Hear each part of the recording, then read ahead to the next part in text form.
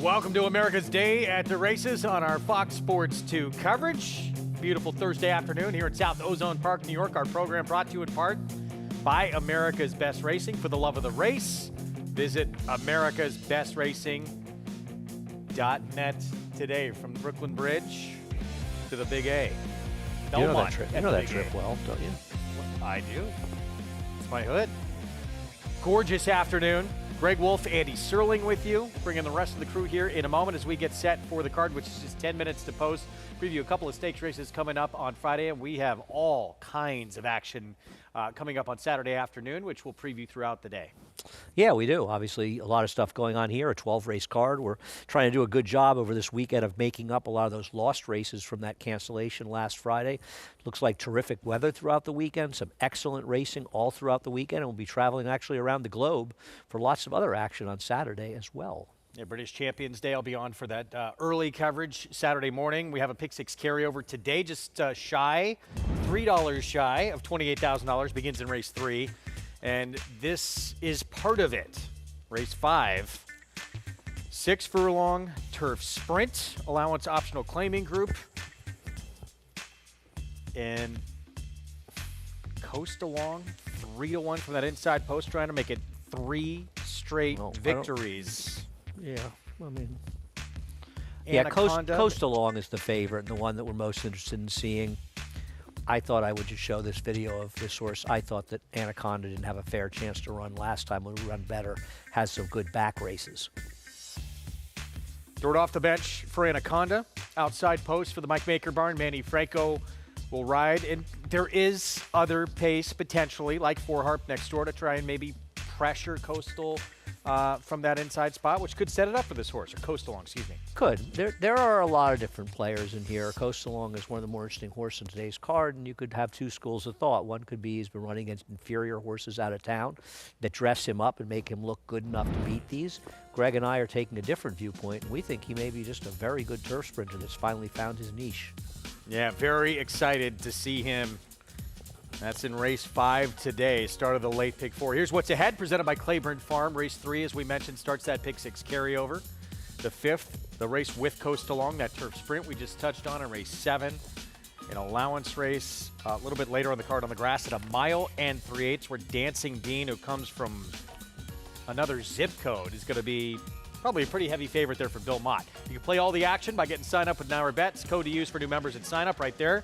Cup 25, get that $200 deposit match sign-up bonus and bet any track, anywhere, anytime, including a pick 5 that starts to kick off the card right here. We're going to begin with 1 mile and 16th on the turf. Maiden special weight for fillies and mares, 3 and up, trying to get that first win on the resume. And here is So Ready for Todd Pletcher, first time out. Yeah, there is obviously some turf pedigree, though. Half Bridled, the second dam, was really a very good dirt horse. 2-year-old champion filly back in the day for Richard Mandela. Amendment, Cherie DeVos, second start. I thought this horse was a little interesting if you're looking for a bit of a price. Obviously has to improve dramatically off the debut, but has some signs that maybe is a better horse than that. Some turf pedigree on this first-time starter for Phil Antonacci. No question about it, and taking a little bit of money. Just So Pretty. Tried to wire the field in that Catalyzed race last start. I have to imagine he'll be forward again. Got caught by Catalyzed, but did outrun the big odds. So here's 1 of 2 for Chad Brown. This is the first-time starter. This horse has a huge amount of pedigree. The second dam was a Group winner and a Group 1 placed horse. Her production hasn't been good, but this one's dangerous. Here's her stablemate, who's the 9-5 favorite. 3 straight seconds. Right, that's the knock on her. Once disqualified from second, but has finished second at the wire each time. And then Golden Note, the dam actually a full sister to Big Blue Kitten, who was a monster on the turf. And they want more distance. This one moves from Chad Brown to Michelle Gianggiulio. 6 minutes from kicking off this Thursday card. Let's check in downstairs with Acacia Clement. And we'll start off with the 2 Chad Brown runners. Greg, looking at the number 6 Catalyzed, she is lovely in the way that she's put together. She's certainly the one that kind of catches your eye right off the bat. But as you guys were touching on in the post parade there, does kind of show so far the propensity to finish second. And I thought last time out in that race where she comes out of the same effort as Just So Pretty, was a horse that was forward and ended up kind of having to drop the anchor a bit as Just So Pretty kind of running off a touch on the front end. So maybe not the most comfortable trip, but she sometimes, 2 starts back, was drifting in, swapping leads. Last time out, kind of only had a little bit more of a punch when a closer, the winner, Vina Ariana, came by to close. So can she win here? Absolutely. But I actually prefer her stablemate, the 5 Counterintelligence, who does debut here. And she has a lovely pedigree. She is a horse that was purchased as a Tattersall's October yearling way back when for the U.S. equivalent of about $456,000. And as Andy mentioned, there hasn't been much as far as the siblings are concerned, but she's so nicely put together, incredibly balanced, as is typical of a Frankel, which normally they're hard to touch at the sales.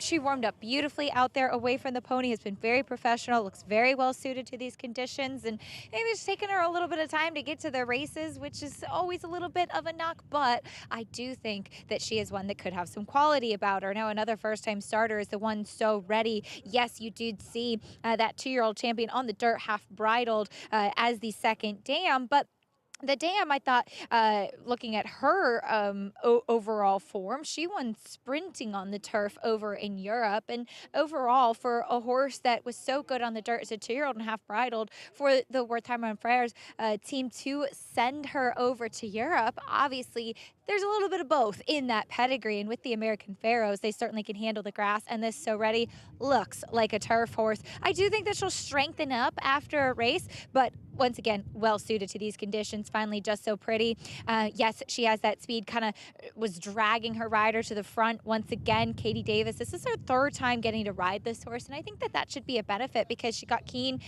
2 starts back was really hard to settle. She's just one of those types and got so sharp on the track yet again.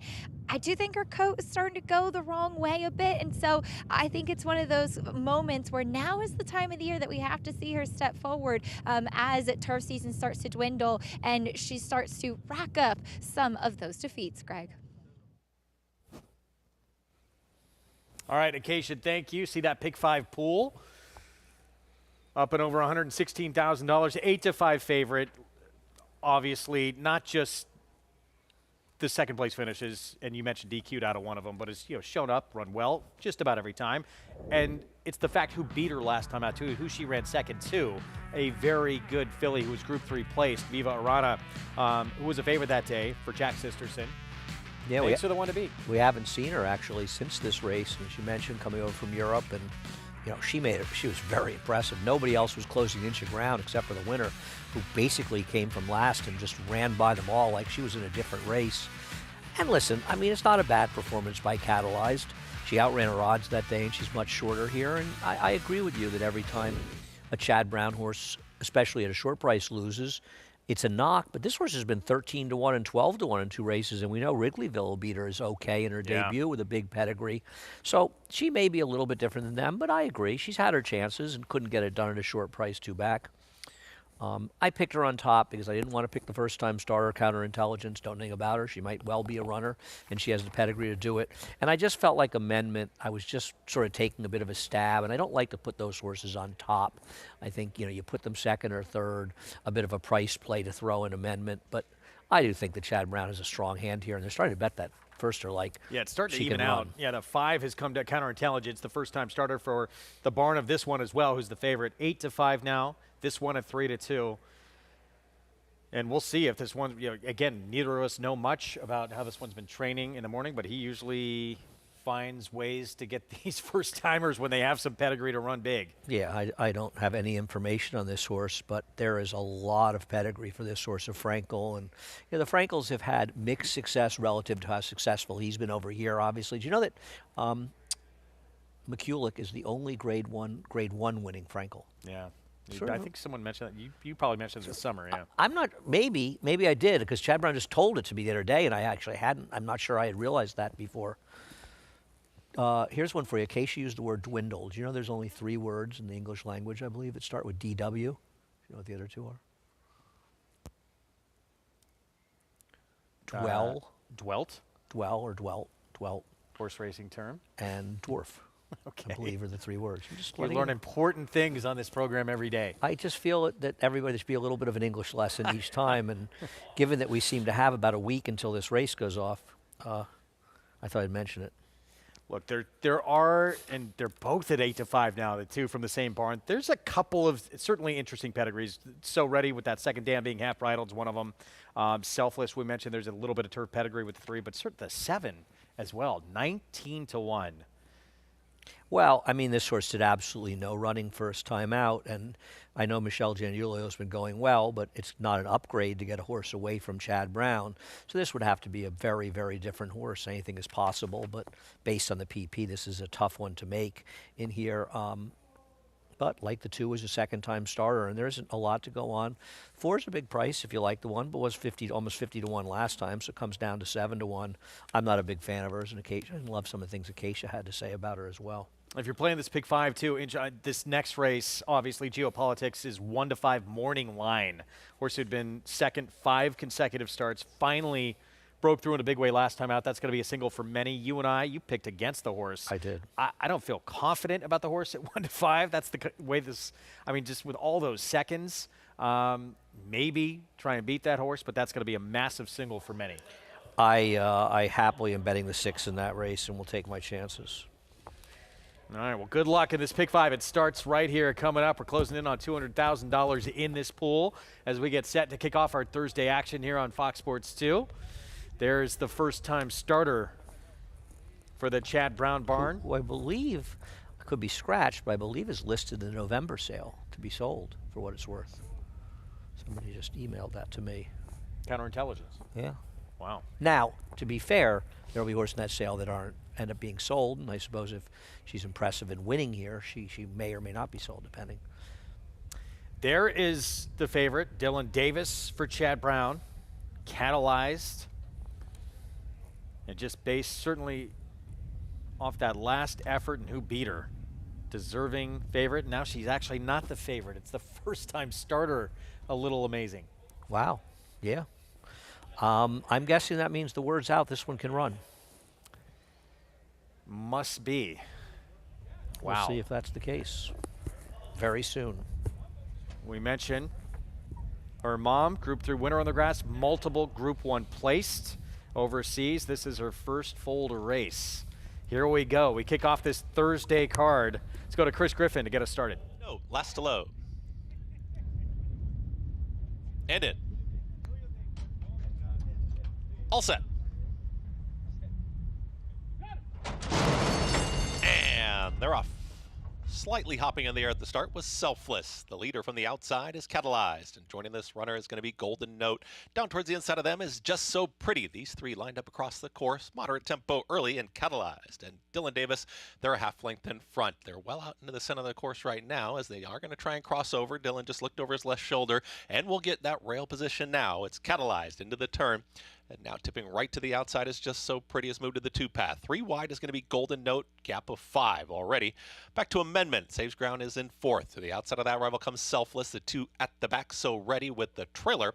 Counterintelligence. They work to the backstretch, and Just So Pretty wants to go. Just So Pretty applies the pressure here to Catalyze, who's now ahead back in 2nd. Just behind them is Golden Note. Watching the action from 3rd is 3 lengths in front of Amendment. Joel Rosario, they're continuing to be in the 4th position towards the inside. Selfless outside of that in 5th. In between horses, here comes So Ready with a move, and the trailer is Counterintelligence. They have less than a half mile to go and a pace to a little bit here on the front end as Catalyze is now put ahead back in front of Just So Pretty. They went 48 seconds flat for a half mile time, and they're into the turn. Catalyze is trying to shake free from Just So Pretty, who just won't go away. Here's the run towards the outside from Selfless. Is in gear, has moved past Golden Note, who's back to 4th. Under drive at the back is Counterintelligence. So Ready, nowhere to go right now for Amendment. They reach the top of the lane, and the front 2 continue to duke it out.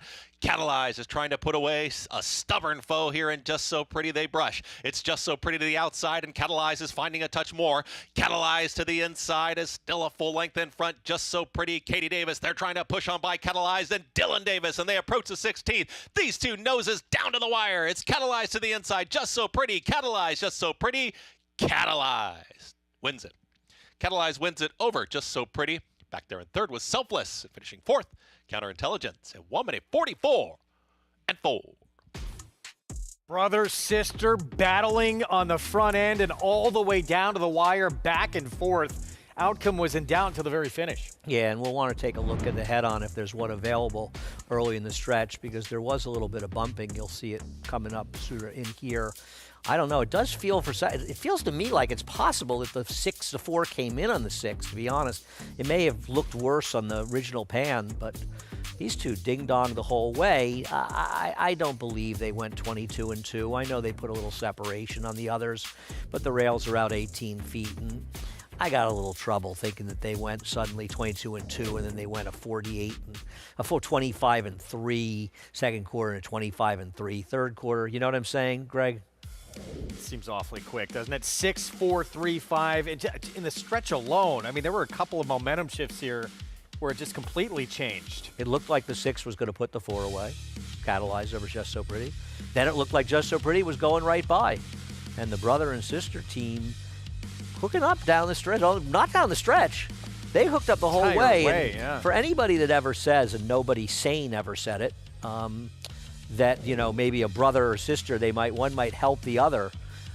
They were going after each other pretty good in this race. So this was actually a fun race between the two of them. And it's true, Katie kind of comes over. Yeah, there's no question that the runner-up actually is the one that sort of came over there. So if there was any contact, and I don't think there was, by the way, I'm not trying to suggest Katie did anything wrong or there was any serious contact, but anything that looked like it may have happened might have been a result of the 4 coming in. Would you agree, Greg? I do, yeah. 6, 4, 3, 5, 8 to 5. Sorry, 8 to 5, second choice. And inquiry sign is up. It does not look like maybe we can watch it again, but based on what we showed, the 4 came in. I don't know if something happened before we got to the head-on. I doubt it. But based on what we saw, there's absolutely no reason for any change in order. So now, well, this doesn't help us. This is the pan. This won't tell us what happened. Yeah, we'll try and get that head on again. Dylan, who wins this race on the inside. I think she came in on him. It did look like Sister Katie here on the 4. At least what we saw, unless we missed part of the head on. If we show the whole head on from the exact, when they turned for home, maybe from what we saw, there was absolutely no reason for anything. I'm watching a different view, and I don't know what just happened. All right, let's get another look at it. So, green cap out. There's a bump early on in the stretch. Right, but does the 4, we got to go back from that. Yeah, we got to back it up. Get back a little bit. Okay, slow down. Okay, so go from there. Here we go. Okay, this is not a head-on. Unfortunately, we don't seem to have an accurate head-on. See, right in there, Katie comes over. You see what I'm saying? I think the argument is the 4 comes over on the 6 and probably hit the back end or something. These are the kind of things I wish Richie was here for, to talk about, somebody who actually has some knowledge than it's supposed to be. I need to see that again. Are you sure? I'm not sure of anything, but relatively sure. I'm sitting with Let's I'm going to take watch one the more look. back view on another. There's no question that this horse reacts when Katie's horse comes in. There is no question that this horse comes out after Katie comes in. So the argument is something happened. Why else would this horse have come out? Because the horse never comes out at any other point in the race. You know what I'm saying? This horse was not drifting. This horse was keeping a straight path the whole way. And so randomly, out of nowhere, this horse ducked out when Katie came in close. I'm not saying Katie did anything wrong, but I believe that contact was made by the 4, which caused the 6 to come out. I wish our friend the MIG was here to talk about this, because this is something from a rider perspective. I think you understand things that we may not know as well. Yeah, so early on, just out of that turn, that initial bump, and then late, it doesn't look like it was that one. It looks like the issue here is probably that first bump when they come together, I believe. Right into the stretch. Yeah. Yeah, and I think, here we go, thank you. Okay, now watch. Katie comes in. There's no question that Katie comes in, and it throws off this horse's balance. Right. And the other thing, the reason I feel confident about that, not only is that the horse came in, and I want to Katie, the 4 Just So Pretty came in. I don't want people to think I'm picking on Katie, because I'm not. Is at no point besides that moment does Catalyze drift really even an inch. I mean, basically Very kept, minor, but yeah. basically kept a very straight path. So if Catalyze was coming out more in the stretch, I'd say, Yeah. well, he was looking to get out, or she was looking to get out, excuse me. I don't see how you can say that it's just an isolated incident. It feels as though it happened because the 4 came in. I'm with you. I thought it Acacia's with seemed Dylan. like Katie in the 4 comes in as well. Sign still up. Let's go downstairs to Acacia. Well, let's hear from Dylan Davis, a play-by-play of what took place. Dylan, you just had a chance to speak to the stewards. Can you talk us through a little bit what took place in the stretch? Yeah, just maintaining my lane down the to the stretch, making sure that she switched to her right lead. She lost her action in behind in the back right. Looked like my sister kind of overcorrected her filly, and my filly lost her back right for about a couple jumps.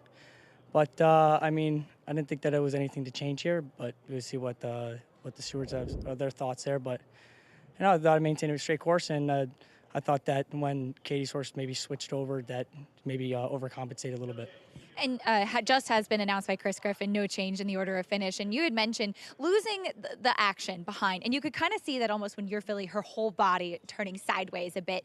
Can you explain what that feeling is like for a rider? Because it can kind of throw your momentum off a little bit, and your filly was game even still. Of course, yeah. So late in the race, where it's so crucial to get the most finish out of your horse, to be able to. It's like when you're running full speed late into the race and the last 70 yards and you take a quick little stumble or a quick step, you lose a lot of rhythm and all that mentality of the horse. You have to regain that again. It's really tough to find that so late into the race. So being that, trying to do my best encouraging to get her to finish strong to the wire. She was able to re-rally again late stages here, and I was very happy for her, and she was ready today. So just really prevailing out here, yeah. Yeah, she fought today, and the Davis siblings put on quite a show for us down to the wire. Both horses really game. Yeah, Katie's very tough. She's a tough competitor out there, and I thought she had me there late, but I tried to save a little bit extra for right by the wire, and she was able to find some more extra. And we're always whoever it is on my outside inside there. I'm always trying my best, but especially trying to beat my sister out there. Well, thanks for the talking us through, Dylan. Congratulations. Thank you. And inquiry sign has been taken down. Greg, no change in the order of finish. 6, 4, 3, 5, and his brother and sister, they wanted it extra bad. Dylan winds up getting it with Catalyze. We're going to take a timeout. When we return, we'll talk Glen Cove coming up on tomorrow's card, and Twirling Queen on a roll right now, looking for a 4th straight stakes win. We'll have a preview coming up.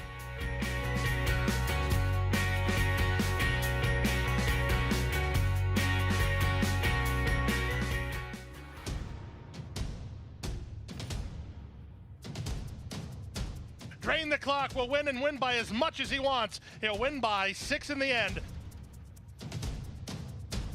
It is Drain the Clock who will bound home the winner in the Bayshore. Drain the Clock, Jackie's Warrior, a terrific finish in the Woody Stevens that goes to Drain the Clock by a head.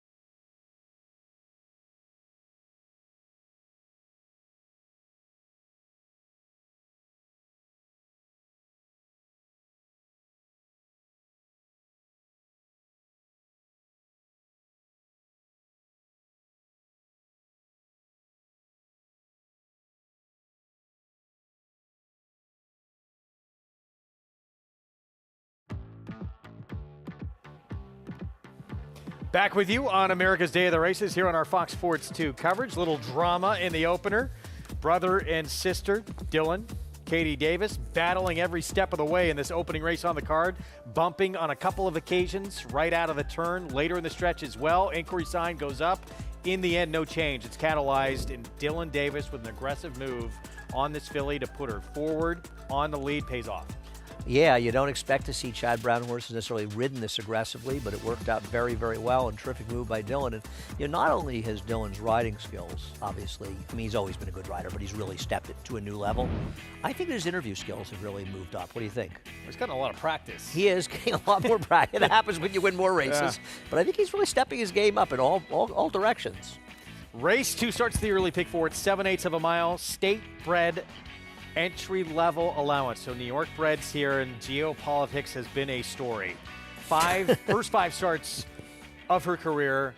She's run great in all of them, all runner-up finishes. So 5 consecutive seconds, puts blinkers on last start, finally breaks through in a big way to win by 10 lengths. She didn't run any better, I don't think, with the blinkers. The thing was, she wasn't, when she turned around top of the stretch for somebody to wave past her, there was nobody within hailing distance.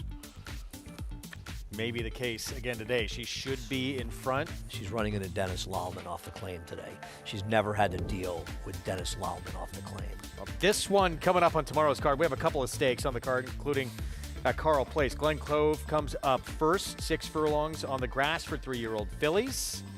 And Twirling Queen, we teased going to break, has put together 4 consecutive wins, 3 of them in stakes company. And this is, I believe, the Coronation Cup, where Cairo finished second. She subsequently ran down at Kentucky Downs. And it really helped us that this race was canceled last Friday. We canceled. It's a better race. And it's good for the Twirling Candy connections because they had entered an impossible spot on Sunday and didn't get in the race.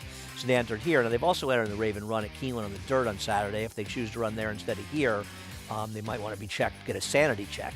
And Cairo, the connections of Cairo were convinced that maybe this was a better spot to run than against older horses and Star of Mystery in what looked like a grade 1 sprint on Sunday. So they've really, race has gotten much tougher.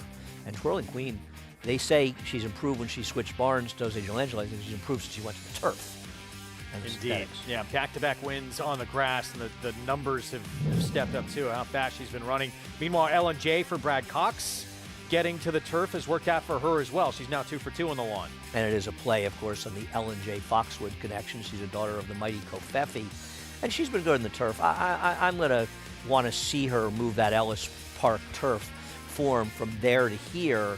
And also, I think there's more speed in the race in the redraw of the race. The number 3 horse, whose name escapes me right now, has plenty of speed, at least on the dirt. So I don't think she's going to have the same, that's Moonlit Lady, the same kind of trip she might have had last time. But obviously, her form has improved for Brad Cox on the turf. Yeah, it's race 5, 2:46 Eastern start time. One of a couple of stakes that Carl Place will have for you as well. That is race 7 on the card. And here's a look at the field that will line up. Works for Me. What happened to Works for Me's speed as he tried to come from dead last time out in the race? He wasn't winning anyway, but Run Carson kind of the run of the race. But with Barksdale presumably running here, I think they're all going to have a different series. While Run Carson was able to wire the field, the race pace held together in the Pat Mahoney. And of course, we lost Pat Mahoney since this race was run, adding extra significance to it. I don't think he's going to have the same run of the race, assuming Barksdale runs. Interestingly enough, this is the second year in a row that the ungraded Mahoney has produced the winner of the Grade 1 race down at Kentucky Downs, and Nostradamus can't figure out how that's a Grade 1. The 4, 5, 6 finishers actually in this race, running 1, 2, 3 in a graded Grade 1 race in their next race. And Little Knee getting on grass for the first time, who gave Bookham Dano all he could handle on the dirt in that Jersey Shore back in late July. He's good, that horse. Very good. Yeah, I don't know if he's a turf horse, but he's good. That's race 9, by the way. That's 4:50 Eastern tomorrow on our coverage. We hope you join us. We're going to take a timeout. We'll be back. We'll get into the Pick 4 when we return, and we'll talk Bill Mott again, gearing up for potentially a huge Breeders' Cup weekend for the Hall of Fame trainer.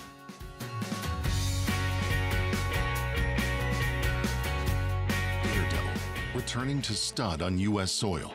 The only first crop sire to see 2 offspring win the Grade 1 Kentucky Oaks and the Grade 1 Preakness Stakes in the same year. She dares the devil, taking the Kentucky Oaks and the Grade 2 Azeri Stakes, and champion Swiss Skydiver, winning the Preakness and the Grade 1 Beholder Mile Stakes. With more exciting prospects on the track and multiple 6-figure sales in the ring, Daredevil's career is just getting started, only at Lane's End. Horse racing? Check. Weekly promotions? Got 'em. Huge payouts? You bet. With Naira Bets.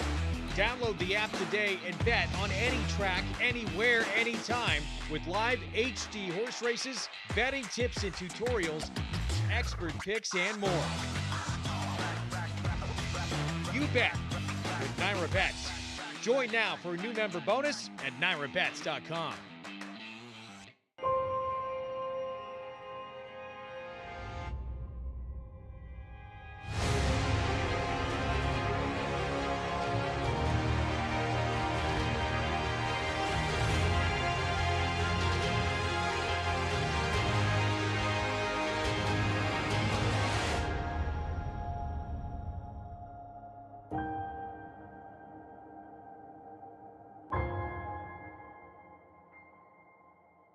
RaceLens is the most in-depth product in horse racing, with unique features found nowhere else. True odds, predictive analysis, and pace projection. RaceLens. It will change the way you follow horse racing and take your game to the next level.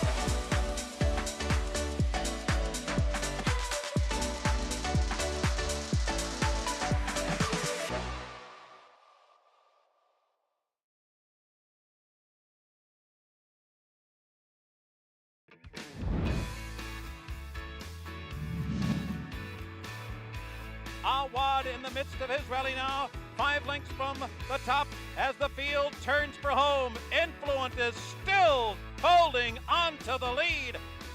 Influent coming to the final furlong. Fahim is charging on through. Here comes the old pro, Awad on the outside. Vales Prince in tight quarters. Shoot back right there. Nothing left for Influent. Here comes Awad, and Awad takes the lead under a masterful ride by Pat Day to win the Sword Dancer by 2.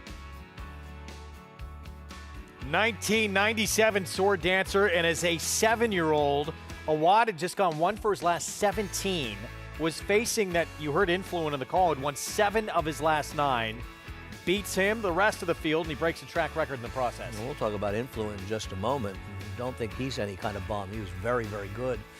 Awad was such a cool horse, and what is it, the Dave Donks answering machine says something like the house that Awad built? Yes. And he was a very, very cool horse and a real fan favorite as well with his closing style. A very, very good horse. And like we have a race name for him, Influent actually won either the Man o' War or the Turf Classic at Belmont that fall. His owner, Dick Cumble, had actually just passed away days before he won the big race. And I believe he's the last Grade 1 winner for the late, great Howie Tesher as well. Wow. Great to see that horse come back to. He was never very that good at 1.5 miles. Awad? Yeah. I don't know. I don't remember his abs, that many of his, I couldn't say, the way I remember other horses and things, but I will say that I just remember him being there at the finish in just about every race he was running in. I shouldn't say not that good, but it's right. He didn't have a lot of wins at 1.5 miles. That day was able to get it done. This year's edition, take a look at the field that will line up on Saturday. And what are your thoughts here? I think Valuation Metrics probably the horse to beat. I thought he should have won last time out. He rode the best of it with the rail. He lost to a promising horse for Mike Rapoli. The third-place finisher did come back to win with a very good trip for Clement over the weekend. I think he's probably the horse Davey to beat. Crockett, yeah. I think the horse outside of him, the 5-horse for Barclay Tag, Tiz Dashing, that horse is good. I thought that horse beat the bias last time, and listen, I mean, I guess Aviator Gui is dangerous. It's the Gunrunner family, and Chad Brown had some success switching a filly with that similar pedigree to the turf. Here's our post parade to kick off the pick 4. We start with Poseidon's Mist. Blinkers come off. Chris Engelhardt. Was it a funny race last time, but not an effort that's going to give her any chance to beat the favorite if the favorite shows up. 33-1 Brooklyn Dance. Arguably coming off the best race she's ever run, and it still doesn't put her within hailing distance of the favorite. Amy's Light, another big number for Edmund Pringle. Aren't her best races on the grass? 1-9 favorite. Finally broke through after 5 consecutive runner-ups. Well, I mean, you look at the 3 inside of her, and she shouldn't pay $2.10. She should pay $2.01 based on them. But can this horse beat her? Yeah, look out. Miss Lau, blinkers coming off, and a slight cutback in distance. And her last figure at least puts her in the vicinity of the favorite. Yeah. Dennis Laumann claimed her. Dennis does not claim many horses. He might claim a horse every 2-3 years. The last one he claimed around here was Mosienko. He got her for 10. He won $400,000 with her. Years ago, he claimed a horse named Game Token for $7,500. He won about $350,000 and won first off the claim with that one and paid $128. I'm not letting Dennis Laumann off the claim win a race without making some money. And if he loses, I've made plenty of money in the past betting on them. So 1-9 had been a money burner. Finally, in this race, Geopolitics was able to break through, and as you said, not doing it with some significantly different huge race, running sort of the race she always runs, but found a group that she could dominate. It's just nobody could even be close to her in here, and I mean, she's the kind of horse you've gotten used to seeing and saying, okay, who's going to beat Geopolitics today? And when you looked at that handicap in that race, you realized nobody. And she got in a huge lead, and she couldn't really do her hang job. But she's run fast figures. She's way the horse to beat. I would not bet her at 1-9. I think she's a horrible bet at 1-9 with the presence of 6 here. But maybe I have a different feeling about Dennis Laumann off the claim than others do. Because in the surface of things, while you could say the 6's last race in hailing distance, it's the only race she's run in the dirt that gives her a chance to be competitive. But it was her last race. She's worked well, and she was claimed by a guy who has a very good record of making very, very, very clever claims. You won't find too many people that have had the kind of success. And I mentioned those two. There have been others. And Geopolitics, as we look at her too, 1-9 should be loose on the front end as we set it downstairs to Acacia. And we'll start there with Geopolitics, who was finally able to break through last time out. She'd been kind of one of those fillies that was knocking on the door, and through experimentation, they figured her out. It wasn't just addition of blinkers last time. It was actually an extension blinker, fully covering her right eye, which she will wear yet again today. She is a little bit more of a narrowed type. She wears that breastplate, as she has throughout her career. But it just seems that everything really came together. She was very sharp out of the gate last time out. She was always traveling comfortably and pulled away from her competition. To me, it just seems very hard to go against her here today. She also just looked the best in the preliminaries. She was sharp without doing too much. In fact, it was actually her lead pony when first linking up for the post parade who was a little bit more revved up than she was. But she looks the part today. Much as a 1-9 shot should. As far as the number 6, Miss Lau, does go, I thought that she was very intriguing for the same reasons that Andy mentioned with Dennis Laumann picking her up off the claim. She was a horse that had won in an off-the-turf race 2 starts back for $40,000, and then last time out for $25,000. Yes, she finished second to Backstretch Rose, who was the horse to beat, I think, in there. But to my eye, she just looked like she was lacking some muscle mass in her hind end for running on the dirt, which is probably why her previous connections had run her on the turf. Now, she has put a little bit of weight on, but that said, I just really wish that she was warming up better. I wish that she was moving a little bit more fluidly out there. Just from my point of view, in comparison with Geopolitics, I just could not pick her on top, and wishing that she just had a bit more energy, was reaching out, extending a bit freer out on the track. But blinkers do come off. Like I said, it looks like she's put some conditioning on, which I appreciate. And we did see with the example of Mosienko with this barn that she was able to improve and take steps forward and to stick around for quite a long time as well. So maybe if not today, one to watch moving forward, Greg. All right, Acacia, thank you. Let's go back to August 30th for Miss Lau, and this is the big step-up performance. It wasn't a win, it was a runner-up finish, but ran the best race of her career. Yeah, she's probably a horse that probably is a little bit better on the dirt, as it turns out, than turf, and she's gotten a little bit better. And I just think it's interesting that Dennis reached in and claimed her. He's had so much success picking out horses that nobody wants for lower-level prices and doing remarkably well. And I mentioned, too, believe me, you go back 20 years, there's plenty more. I've been here at NYRA for over 16 years, almost 17 years at this point. long before that, I was making money betting Dennis off the claim. And, I want to say something about geopolitics. I'm just going to disagree a little bit with the notion that she improved with blinkers. Because I think there's plenty of evidence that she ran the exact same race with the blinkers that she ran every time on the dirt, starting with her start back in May, where she ran a 76 buyer, a 103 time form US. Then she ran an 80 buyer. She lost, but she ran an 80 buyer and a 103 time from US. And last time, she went down 2 points in buyers with her win at 79 and got a 105 buyer with 105 time from US. So, and you were saying to me thoroughgraph figures match up as well. Same figure each of the last basically 3 starts. There's been no improvement. She's run what she's run. Right. The reality was she found a terrible field last time. And if the Dennis Laumann horse doesn't step off the claim, she's found the right field for her next start. She's a horse that's lost a lot of photos at short prices. I mean, this is a horse who has never not been favored. She lost at 8-5, 4-5, 6-5, 4-5, 4-5 for Bill Mott. She finally won at 2-5, and now she's 1-9. What she's doing is finding the right fields. Yeah. And, credit to Bill Mott for finding those right fields as well. But I don't think there's any difference in her because of an equipment change, in my opinion. And the numbers, really don't seem to suggest that, but we'll see. Maybe see what happens this afternoon if she does get in a dogfight and she is able to finish. It just seems like she's, today, going to be loose in front again, much like the case last time out. Yeah, but I do think you'll see Miss Lau stalking her. I don't think you're going to see her that far behind. And the new aggressive Dylan Davis, we saw in the last race. And listen, I am banking on Miss Lau running the best race she's ever run for Dennis Laumann, and I'm doing it with data to back it up.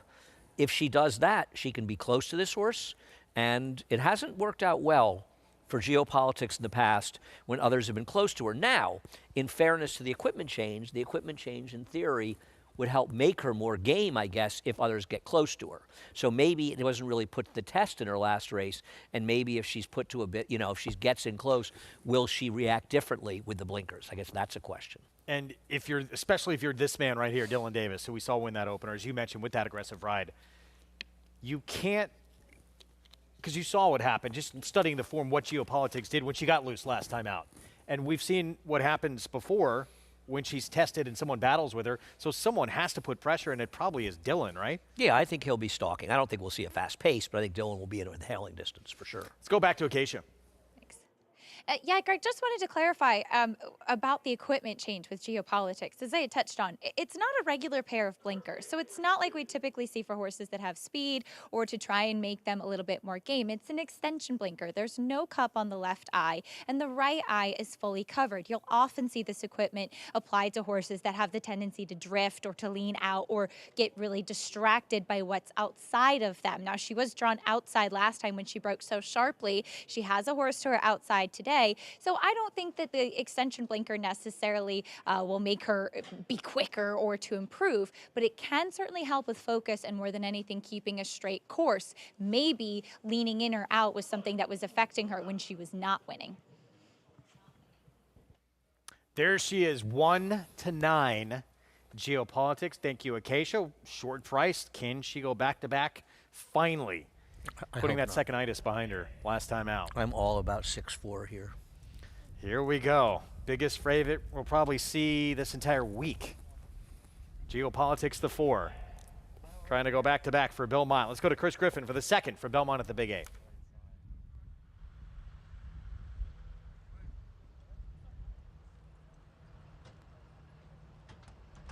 Geopolitics and Miss Lau.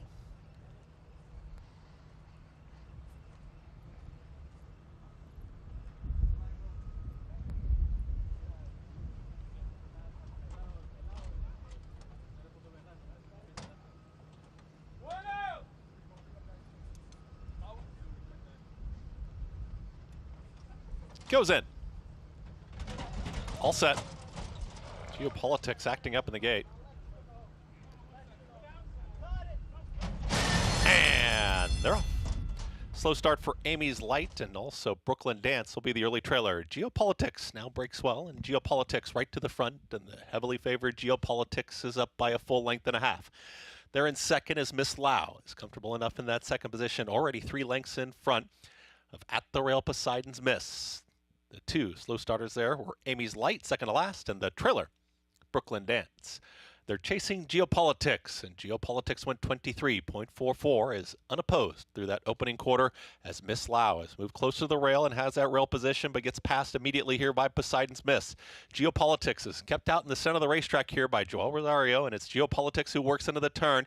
It's just in the clear, and now rivals are scrubbed along here trying to catch this leader. Miss Lau down towards the inside, and Miss Lau is moving up on this leader. Poseidon's Mist is all in. Amy's Light with a wide run, and Brooklyn Dances the trailer 47 seconds flat for a half-mile time. Geopolitics has got more as they approach a quarter mile left to go. Miss Lau is going to make the favorite work for it.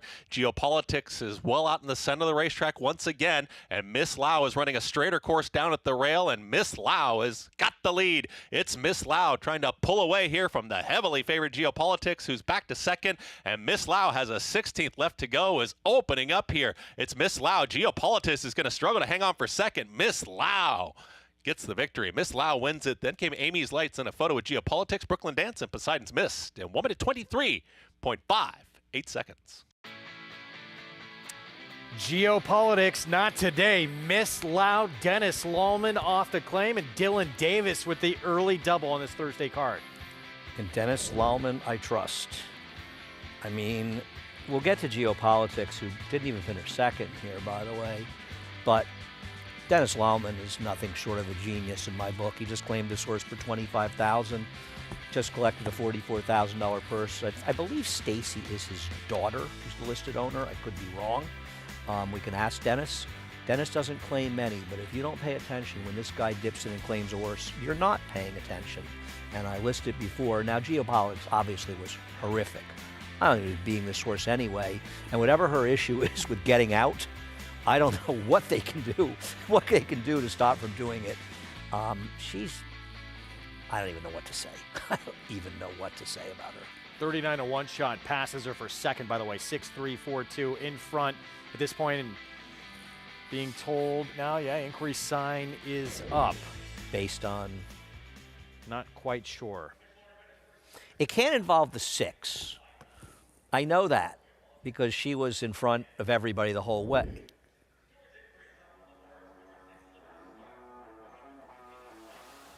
So Chris Griffin has just announced they're looking at the beginning. What are they looking at? I don't know what they're looking at. Declare a non-starter? We're looking at another view, Greg and I. Yeah, maybe the 3 being a non-starter. The 3 may have gotten held up, it looks like. Well, that's a tough call, considering she ran second at 39 to 1 to make her a non-starter. That's a very tough call because I'm sure there's people who have 6-3 exactas, 6-3-4 tries, 6-3-4-2 supers, and I don't even want to get into this one. I wouldn't want to have to be involved in this conversation. Keep your eyes on the 3. I see what they're saying about the starter's hands. I don't know, Greg. And I'm going to say this. I have a 6-4 exacta, so I'll benefit if she comes down or is declared a non-starter. She's not going to come down. She'd be a non-starter. I think that would be. I'm not saying the stewards may be in one of these rock and a hard place spots where, by the rules, they have to make her a non-starter. You know, and I don't want to. I will put it this way: decision they make, blaming the stewards, which I'm sure all of Twitter will do because that's what they do. The truth isn't really relevant on Twitter. It's not the stewards' fault. It may just be a flawed system. Is that fair, Greg? This would be in that definition, wouldn't it? Yes, because she wouldn't be ruled. It's not. You know, I remember when the Clement horse, Mystic something, was years ago, was made a non-starter in finishing third, I think, of the Sheep's Head Bay. But she had broken through the gate. She had necessitated it. So you can blame her. Like I think there was a horse that a Linda Rice horse won a race, and they last year. And you're if you're the one that causes it. But this horse running second at 39. This should have hindered her On the chances. other hand, the stewards may have their hands tied by a rule that may be flawed and perhaps should be looked at. But I want to be clear. I don't think the stewards are up there going, oh, good, we can make the 3 a non-starter. No. They are as fully aware of how obnoxious a situation it is as we are. And so I don't want to see her defending the stewards, but I would not want to be in their shoes right now because they're potentially making a non-starter. Now, if she ran 5th, it would be a no-brainer, right? Right. If they feel she get a fair start, people deserve to get their money back if she doesn't get a fair start here. I don't know that she was or wasn't. I wouldn't want to make the call. Man, this is a hard one because a lot depends on this. I'll put it that way. So and like I said, I benefit down, from the being a gate non-starter. opened, and minorly that hand was still there. But we've seen that result in a horse being a Yeah. non-starter. It's not as though that comes out of nowhere. You know what I'm saying? But we've seen much more egregious holdups too. No question about it. And fortunately, when those things happen, 95 to 98 or 99% of the time, the horses run nowhere. So the problem is you have to be careful because if you declare a horse a non-starter that got a fair start, well, you're lessening the pool, and everybody that's cashing bets in the race getting a little less than they should have gotten. So you have to get these calls right. Unfortunately, in this situation, it's one where a long shot finishes second. Imagine the guy that liked the 6 and said, I don't like geopolitics, guy or gal. And they said, I'm going to play exactas, and I'm going to try to beat geopolitics, whether we think that's sane or not, whatever the case is. And they go, look, I got it right, and because of this, they get a refund? I feel like the movie Breaking Away. Refund? You know, but on the other hand, the stewards may have no choice. So I don't know what's going to happen here. Let's go downstairs here from Acacia. Tough situation here for the stewards. Yeah, it definitely is, Greg. And it's hard because the 3 Amy's Light was acting up in the gate at that time. And so when a horse like her, it was kind of a chain reaction with several of them rocking back and forth in the starting gate. She was kind of rushing towards the gate. And it was at that moment that the gate then opened. So that's where we are just hearing from Chris Griffin that she will be declared a non-starter. So the number 3, Amy's Light, Chris just announcing, will be declared a non-starter. And as I said, it really, I think, was just bad timing with her rocking forward and back, acting up, and the assistant starter having his hand on her bridle at that point. But what Andy was mentioning, it was Mystical Star you're thinking of in the Sheep's Head Bay, who actually popped open the gate first. So in that case, it's a disqualification because it's deemed, even in her case, though she was last in that case, it's deemed an advantage, whereas a horse that's held at the start like this one will be a non-starter, Greg. Very tough situation for those that had this long shot in there. Change now. Was 6-3-4-2 becomes 6-4-2-1. 3 declared a non-starter, overcoming that poor beginning, getting up to run second over the 1-9 favorite.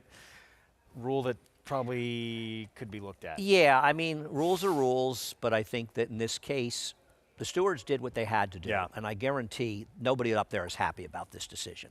Having said that, I think it's a rule there has to be a little bit of leeway. In this case, it would have been nice the horse stayed up, and I feel bad for anybody that got negatively affected by that. A big price didn't affect that many people, but whoever affected, I feel bad.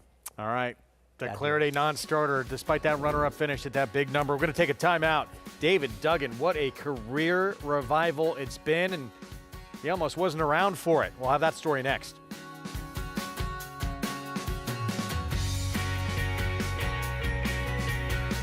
At the Keeneland September yearling sale, the premier thoroughbred auction venue in the world, Mandy Pope of Whisper Hill Farm signed the ticket on the $5 million sale topper by Curlin, bred by Stone Street Thoroughbred Holdings. He was one of $5 million plus yearlings by Curlin to sell. No fewer than 44 of his yearlings fell to the auction gavel, averaging nearly $600,000, making Curlin the #1 sales sire at the September sale. Curlin, the classic sire.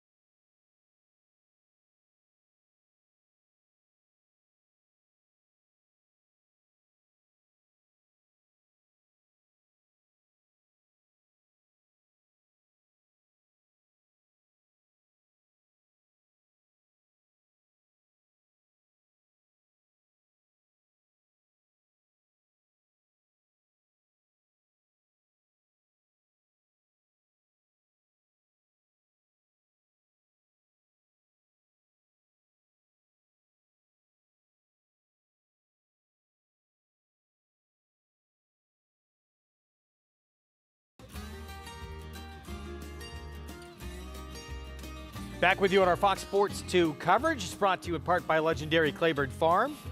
100 years of doing the usual unusually well. Of drama in each of the first 2 races on this Thursday card. Miss Lau with the upset score, early double to Dylan Davis, and the runner-up, big long shot. Amy's Light declared a non-starter after being held up momentarily at the gate, getting by the 1-9 favorite, but that one, again, non-starter, so 6-4-2-1 finish. And not to continue to harp on the situation. By the way, let's get back to Miss Lau for a second and Dennis Lauman. He's already out. He's already out. Claimed the horse for $25,000, made 44 and change. I mean, the guy has been remarkable, and what a great opportunity if you follow Dennis, because in against geopolitics. And just to say one more thing about the situation. It's a difficult situation, but if you believe, you have to believe the rule makers that the stewards are capable of making the right decision. And they're charged with making the right decision all year long. And in my opinion, while I disagree with some calls, these guys get way more right than they get wrong. And it's not even close. Wow. But you have to believe that they're capable of looking at a situation like that and saying the greater good is served by leaving this horse second. And there has to be a bit of a greater good argument, and you have to believe that your stewards are smart enough and capable enough to make those decisions.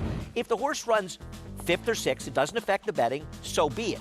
But also don't forget the connections. The horse finished second, now is a non-starter. Yeah. It's a bad deal for everybody involved, and the stewards know it, but they have to play by the rules. And the rule is bad, clearly. Pick 6 carryover. Agree with everything you said. $27,997 carryover begins here. 1-turn mile, $32,000 claiming race. And Run and Ray, we both feel is going to be very tough here for Linda Rice, Jose Lezcano aboard. Apparently, the public not agreeing with us so far. I'll look at my phone and take a look and see what the doubles are paying in here, and maybe. But you and I were thinking that. I'll look at the pick 3s. Running Ray is a very, very heavy favorite in the pick 3. Yeah, so those odds will change. Run and Ray will be the favorite by the time the gates open. We'll have more on this field coming up in just a moment. By his own admission, trainer David Duggan would have probably been done in this sport, but luckily for him, he's just too stubborn to quit. After some lean years where he thought about walking away, Duggan has had a major turnaround, with the 2 best years of his career in earnings coming each of the last 2 seasons. Trainer David Duggan has always had horses in his life, starting from an early age in his hometown of Tipperary, Ireland. We were on ponies when we were younger.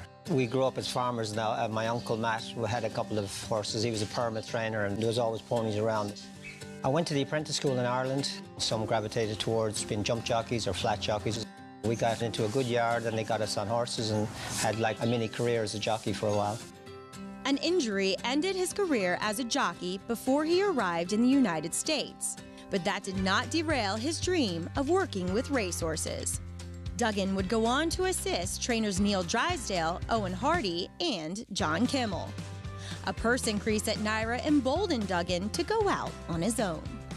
We saw opportunity in New York when the slots came here, and we thought that, if we were ever going to take a chance, it was obviously here, and we had a history of being here.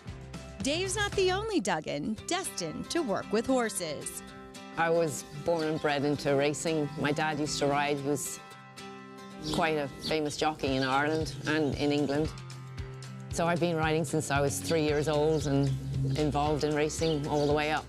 We lived on the Curragh, so my sister and myself were totally spoiled. We had our own ponies. We took off on the Curragh and did whatever we wanted to do. We were really lucky. Since the very beginning, the Duggan barn has been a family affair. We think along the same lines probably 95% of the time, and I think that just makes things work.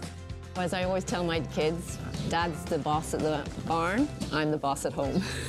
So he basically does all the set lists and the plans for the horses. We do discuss what's best, go back and forth a few times that way, but mainly Dave's the main decision maker. Port Bonheur! Port Bonheur! Poke that head in front. Can't hurry, love wins the Dancing Renee. It's Sunday Girl. She's going to win impressively. Here's Drafted coming on to win the Grade 3 Run Happy Stakes. Through it all, Duggan strives to compete with the best in the game.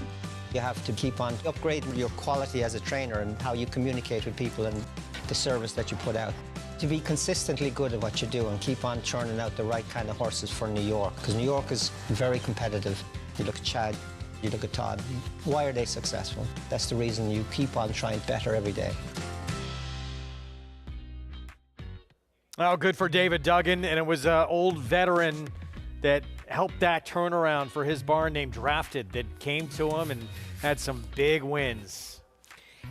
David's one of these guys that if you're playing the game daily in New York, you take a notice of him because he doesn't have a lot of opportunities and he did well with what he had. The good news is a horse like Drafted allows other people to see the skills he has. Oh, and this race coming up, he's got the current 9-5 favorite. That's a horse coming off one of his career best efforts, but switching to David Duggan's barn now. Can he maintain that form? Boss making boss moves. We'll be back.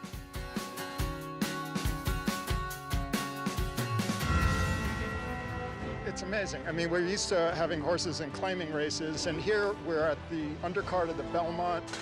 And they're off in the Woody Stevens, and here's Bookham Dano, who has blown by them all. Bookham Dano, Prince of Monaco in between. It's going to get very close. Bookham Dano! Winning on New York's most important day of racing. I can't. That was awesome. He's the best. Horse racing? Check. Weekly promotions? Got 'em. Huge payouts? You bet. With Naira Bets. Download the app today and bet on any track, anywhere, anytime with live HD horse races, betting tips and tutorials, expert picks, and more. You bet with Naira Bets. Join now for a new member bonus at NairaBets.com. These New York bred foals represent many sires: War Dancer, Salamini, Honest Mischief, Central Banker. But they all have one thing in common. Starting in 2026, they'll be running for the same purse money as Open Company 2-year-olds at Naira tracks. That's nearly 20% more than they run for now. Learn more about it at nybreds.com. Racetrack Television Network brings you every race, from every track, on every screen, every day. With monthly packages starting as low as $5, RTN gives you great value and access to more live HD streaming and race replays than anyone. Visit RTN.tv today to sign up and watch on almost any device, including Roku and Amazon Fire. RTN has packages that start at $5 per month.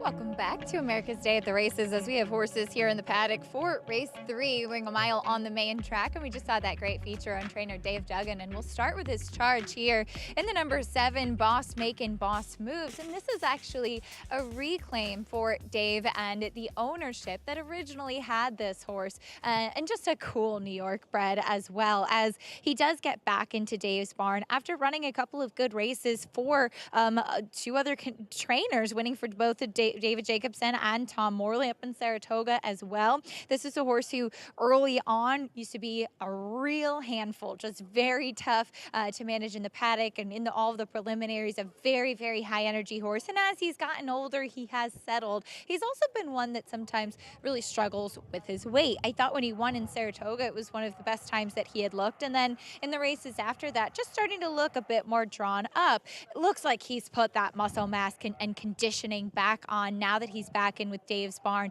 Looks great in his coat. He is one of those big leggy types and one of those ones that really does handle and thrive at the 1 1/8 distance, but has shown, including in his last race, that a mile here at Aqueduct is no problem for him. I like what I'm seeing from him, and I like seeing him back in Dave Duggan's barn. Now the number 5, Runnin' Ray for Linda Rice.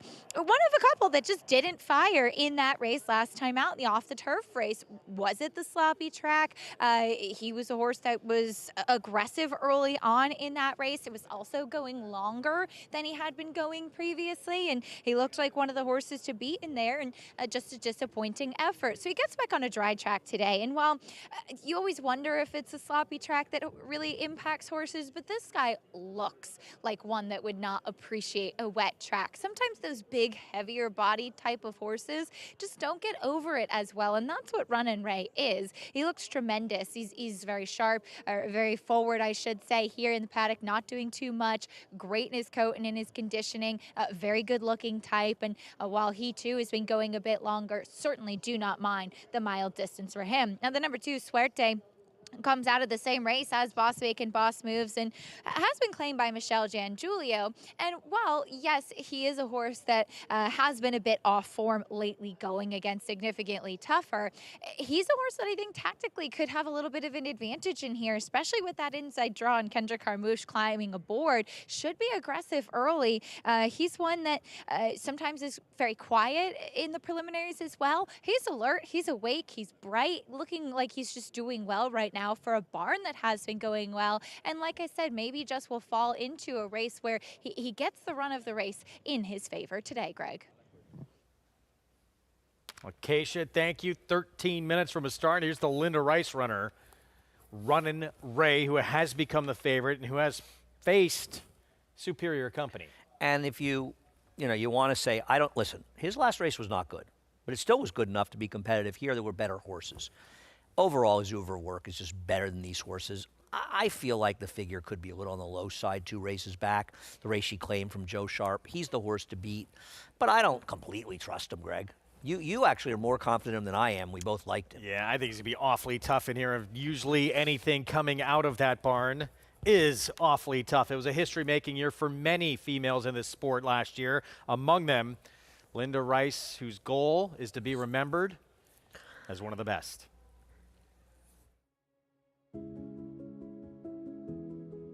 When I go to the barn in the morning and train horses that I'm excited about running, that's what drives me. Winning races, whether it be a claiming race or a stakes race or a grade 1 at Saratoga, it's so much more fun than losing. Okay guys, Jose, I'm ready for the first one. Go ahead, we're going from the half out 5/8. My father, he was a hard worker, and he was very ambitious, instilled a strong work ethic in my 3 brothers and myself, and he had a love for the horses his whole life, and he instilled that in us as well. It's double booked in front. My first good horse was a horse named Double Booked, a grass horse, when I started training at Monmouth Park, and a filly of my father's named Ready Jack Go. But I would say that City Zip was a very good 2-year-old. I brought him here. He won all 3 2-year-old stakes here. It's City Zip in front at the 16th. City Zip by 3. He would be the horse that really helped move me along the path that I am on now. He's gonna win at Belmont. I like to claim a lot of young horses with lightly raised horses that I think have both potential on their pedigree side and, of course, conformation. So that's been a big asset to my claiming, which has been probably in the last 5 years I've been doing more of. Voodoo Song digs in. Is he gonna do it? He is! Voodoo Song with a 4-star Dave! New York racing is, frankly, it's my home. I've been here for quite a few years. I have gone from a young trainer that was struggling to climb the ladder to being a mainstay in New York. And I think by not diluting my business at different venues, I think it's been helpful for me to be successful right here in New York. I'm all about New York racing. My father always said, well, he didn't want to die in a harness. And I think about that sometimes, but I don't know what my day would be like if I didn't have horses to train or to be around or to be excited about. Linda Rice. I'd like them to say she was one hell of a horse trainer, and she earned it. There is Linda Rice's runner in this one coming up. Runnin' Ray, 2-1 favorite, and Linda Rice 1 back from Kathleen O'Connell as the winningest female trainer in the history of this sport. So a chance to tie in this race coming up. Yeah, and I think sometimes we feel it's funny, talking about because they're great achievements because they're women. They're great achievements, period, and women play such a huge role in life, in every industry, particularly in our industry, where they're as big a part of the industry as men are. And they just don't get as much time in the spotlight as men do, and it's nice to see them get it. But obviously there are an enormous amount of women that are extremely, not just capable, but also extremely talented and successful in this business. You just don't hear about them as much as you probably should. Well, it's starting to change, especially last year. Jenna Antonucci making history in the Triple Crown. Linda Rice tying the record for wins on this New York circuit. Brittany Russell, what she did in Maryland. It's a big, huge year for women in the sport. Big shot at the end of the game for the New York Liberty to take the lead last night in the WNBA Finals. Don't tell me you were just watching the Mets-Dodgers. You weren't paying close attention to that matchup? I wasn't watching any. I was looking at this card, focusing in on the pick six that starts here. He's lying. He was watching the Liberty Lynx game. Huge three. Jose Lezcano, there he is. He'll be riding for Linda Rice on Running Ray coming up. And Jose Lezcano switching agents, by the way. Really? Is now with PJ Campo. So PJ has Javier Castellano and Jose. I believe it started. I'd heard that he was making the change. That's my understanding. Okay. Maybe I divulged something I shouldn't have. I'm right, Josh? You'd heard that? If Josh heard it, then everybody knows it. Even Mitch knows it. Kaysen knows everything. Post-parade coming up. And we'll kick things off with Suerte. Speed from the inside and had the lead last time out and gave it up, and Boss making boss moves went right on by. Yeah, I mean, maybe the barn change on effect with Michelle Giangulio having one heck of a meet, but it's going to have to be different. And the scratch of the entry helps that horse. This horse interesting coming in from Parks, flat out flying. This is Greg's long shot. I didn't love the company, but you're not wrong. This horse says races are competitive. 19-time winner. Here's Dylan Davis looking for the sweep of the first three on the card. There's a lot to like about him. I think he's dropping out of a much tougher race. Here's Runnin' Ray, Linda Rice and Jose Lezcano. Yeah. Is the horse to beat on his total oeuvre of work? Kahala, Joel Rosario. I respect Chris Englehart and Joel as well, but I thought he'd have to improve even off his best race to win here. The David Duggan runner, but it's first off the claim off of a tough barn to claim off of David Jacobson. Yeah, I'm not running to bet horses off the claim from David Jacobson, especially at short prices, but I wish David well. And Beachwalker, Rudy Rodriguez, first off the claim. This one claim from Michelle Giangulio, and the hot 10-strike racing as well would have to get to the very fast race that he ran once a while ago. So 7 minutes away from the start of this pick six carryover. Boss making boss moves. The big performance last time out when with David Jacobson. Ran the fastest race this horse had run in almost 2 years' time. You know, it wasn't necessarily that he won, because he's got some okay races. It's that he had as much speed as he did, that he was as close to the pace as he was. Because this is a horse that's a bit of a laggard when they're going mile and an eighth with slow paces. And suddenly he found a different running style and a different gear. So that even worries me more coming off the claim, to continue that form going forward and winning a dirty nose over Mystic Knight. That was Suerte a ways back in third, who weakened on the lead. So yeah, can that form be maintained now? Moving to a new barn. Wow, what a switch. 9-2 now on Boss making boss moves. I almost wonder, oddly, if a bet was canceled. Because like he it, went right? down to about 7-5 earlier, and it doesn't make sense that he could go from 2-1 to 9-2 without somebody going down to 3-5. Dylan Davis looking for the first three on this card, and got a big opportunity. He'll be on Skylander, the 4 coming up, who's at 3-1 right now. And obviously, you know, Flavian Pratt and Ira Ortiz have been running a lot elsewhere, but that should not take away from the kind of meet that Dylan Davis had, and everybody started to notice. And you can really see what his Saratoga did for him. He's riding a lot for Chad Brown now, a situation that didn't exist that often in the past, especially in New York. And riding as well as he did caught the eyes of the biggest barns, and for good reason. As we mentioned, Super Saturday coming up. Begins 9 a.m. Eastern, Fox Sports 1, British Champions Day. You bringing your wife in? She's English? Maybe she can join me for the coverage. One of our producers is actually there live. We can maybe do a phoner with him. Who's Bobby there? Platt. Bobby's there? Breeders' Crown eliminations on FS2 into the evening. Bobby's at Ascot? He is. Hope we see him again. You heading out to Meadowlands for this? I will be on for the early coverage, so I won't be on late, but I'll be watching. Okay. 5 minutes away from the start of this Pick 6 carryover. Let's go downstairs to Acacia.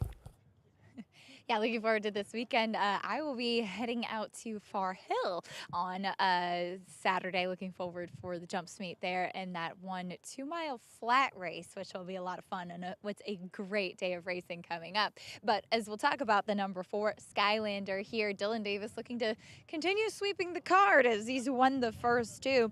The good thing about this horse is that he does have some tactical speed, and overall, while maybe not the most winningest type recently, he has held his form. Did get run down last time out when he hit the front, kind of maybe hitting the front a little bit early, but overall, he's right there. He runs the same kind of race pretty much every time throughout the last few months. He's one of those big, solid horses that has held his weight remarkably well, has held the color in his coat, his overall health, just the way he appears very well throughout steady racing and towards the end of the year, and with a multitude of different barns. When you talk about claiming horses kind of being the backbone of the game, I think it's horses like this that just seem to run their race no matter who has them at the time. So a horse that warmed up well, just looks like he's doing well, and certainly I think not without a chance. But I too did go to the 5 Runnin' Ray, who will try to give Linda Rice that milestone victory.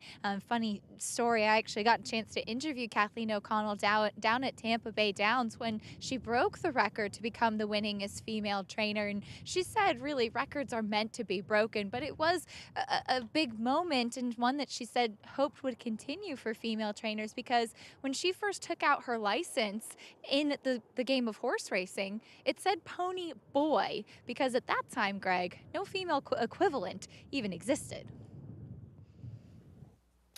Finally, thankfully, things are starting to change, and what a statement women have been making in this sport, for a while, but certainly last year, just breaking through barriers. I'm going to refrain from making the kind of political statements I'd like to make, but yes, I think it's great to see them get the recognition that they've so richly deserved for so long. And you see how well Kathleen O'Connell, when I first went to Florida playing full-time back in the 90s and started to familiarize myself with the trainers, I used Jim Mazur had those books about the trainer stats that were really great. One thing I learned pretty quickly was pay attention to Kathleen O'Connell, especially with the first-time starters, and did well with that. She's winning for a long, long time, as is Linda. And you know, they're not good women trainers. They're great trainers, and you know, we like to highlight them because the women deserve some credit. But they shouldn't be thought of as women trainers. They should be thought of as trainers. Period. 9 to 5, Runnin' Ray for Linda Rice. Meanwhile, let's circle back to Suerte for a moment. Saw that horse weaken in the lead in that boss making boss moves race last time out.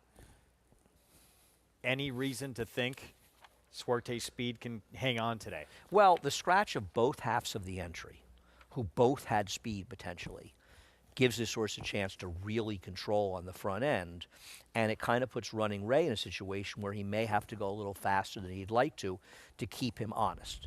So it potentially could help him while hurting the chances of a rival. So anytime you have that situation, it increases your chances to win. I think you and I are both very clear. If he couldn't win last time, why would you want him? He's a horse whose form had fallen apart, and he's finally found the right spot. He's gifted in a spot against significantly less, where he can control on the front end and he can strut his stuff, and he failed miserably. So why are you supposed to take him against tougher horses? Even though he ducks to the controlling speed, it's a trainer switch, sure, to Michelle Giangiulio's having a good meet, but Mike Maker certainly wins. I could see it, but I wouldn't be confident of it. Just out of nowhere, here's Runnin' Ray. They'd heard enough about the two. This was this win 2 back, Runnin' Ray, our favorite at 8 to 5. Let's win at 1 1/8 miles. Back to Runnin' Ray. Yeah. We both like him here. We do. So does the public. Let's discuss pick 6. We got a couple minute or so to kill. So, do you think the entry in the next race is a place where a lot of people are going to lean? Both probably. I would not want to. Yeah, you prefer them, but I understand. I picked the 3 Straka over the 1A. We like Coast Along in race 5 on the rail, the morning line favorite, but man, let's give a shout out too to a horse who's very interesting. That 7 Straight Arrow, first yes. time sprinting on the grass. Who's the Halfton dam Disco produced, partner. Disco partner, and many turf winners. It's an Arrogate, but this horse can run on the turf. We both like the 8 Truly Warrior over Bolt de Plata in race number 6. And if Truly Warrior shows up with his dirt races, he's going to win, but it's a big if. Dancing Dean is the other place a lot of people will lean. Yes. But it's a 1 3 ace. I'm trying to beat him with LA Fort. The 7, the 3 and 4 are both a little bit interesting there for Christophe Clement.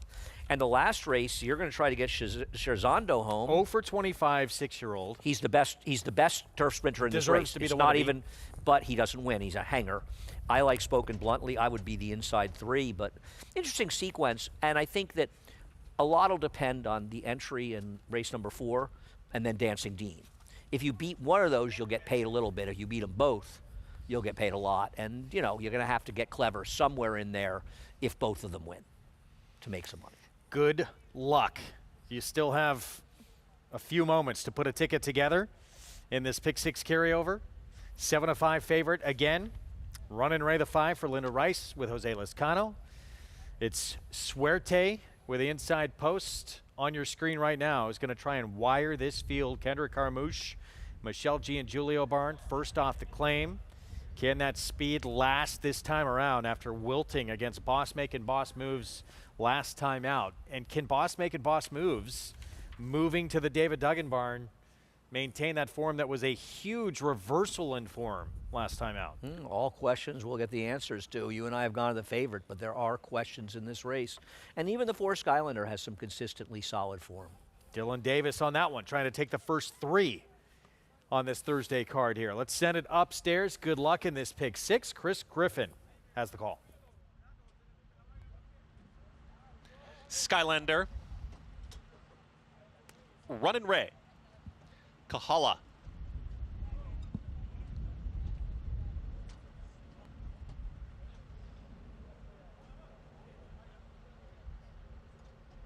Boss Making Boss Moves, and Beachwalker.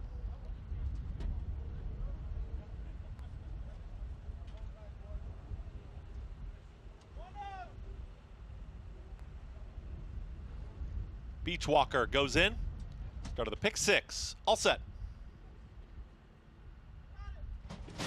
And they're off, and it was a bad stumble there for Runnin' Ray. Stumbled right at the start.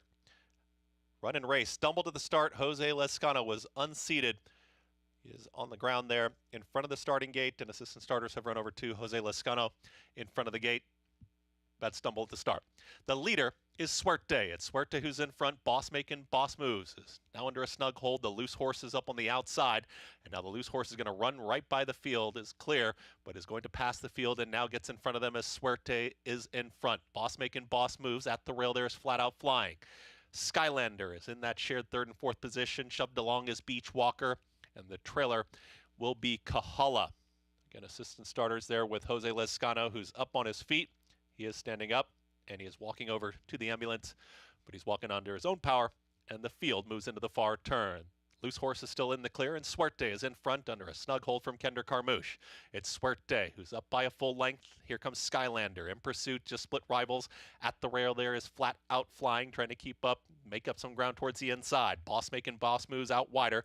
Then Kahala, Beachwalker. As they get set to reach the top of the stretch, the loose horse is well clear.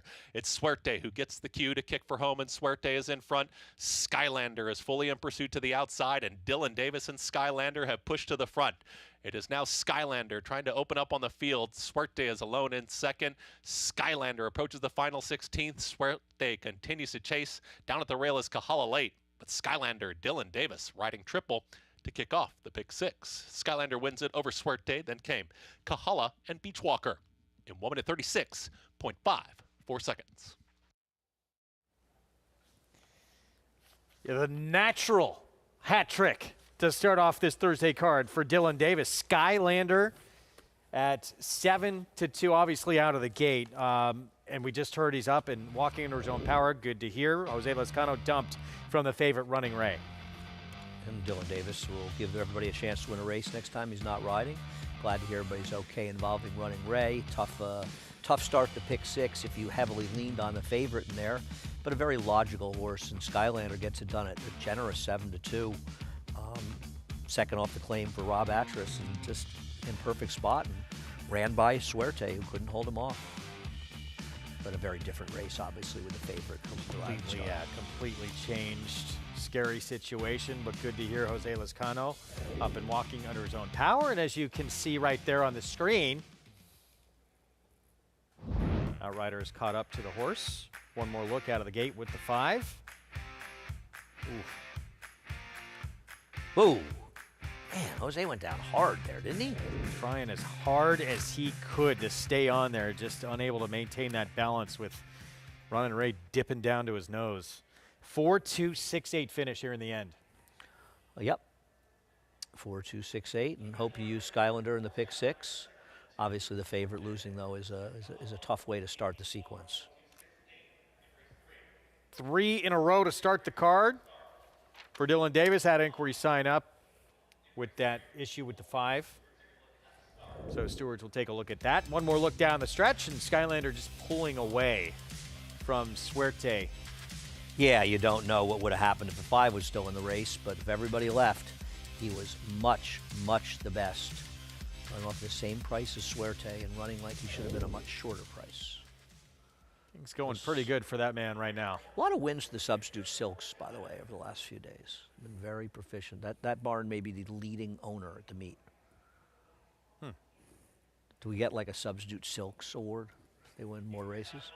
That was a mini sort of flying dismount there from Dylan Davis. Stepping his game up here on a Thursday at the Big A. So Skylander 7-2 starts this pick 6 carryover. And at this point, just wrapped up. It was over. Dylan's got some chances later. He's not in the 4th, as I said. He's on Gaslight Dancer, who's live in the 5th. Tough race, but certainly live. He's on Torpedo Run, who's probably the 4th choice in race number 6. Race number 7, he's on I'm a Sure Thing, Not Impossible. And the last race, he is on Cousin Ed, who has a big chance in there. So could be the start of a very big day. But it's not a bad day already. It's already started very I think well. he can leave if he wants. Go home. 3 for 3 to start things off. Let's go downstairs to Acacia. And you're with winning trainer Rob Atras as Skylander gets the victory. And Rob, I had kind of commented before the race how this is kind of a typical what you love about claiming horses. He seems like he's the kind of horse that just goes out there and does his job day after day. Definitely love these kind of horses. They show up every time you lead them over, and you know, today he ran great. Unfortunate stumble by the 5, but the way he ran today, you know, I'm not sure if anyone's going to beat him. So just an old class horse that we love to have in our barn. And what is one of the benefits of having a horse like that, you know, in the barn, and especially for these lower level races where sometimes they're not the most consistent? No, that's true. Sometimes they're not, but you know, he'd been in good form. And he's a big, solid horse, and you know, he's, like I say, he's got back class, and we love those kind. And you know, he got claimed today, unfortunately, but I'm sure he'll do great for his new connections. Seems like he runs no matter where he is, and I had to give you a little bit of confidence too with Dylan Davis in the saddle, given how he's going today. Yeah, Dylan's been having a great meet. I mean, he's been having a great year. So, but yeah, you know, he won the first 2, so you know, 3 in a row. Hopefully, he keeps it going too. Well, congratulations on the win here, Rob. Thank you, Acacia. Skylander second off the claim and off to a new home, Greg. Claim for $32,000. So went second off the claim for this barn, and now someone else will get a chance with him. And Rob's stepping up his interview game as well. A man of few words, stepping it up a little bit. They did well with him. The 3rd place finish, a little higher. Claim for the price they paid for him and gets the job done here in a $58,000 purse, so not bad. 4-2-6 finish, upset to start off this pick 6 carryover. Late pick 5 starts in this one coming up. The big question here, what do you do with the entry? That price is going to be probably a lot shorter than what you see right there. You see even money there on the morning line with Twilight Tango and Moonlight Gowan. Both seem to have a big chance. Yeah, I'm going to take a look at the Will Pays and the double, and it's $9, so it's probably less than even money by post time, and it's not surprising. They both can win. I thought the 1A a little bit more interesting, and the one that would have been a bigger price if they got rid of entries, which is the worst thing that goes on in racing. It's ridiculous that in 2024 people aren't allowed to choose the one they want to bet on. But Twilight Tango's going to take some money. I question about Twilight Tango getting a mile. That's what concerns me with him. We will see. Second time out, the debut, 6 furlongs, was third beat 5 lengths for the Danny Gargan barn. Kendra Carmouche will be aboard. We'll get a look at this field. When we come back to, again, start this late pick 5, we'll talk more Breeders' Cup as we close in on championship weekend. Brad Cox readying that fleet of stars for the big weekend right around the corner. We'll have a preview coming up.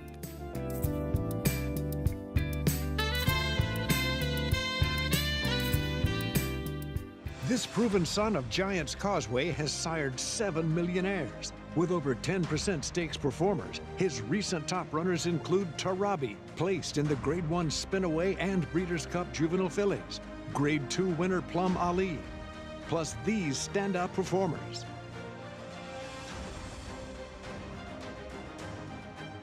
A proven value sire, First Samurai, standing at Claiborne Farm.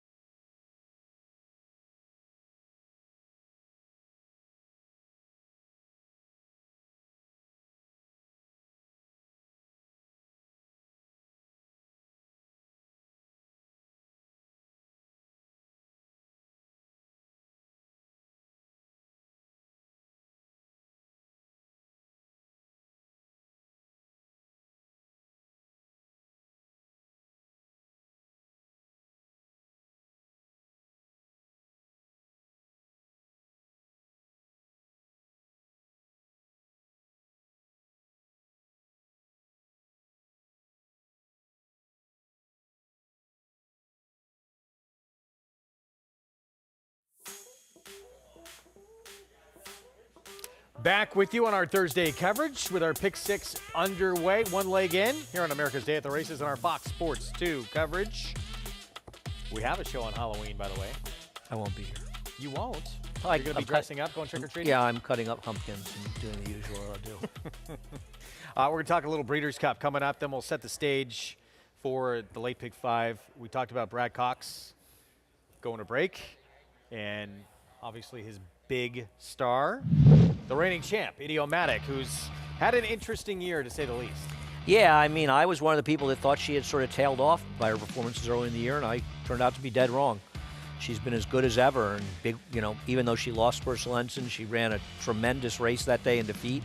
And sometimes you find out the most from these top horses, some champions, by their defeats. And you did it with Idiomatic. She came back and trounced an overmatched field in the Spinster the way she should have, and she'll have the Breeders' Cup as the one to beat, along with Torpedo Anna. So here's my question to you, Greg.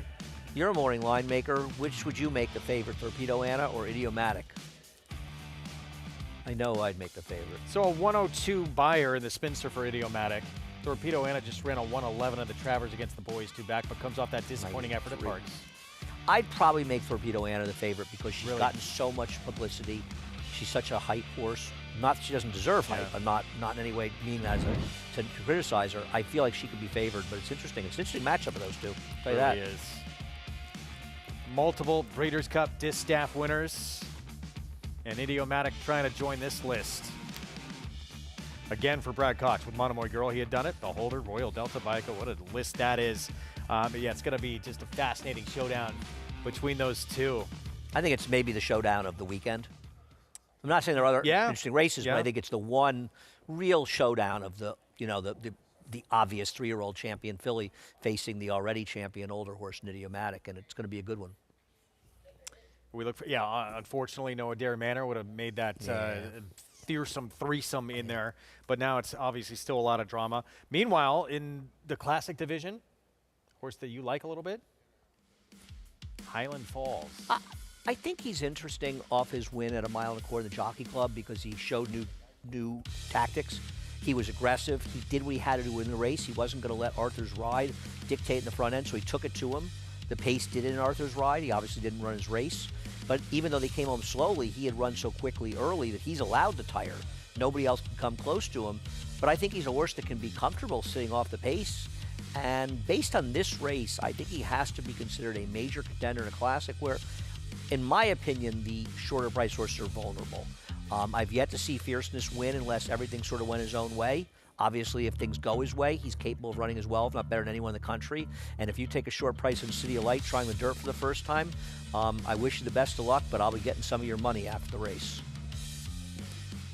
We'll say Aidan O'Brien has talked about that horse like he is he said flat out the best horse he has ever had. Yeah, he's full of it. But, you know, there was a very good interview, which I put on Twitter with an incredibly good interviewer, where she said to him, you keep saying he's your best horse, despite the fact that Timeform is rated 19 horses faster.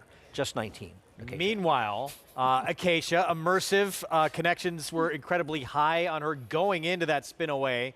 She lived up to the billing and then proved it again on a fast track, but does she need to get a little bit better going into the Breeders' Cup? Well, I do think that certainly is a question, Greg, and it's interesting looking at her because she was one of those horses that was a big price on debut and was a generous price in the spin away as well. The first time that she was the favorite was in that Alcibiades last time out. But it's funny, I remember interviewing Brad Cox earlier in the day before the spin away, and I had liked her, and I had asked him off camera, I said, am I crazy? He goes, no, we love her. It's just that before her debut, she had been the workmate of another horse, New York bred, who was just breaking sharper, and maybe a little bit more flashy. And so as a result, it had kind of been early on decreed that maybe she wasn't that good, and that was dead wrong. She is very good. Now, we saw her win first time out impressively, then win in the slop, in the spin away, and then, yes, it was not as quick in the Alcibiades last time out with that 80 buyer speed figure compared to what we saw from Scottish Lassie. It does look like she needs to get a bit quicker. But that was a win in a mile and a 16th. She's shown she can handle the distance. She's gradually gotten to go further and further and has handled everything that's been thrown at her going into the Breeders' Cup for these 2-year-olds, kind of with that natural progression, which I love to see at this stage. You'd imagine we're going to see the strongest performance yet in the Breeders' Cup from a filly like her who has plenty of foundation on top of that talent, Greg. See if she can keep it going. That's another question, too. Is she going to be the favorite in that race? We had a filly here for Jorge Abreu that stepped up and ran a Scottish Lassie, a quicker number. I think it's a great question. It'll be very interesting to see how things play out. And I think Scottish Lassie is supposed to almost be favored over last race, but then again, it's one race for her, and she broke her maiden. Mercive is 3 for 3, 2 Grade 1 wins, but her best race was on a wet track. We're not going to get one of those at Del Mar in all likelihood, thankfully. So I don't know. I'm not sure. And, you know, I try to keep an open mind. I think everybody should do that with these Breeders' Cup races. Don't marry yourself out to horses. There are horses that we all have a fondness for, but you're gambling. You got to put that stuff aside. The pre-entries come out next week. You can print those up off DRF or wherever you print your PPs and take a look at the horses and make your decisions, because I always look forward to getting into it. And you try to be as unbiased as you can when you handicap. Brad Cox will have Cha-Cha Ren, the 5, coming up in this race, but got to deal with this entry, as does everyone in here. Tough 2-pronged entry. Twilight Tango, Danny Gargan, and 1A Moonlight Gal for George Weaver. 6-5 favorites to start this late Pick 5. We'll have the post parade when we come back.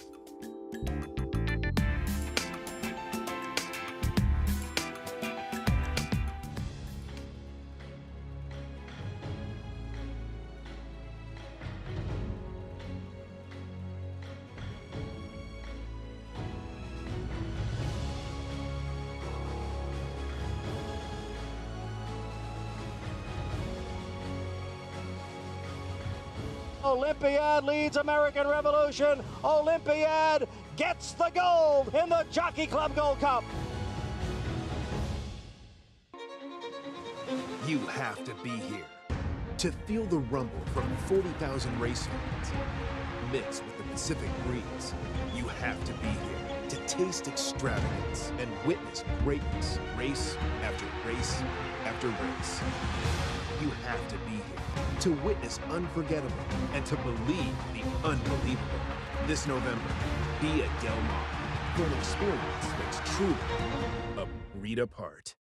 Introducing Giftbox, winner of the Grade 1 Santa Anita Handicap.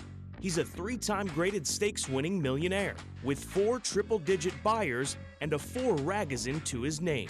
He proved himself early as a graded stakes place 2-year-old, and now his career as a stallion is just getting started. From the first crop of the leading sire Twirling Candy out of a multiple graded stakes producing mare. Giftbox, only at Lane's End. Grayson Jockey Club Research Foundation was formed in 1940 with a simple goal: to raise funds for research to enhance the health and soundness of horses. Since then, we've provided millions of dollars to hundreds of projects at universities around the world, leading to major advances in welfare. Our process of selecting and producing peer-reviewed research has become the trusted industry standard. And with your help, we'll be here for many years to come, supporting the health and wellness of all horses.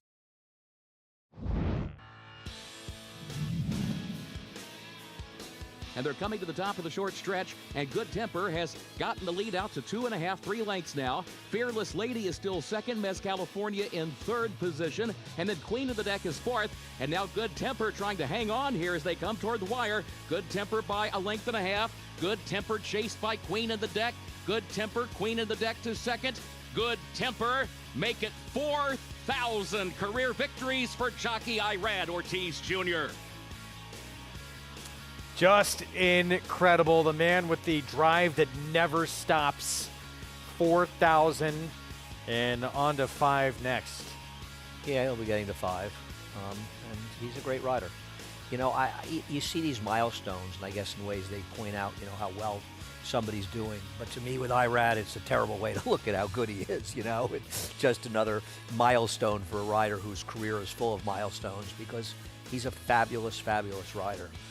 There's nothing more to say. Arrived in New York 2011. Now number 4,000, just 32 years old, and his best is probably still ahead of him. He's a very well prepared. He thinks through racing. He's ready. He's just always has his game face on, whether it's a lower level claiming race or a grade 1 race. He's a fabulous rider. Race 4, late pick 5 coming up. Entry. There's the One Twilight Tango, 6-5 favorites. Let's go downstairs to Acacia. And we'll start there with that entry, Greg, as there's not a ton of form to sink your teeth into with the horses that have run already in this race. And so you do have this 2-pronged entry here, who both showed a little something on debut, starting off with Twilight Tango, who was kind of chasing early from an outside post. And then I thought a little bit green in the stretch, almost kind of pulling herself up, where she got a little bit distracted when she was not surrounded by horses. And so looking at her in here today, I was not in the paddock for her first race.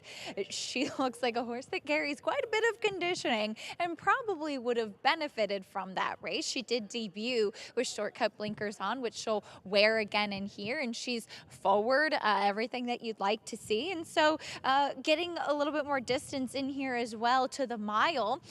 Will not have to deal with such a far outside post as she did at first asking either. I certainly think that she's one who could take a step forward with that race under her belt. But I am a bit more intrigued by her entry mate, the 1A Moonlight Gal, who started out at 7 furlongs, not an easy trip to debut at, and she did have significant trouble. She broke in, hitting the gate, and kind of got bumped and squeezed back. I thought really causing her own trouble early on in the race, but she looked very comfortable early, resenting wanting that kickback. And from what I remember too, she was really green in the paddock before her race as well, screaming, very vocal, so much more focused today. I think she'll love the mile. Incredibly fit and well-defined. Second out for George Weaver. The number 5 Cha-Cha Ren debuted in an off-the-turf race for Brad Cox. And on the bottom side, the dam's only win was on the grass. So all of the siblings were winners on turf and dirt. And I can see the turf with her, built in her body frame a little bit more like a lighter frame turf horse. Don't mind her staying on the dirt in here. She did hesitate at the start last time and dropped very far back early on. She'll need to get into the race a bit more today, Greg. Thank you, Acacia. Post 5 for the first half of the entry, Twilight Tango. Likely the more highly regarded member of the entry and ran fine debut, but I think you have to question whether or not she's going to get better with more distance as she stretches out. And the outside post for the other half, Moonlight Gal with Eric Cancel. Now, Moonlight Gal obviously didn't run that well in there, but did have some early trouble. Hard for me to tell whether or not this horse did any running or not. They did try pretty hard, but maybe she'll benefit in her second start. Straka gets the rail, start number 2. My top choice, a horse who worked very well to 2-year-old Sale and got left badly last time. I'm hoping she improves second time out with more distance. Teller to Win comes in from Parks. New York bred that went to Parks for a $102,000 purse and ran a decent third. Both Greg and I wonder if that race is as good as the 52 buyer suggests. There's the Brad Cox second-time starter, Cha-Cha Ren. Well, this is a terrible second choice, and simply second choice because Brad trains the horse. The horse was terrible in an off-the-turf race first time out. Immigration Law puts blinkers on for start number 2. Yeah, I think you're more optimistic than I am, Greg, hoping this horse is a much improved horse second out.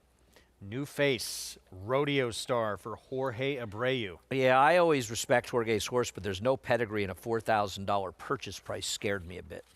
And 2 turf starts, and it just seems like more turf pedigree with Timia. Yeah, I just didn't see it, right? It's a European family and the second family. It's a Hail Mary with Honest Mischief being the sire that this one can handle the dirt, but obviously will have to improve and handle the surface as well, but may have found the right field to do it. There's no killers in here. Follow along on our program. Get all the stats on the horses, trainers, jockeys with free Equibase past performances. To get yours, head to NYRA.com/TV schedule. As we close in on this first leg of the Pick 5, coming up, we're 3 minutes from a start. We obviously the entry, both halves, big chance to win, but we're not wowed by either of their first races, and the distance, a question mark now, stretching out for both. Right. Wow is not a word that's going to come into play when handicapping this race, other than to say, wow, this is not a very impressive-looking field on paper. But you look at the races, and you only have to be good enough to beat your competition. We're looking at Straka, my top choice in here, because I don't want to take the entry at a short price. I prefer the 1A. I hate entries. They're bad value, period, but doesn't mean they can't run 1-2. Straka was just not ready first time out. Didn't take a nickel in there. Had worked extremely impressively at the 2-year-old sale before being bought for $165,000. Didn't break. Drops completely and totally out of the race. So obviously it has to be a better horse. And a lot of these horses get left first time are much more professional second time out. In the meantime, you see those salmon silks of Randy Hill outside with Twilight Tango, who ran fine, sort of loomed up on the outside. The eventual winner was an overbet, mediocre Chad Brown horse, at least based on horse's debut, that won sort of by default. And my worry here with Twilight Tango is this horse didn't finish at all going 6 furlongs. Why am I supposed to be confident this horse is going to be able to finish going a mile? That's my concern with this horse, and I can't bet the 1A at the reduced price because I don't like the 1. And I think you prefer the 1A of the entry, too. I do. I'm with you. I'm not saying he can't win, but I have my questions about him. Her, excuse me. Yeah, 2-year-old fillies. Look, neither get you that excited, and it just seems like it is a race where potentially some chaos could happen. But having said that, they both deserve, either one on their own. Oh, yeah, no. Probably favored, right? Maybe. I'm not sure the 1A is. I guess it's close in here, perhaps.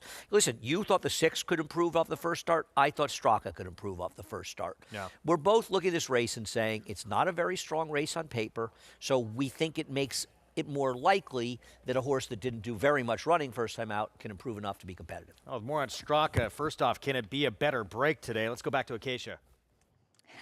Yes, that will certainly need to be the case today, but I'm with Andy. I actually much prefer the 1A of the entry, especially to get these conditions, and you are taking the worst of it with the price and the horse that first grabbed my attention when I stepped into the paddock was the 3 Straka, because I think that she will appreciate every inch of this mile distance, getting to go a little bit further today, second time out. Now, she did really take a few stutter steps last time out, and then really kind of lost her hind end, as we talked about earlier in that first race. When horses lose their hind end out from underneath of them, that's what they push off of. And for a horse that maybe doesn't have as much strength, just being a first-time starter, that can really put them behind the 8-ball early. So I love the stretch out for this filly. She's one that I think looks much more fit and defined and just came together so much more in her second start. Now, the number 4, Tell Her to Win, a horse that was off slow first time out as well, and kind of rushed up on the inside to get into position. And I think it's a race that maybe looks a little bit better on paper than watching it. I thought that she just kind of ran in place throughout, but certainly one that could take a step forward. That was at part, so my first time laying eyes on her, but she's a very energetic type. Was saddled with a pony back in the paddock, very sharp once the tack was on. It seems like she's settled out there on the track, but we'll see if she can get out of the gate better as well in her second start. But the other horse from the barn is intriguing, the 7 Rodeo Star, first-time starter, who is taking a bit of attention, maybe just by virtue of the fact that she's a new face in this crew. But yes, a low purchase price, not a ton of pedigree. The sibling was over 3, and those were all turf starts. Does debut with shortcut blinkers on, but a horse that is long-framed, stretchy, looks like distance will be her friend. But debuting at a mile, not an easy thing to do either. She's pretty good looking and pretty fit looking. Let's see if she is ready enough to debut at this distance, Greg. Now, obviously, thank you, Acacia Trainer. We all respect, but as she's especially on dirt, trying to win at a route or ground, your debut is not easy. And this sire, just 4% with 2-year-old first-time starters. Yeah, listen, I mean, maybe you could say that the 5-1 or 6-1 now is an indication somebody likes the horse, but pedigree and purchase price scared me off, but maybe that's like a counterintuitive thing. The horse that's ridiculously overbet, in I think both of our opinion, is the 5, Cha Cha Ren. I'm not going to be shocked by anybody winning this race, and I don't want to say this horse can't win. I think I picked her 4th, but her first race was awful, and she's simply being overbet because of Brad Cox. And that's not how you make money in the game, betting trainers. See what happens here. Late pick 5 begins in this one. We had a 7-2 upset after the favorite tossed the rider out of the gate in the first leg of the pick 6 carryover back in race 3. See what happens here. Even money, as that entry was on the morning line. Briefly was at even money. Now clicks back up to 6-5. Chris Griffin to start us off here in this 4th Belmont at the Big A, this late pick 5. Cha Cha Ren. Timia.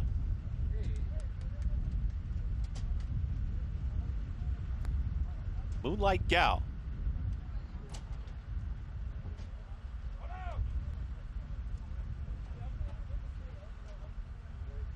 Goes in.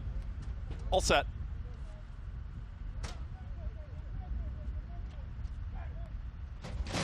And they're off. Moonlight Gal breaks with early speed. Timia's in the early mix as well. In between horses, there's Twilight Tango, and at the rail is Straka pushing on through. Straka is ready to push the tempo. These 3 across the racetrack. It's Straka to the inside, closest to the rail. In between horses, Timia, and out wider comes Moonlight Gal. They come out of the chute and hook up with the backstretch just behind them. In between horses, here comes Cha Cha Ren, is now taken 4th. Has moved past Twilight Tango, who's back to 5th. Out wider comes Rodeo Star in 6th. Towards the back end of the field in 7th is going to be Tell Her to Win, and the early trailer, well out in the center of the racetrack, is Immigration Law. They work up the backstretch and went 23-4 for the opening quarter mile. Straka is in front. Right to the outside is Timia. Ruben Silvera within range. They're within ahead of the leader. Still 3 wide is going to be Moonlight Gal, and saving all the ground towards the inside is Manny Franco and Cha Cha Ren with less than a half mile to go, 47.39 for the half mile time, and they continue to chase Straka. It's Straka in front. Timia has hounded this rival, and these two now nose to nose, head and head well into the far turn. Moonlight Gal is now shoved along here, trying to make up the ground from 3rd, and Cha Cha Ren is towards the inside in 4th. From the back, Twilight Tango is called upon for the effort, far back to the rest as they approach the top of the stretch. Timia has taken the lead, and Timia is trying to kick away from room right now. It's Timia who's in front. Moonlight Gal with every shot to run this rival down as they approach a final furlong. In the clear is Cha-Cha Ren on the far outside. Twilight Tango. Can Timia hold on? It's Timia, the long shot, trying to fend off the entry. Favorite entry up on the outside. It's Timia. Twilight Tango down the wire, these two. Timia, Twilight Tango, Timia pulls off the upset. Timia wins it over Twilight Tango. Then came Moonlight Gal, Cha-Cha Ren, and Immigration Law in 1 minute 39 seconds flat. First time on dirt, Timia, Rudy Rodriguez, Ruben Silvera, 23-1, the second biggest price on the board. Showed improved speed today on the dirt. Battled my horse, the 3 Praka, put her away on the turn. And the entry was, I mean, the 1 was gaining a bit at the end, but they had every chance to catch her. And I mean, the only thing you could say about her was she was a complete unknown in here, but she didn't have a pedigree that suggested other than the sire side. But the dam side pedigree said this is a turf horse, an Irish bred dam, but she may have just found the right field today. And whatever you did in this race, as long as you didn't bet the 5, you did okay. Head scratcher. This is starting to look like a double carryover. Yeah, could be tomorrow, because this entry at 4 to 5. We were talking earlier, Greg. This and Dancing Dean would be the most potential singles. With the horse going down at the start in the last race, what are we looking at? The 6 stumbled. Bunch of horses. The 6 stumbled. The 1 came over and crushed half the field. Yeah. Which definitely helped the 8. 6 stumbled, came into the 5. Rudy Rodriguez making that winning phone call with a 23-1 upset. 4 to 5 favored entry, 2nd and 3rd. I have a question. What percentage of the time do we think Rudy's actually on the phone while he's pretending to be on the phone? Is that an issue with him? Didn't he take a phone call in an interview once? He's a popular guy. He really is. Yeah, I think he did. I think Maggie's interviewing me. He took a phone call. But I don't believe anybody's on the phone that often. I think it's only Rudy can get away with it, though. Pretty can good do whatever he interview wants. from what I remember. What's that? He can do whatever he wants. I don't buy it. 23-1. Trying dirt didn't seem like pedigree-wise the right move for Timia, but it was. And we were skeptical of this entry, even though we picked the entry. You did. I picked the 3. You picked Strong, excuse me. But, yeah, it does not happen here. 8-1-5 for your trifecta. We'll be back.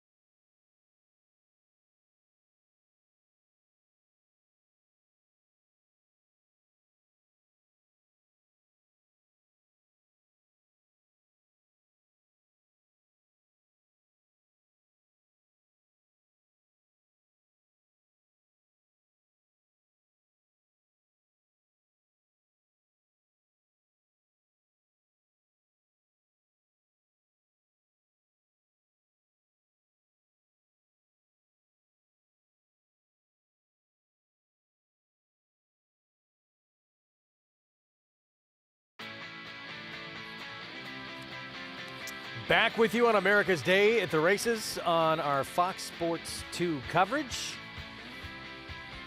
And a massive upset to start the late pick 5. One of my favorite places to drive in the city. When you drive around the Pan Am building along Grand Central, I love that. You drive around with a cab to go around. Sorry, I just wanted to add that. No, I'm glad I'm learning all kinds of things. There's only 3 words that start with DW. Yeah. I stole that from Westwood. This was our Spendthrift 2-year-old race of the day, and it goes to Timea, $49.60.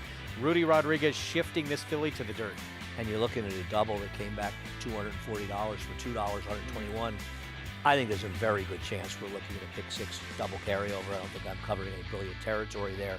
There can't be a misstep the rest of the way after the favorite stumbling to start. And that entry losing with this horse, I think you basically had to go all in this race to be alive. Would you agree, Greg? Yes. Yes. I think some may. Which some did. Oh, for sure. Yeah. Let's go downstairs.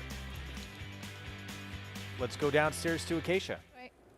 Pleased to be joined by winning trainer Rudy Rodriguez as Timea gets the win here. Rudy, she was trying the dirt for the first time. Can you talk a little bit about the decision to switch surfaces with her today? You know, to tell you the truth, I took this filly to Saratoga thinking on the door. And then I talked to the owners, and they said she's all bred for the grass. So we give him a chance in the grass, and then they tell me to put it a little longer. We try him in the grass longer. And I said, I think we got to go back to door because she looked like she was training good in the door. And I always like him. You know, she's a filly that she's present herself good, do everything right, and she's got beautiful body. So it was easy for me to run him, just waiting for the race to go a mile, and we got the race to go, and she did the job. You know, she struggled a little bit in the end, but a win is a win. A win is a win, indeed. And your intuition was correct with her handling the dirt today. And being that she's a New York bred and now knowing that she can handle the man track for a barn that stays in New York year-round gives you a lot more options as well. Definitely, that's a plus, you know. This is what we're looking for, the winter. I don't like Florida, even though it's beautiful. If I like Florida, I go on vacation and come back. But I don't know. I went a couple of years over there, and I was with Rick over there for a few years. I never feel like home. So this is home for me, and I just want to be home. That's right. You're synonymous with New York racing. We saw you too. You were having a little bit of a stressful moment there with horses running here and Laurel, back-to-back wins kind of in the same moment. And as we start to get closer to those winter meets, as you always say, you know, being based here year-round, how important is it to have good stock for races and taking advantage of some of those spots where maybe not so many people will be? You know, that's what we are here, and we try to do our best with our horses that they give us in the winter, and try to win the race in the winter to survive the summer. Well, hey, it's still sunny right now, getting the victory. Rudy, congratulations. Thank you, guys. Thank you. Great job. Rudy Rodriguez with the win. And by the way, Greg, I can confirm he was on the phone. He said he's just giving his ear a little bit of a rest, so no AirPods in today. He's got to have multiple phones, right? I don't buy it. I don't buy it on the phone all the time. I'm going to call him on that.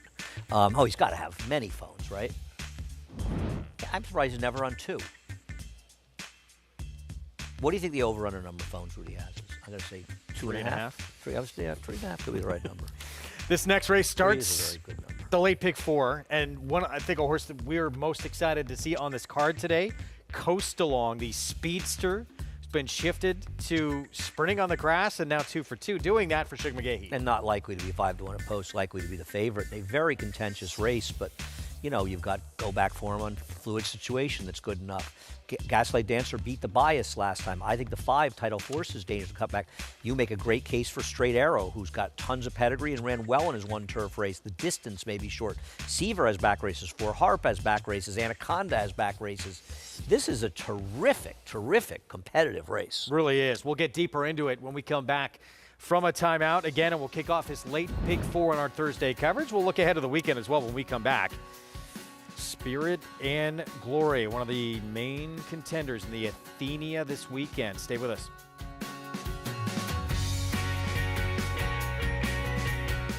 Palmetto down to get him 350. Here we go. 3 here, 50, down 4, 8.5 in the back. 1,400,000 stands way in the back. Thank you. 5 $1,005,000 and $1,006,000, $1,006,000, $1,550,000 and a half. $1,500,000. Jody, thank you. Please hold your applause. Charlatan, ultra impressive. It's a new day for a new king. Horse racing? Check. Weekly promotions? Got 'em. Huge payouts? You bet. With Naira Bets. Download the app today and bet on any track, anywhere, anytime with live HD horse races, betting tips and tutorials, expert picks, and more. You bet with Naira Bets. Join now for a new member bonus at NairaBets.com. Took the lead. 8-2, internet crowd, 250. 8-2, down to get down 250, down to get down to get down 50. Guess not. Here to get down to get down to get down 50. Internet once, here to get down to get down to get down. They know down, put it up here, to get twice. Here to get down to get a third and final call. 250 and a half. Roger, you win today. 2. Thank you. 9.5. Thank you. In the back, $1,900,000. Thank you. $1,700,000. Jody, thank you. Please hold your applause. Racetrack Television Network brings you every race, from every track, on every screen, every day. With monthly packages starting as low as $5, RTN gives you great value and access to more live HD streaming and race replays than anyone. Visit RTN.tv today to sign up and watch on almost any device, including Roku and Amazon Fire. RTN has packages that start at $5 per month.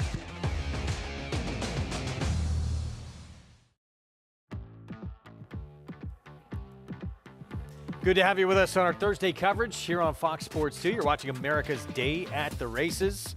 As we get into the late pick 4, we've already had a massive upset in what was already a pick 6 carryover. Now a 23-1 shot.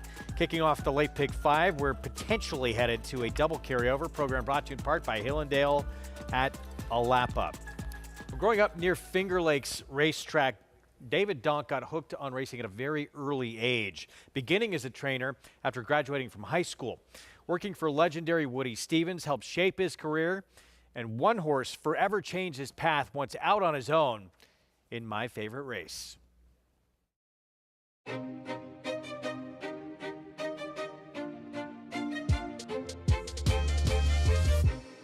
My favorite race is the Pilgrim of 1992. I'm going to run Dr. Elfus. It's with Eddie Maple. Jim Ryan calls me up the morning of entries and said, listen, I wouldn't mind running a wad in that race. And I'm like, really? And I said, well, let me see what I can do. You know, I remember having lunch with Mr. Drago. He said to me, I'd rather not be in an entry with another horse in a race. And I said, well, Alan, listen, he's still a maiden, you know, trying to get a check, just trying to get a piece of it. I don't think he beats your horse.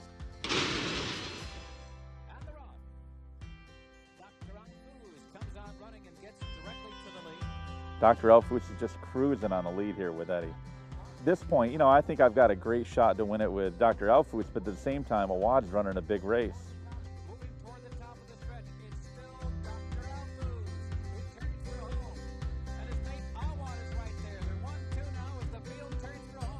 I'm thinking, oh crap, if this horse beats this other horse, I might be in trouble. They're dueling with each other. You know, which one's going to win it? I mean, I'm thinking at this time, like, holy mackerel, I'm going to be 1-2.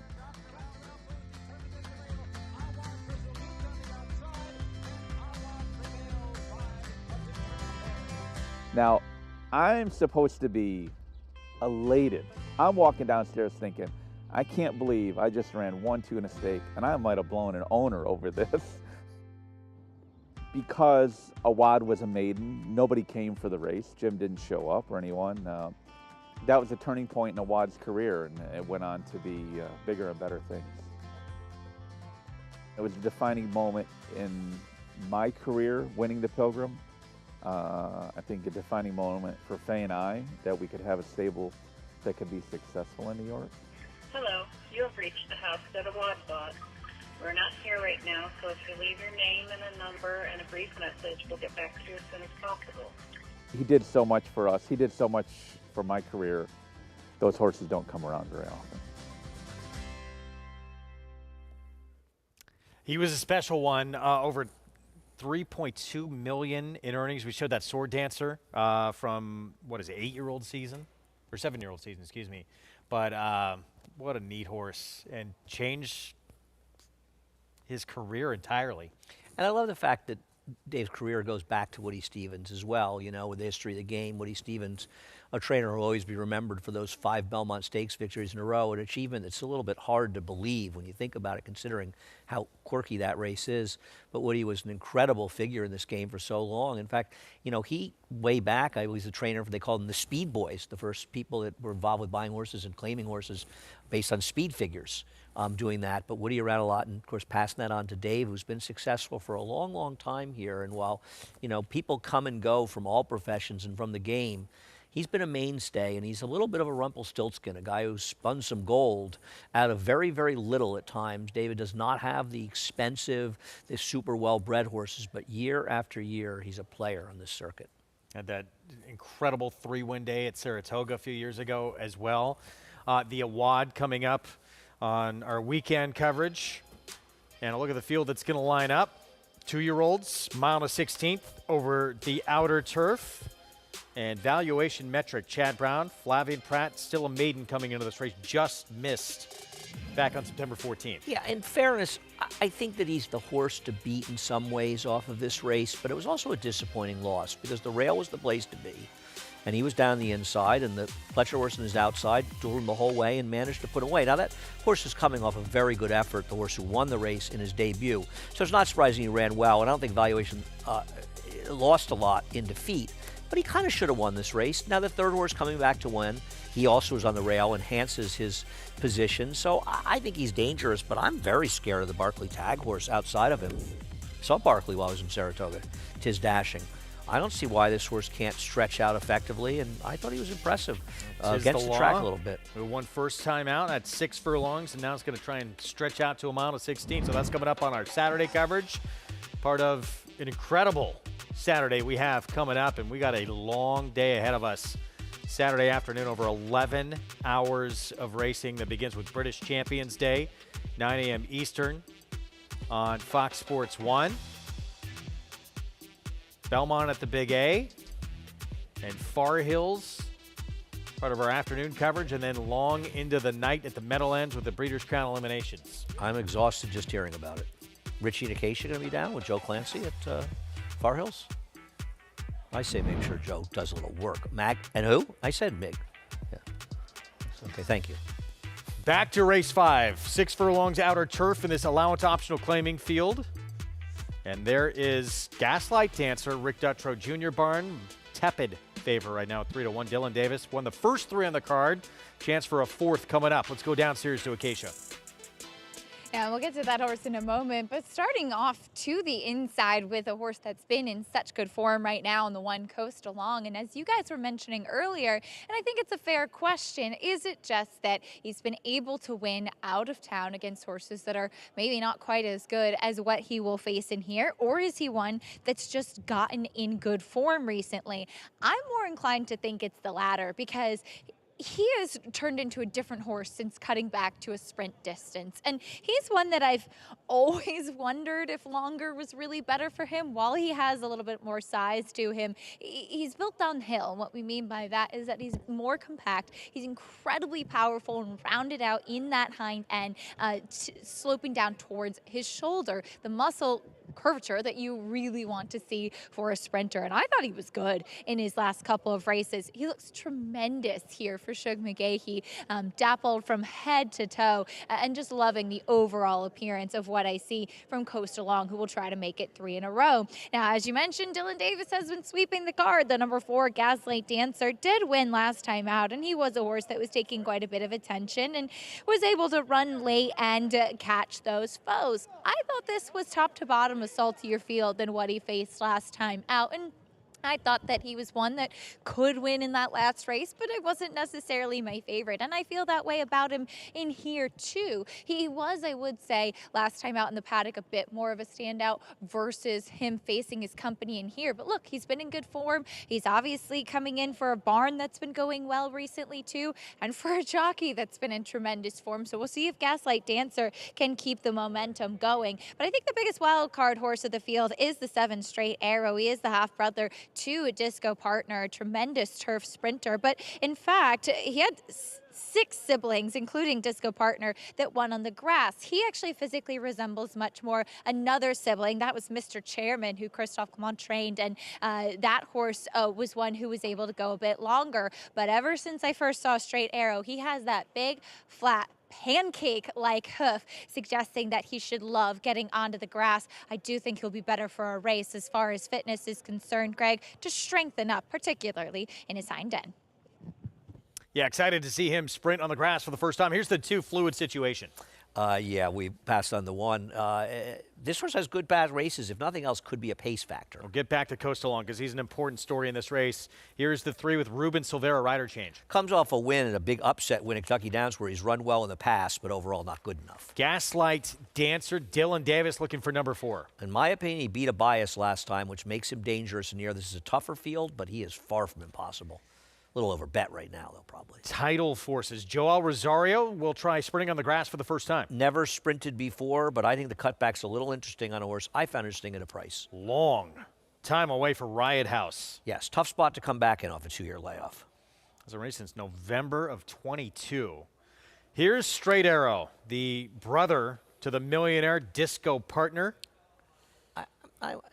Listen, Acacia, you and I, we all think this horse has a lot of merits. I'm very interested to see what he does. He's easy to see, too. Exciting. Yeah, he'll be hard to miss. Like Disco Partner. Here is Seaver, Tim Hill's trains. He has back races good enough. My problem is, while he had a bit of an excuse last time, it was in a weaker spot. But I can understand some arguments for him at a price. 4 Harp, he's a danger. Wow, big price, 11-1. He's a big price for a horse that's run races fast enough to win. It's a very interesting race, and they're just sending it in the 4. When that happens to Dutcher horse, they seem to win. And Anaconda outside, 3rd off the bench for Mike Maker with Manny Franco. I think he may be the biggest overlay on the board. He had trouble last time, in my opinion. Could never get that clear run with his outside post. He'll get to make it. And I think 7-1 is a very, very, very generous price on this runner. And I picked him 2nd. We'll see if he comes down, because the 1, Coastalong's got to come down from 5-1. Is favored in multis. Yeah.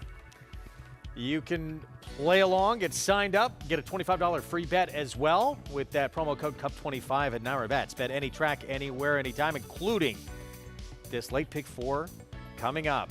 Again, right there at NairaBets.com. So the horse we missed in the post-break, Coastalong, he comes in off having changed what he does. Shug McGay, he says, let's try sprinting on the grass. Turned out to be the right move. Back-to-back dominant wins, gate to wire by more than 9 lengths in those 2 victories combined. He's been quick early, gets a great post to use that speed from, and he's beat, especially last time out, pretty good fields. Well, we talked about it. The 2nd place finisher improved 4 buyer points, having run 9 faster. The 3rd horse improved 10 buyer points 2 races in a row. 4th horse 9 points, 5th points 4 points. The point of that being, this is a horse that's been running against respectable fields and just crushing them. Got to come flying out of the gate with Jose. He's got to hope he doesn't get overly pressed in the front end. He could be a very good turf sprinter, and it depends what price he is. Interestingly enough, in the pick 3s, the 4 is the favorite over the 1 and 5. In the doubles, the 1 and 5 are the first 2 choices. A lot of interesting money for the number 5 in this race, Title Forces, who's a big price if you're interested in him. We'll see how things play out, though, whether the 4 or the 1 will be favored at post time. So there's Coastalong. We just left our screen with Jose Lezcano. We'll try and make it 3 in a row as we take a look at Anaconda. And would love to see Anaconda, would love to see the horse next door to him, 4 Harp, putting some heat on the rail horse. Yeah, I mean, he has to sort of hope they get away from it. He can find that good position. It was no fault of Dylan Davis last time. He just kind of got in behind horses and was kind of always somewhat shuffled and blind switched out of position and couldn't get that forward momentum that you want to get an outside clear run. Well, with a 10 post, he shouldn't have a problem doing that today. 8-1 here on Anaconda. 3rd off the layoff once again with more. Let's go downstairs to Acacia. Yeah, I totally agree. He's a big price right now for a horse that is a tried and true turf sprinter, and I agree did not have the best of trips last time out. My one concern with him is the front wraps do go on, and sometimes you will see that for certain barns, not typically for Mike Maker, and not typically for turf horses. It's much more rare to see that, especially with a horse or an outfit that doesn't typically use it. So it could mean absolutely nothing, but it is something that just caught my eye and gave me a little bit of a cause for pause. Besides that, Anaconda looks tremendous. He's always high energy, carries himself really well, and much of the same today. Right to his inside, the 9-4 Harp, I think, is very intriguing, getting back onto the grass. The last time that he was able to run on the turf was in Saratoga, where he was placed second through a disqualification, but ran a fast race that day, and I thought was running against some really good company.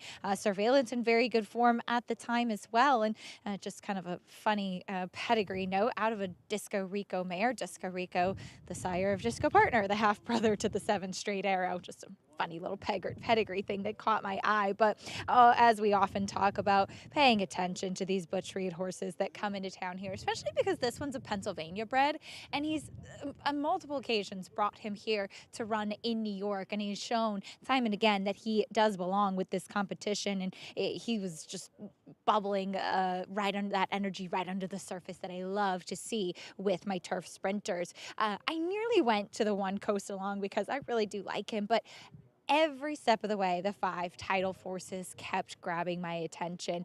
I like the turn back in distance for him. He is a horse that is really powerfully built. I think will love getting a chance to go shorter. Last time out, just the way that he was running kind of ran like a horse that would appreciate less distance in range. He did kind of lose the hold of the inside, and Joel Rosario, having committed to coming up the inside, had no other option than to just kind of reserve him there. But I thought his last couple of races struck me as one who would appreciate a bit shorter, and I think a very intriguing prospect for one that has shown some tactical speed, and I think will like a little bit less distance, Greg. All right, Acacia, thank you. 3-1. So Coast Along has become co-favorite. We expect him to be the favorite by the time the gates open, and we'll see if he can get that lead by himself. Yeah, it'll be interesting between he and the 4. You know, you look at different pools and you try to make judgments. You just don't really know. You and I were very impressed by his races. So a lot of times you see a horse like that, and he's an interesting horse. I'm sure Shug McGay took a long time to figure him out. He had run respectably going along. I mean, as you would point out today, he was second to Program Trading, who's won 3 Grade 1 races subsequent to that race. But it just got frustrating, so he tried him sprinting in the dirt, and he didn't run that badly. And I think the light went off, and Shug said, oh, maybe he's a turf sprinter. Well, it turns out he's been a turf sprinter all along, and at least in this case, they finally got him right. Horses will fool even the best of them, and certainly Shug McGay deserves in that category. Yeah, look, 2 5.5 furlong turf sprints, the margins he's won by, they're unusual. Really, you're not supposed to win by that big a margin sprinting on the grass. And when you see them, especially with horses shipping in, your tendency is to say, oh, I bet I'm going to look, and he ran against a bad field. And I think it really caught both of our attention when we started dissecting the field he ran against last time and realized how good they really were. And if anything, there's an argument that the figure could be higher than that 90, which makes him a major player in here. But he's also got to show that speed from the rail with potentially the 2, the 9, other horses having speed. This is a sensational race where a lot of horses can win. And do we have a new big face on the scene here in this turf sprint division with Coast Along? 4 Harp, the 9, the one that really is going to try and pressure him early with Luis Rivera Jr. He has a lot of back class, and then Anaconda would love to see that pace duel up front. Set for this 5th to start off the late pick 4 on our Thursday card. Let's go upstairs to Chris Griffin for the call.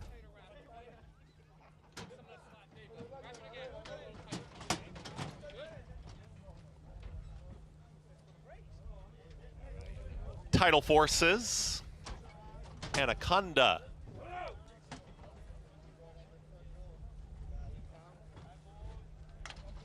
Goes in. All set.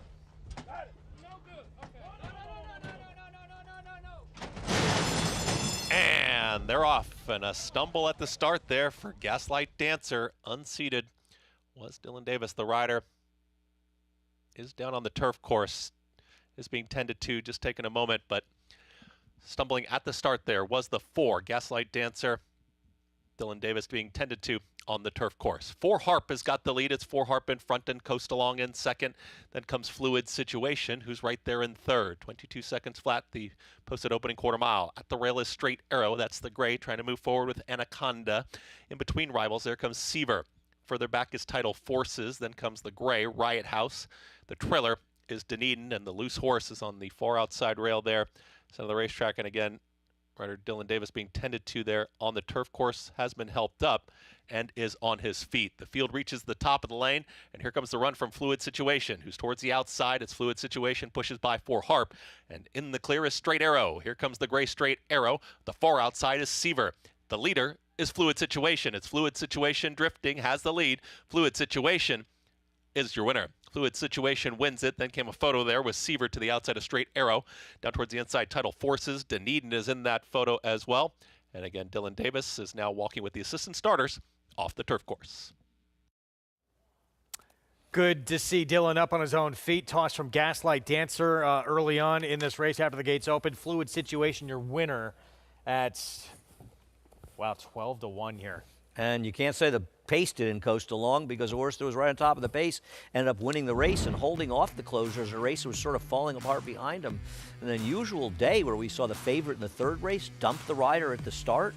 And this situation, it feels like that horse stumbled right at the start and kind of just, you know, the truth is you wonder, it's impressive that the jockeys don't fall off more often when those things happen. I think this is an indication of how those things happen, you know, because it obviously stunned him, and one of the major players this race, not the favorite, the second choice, losing at the start. But a very nice performance by Fluid Situation, coming off a 4+ month layoff as a new gelding, and was able to refine once good form he had, and a very nice job. Kendrick Carmouche and John Terranova, deserving victory. And for the first time, it's only been 2 starts on the grass sprinting, but the first time in its career, Coastal Long did not get to the front sprinting on the grass. Yeah, and listen, he could have fought hard on the inside, and Jose really tried. He decided, I'm just going to get buried down the inside, and it turned out he couldn't rate, and he turned out he wasn't good enough either. I think now we probably do for sure have a pick 6 carryover. I mean, I can't even imagine, if you think about the fact that there was probably about 0.5% of the play left, and now it's like this wins, which was sort of a 1 in, you know, what are we saying? Like 1 in 2,000 probably alive. Let me take a look and tell you how much money was bet into this pick 6. I can tell you that very quickly. Well, the pick 3 to this horse, yeah, we have a carryover. 129,000. So what did I say? I said about 1 in 2,000. $3,300 pick 3.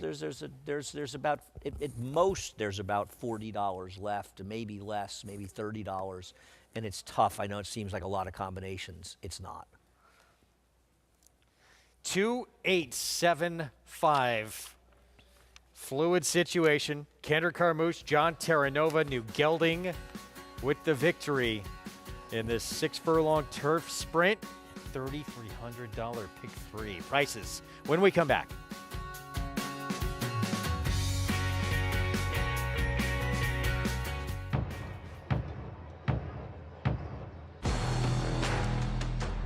Nothing stood in his way. War of Will won the Preakness. At the line, War of Will. That's a photo for the win.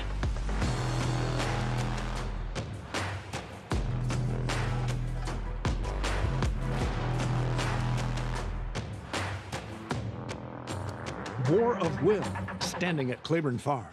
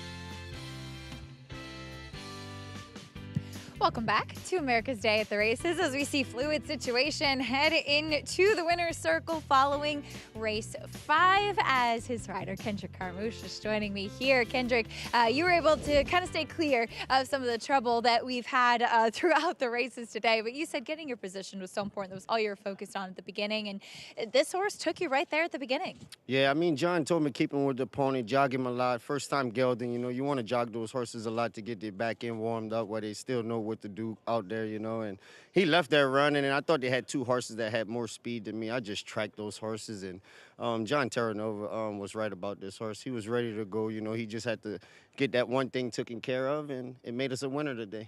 It did seem to make a difference with him, and sometimes the gelding can really help to kind of wake a horse up, get them a little bit more focused. I know not one that you're familiar with, but you said John was pretty high on him, and that has to make you feel good when the trainer is that confident. Oh, yes, oh, yes. When they come tell you that, and, you know, especially right off the gelding cut, you know, I was like, wow, okay, John, if you really feel that way, you know, I'm going to keep him with the pony, jog him, and he left there running. I just knew going down the backside, John was right.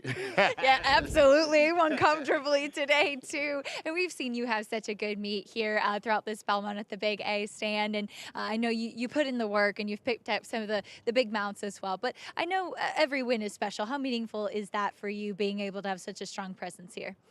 You know, just the cycle of horses. That's the most important thing with our industry, with us jockeys that's just trying to keep establishing themselves each day, you know. Every win is important to me because I was born in this sport. I love this sport, you know. I try to win on every horse. I try different things on every horse to make myself a winner, the trainer and the owner the winner, you know. I just love it. I'm born for this, you know. Not a sad day in my book when I get to come to the races and ride my horses. That passion's what it's all about. Congratulations on another one. Thank you. Louisiana, baby. Always love a Kendrick Carmouche interview, Greg, and I love what he said. Not a sad day when you get to be here at the racetrack. In the house, Louisiana. Well done, Kendrick. Always good to see him win. Fluid situation, $26.40 for the victory. We thought this was going to be an incredibly competitive race going in. Turned out that way. Yeah, no, it was. And obviously the 4, stumbling could have changed the outcome, but it was what it was, and big prices, and Straight Arrow ran well. A Fluid Situation ran extremely well because the other speeds didn't hold on at all in there. Pick 6, follow along. Told you that pick 3, over $3,300, means there's pretty much zero chance we're $3,300 for $1? Yeah. Wow. That would put us into a, I mean, listen, there are tickets live out there. It doesn't mean it can't get hit. Some of them are a bit random at this point. We'll see what happens in this race. I mean, isn't going to rely a little bit on horses like, I don't really think that the 6 could be favored. It feels like the 5, 8, and 10 are all similar price to the double. But even that splits it up 3 to 4 ways, right? So even if there is $30 left, there's going to be 7 or 6 left after this race, regardless of who wins.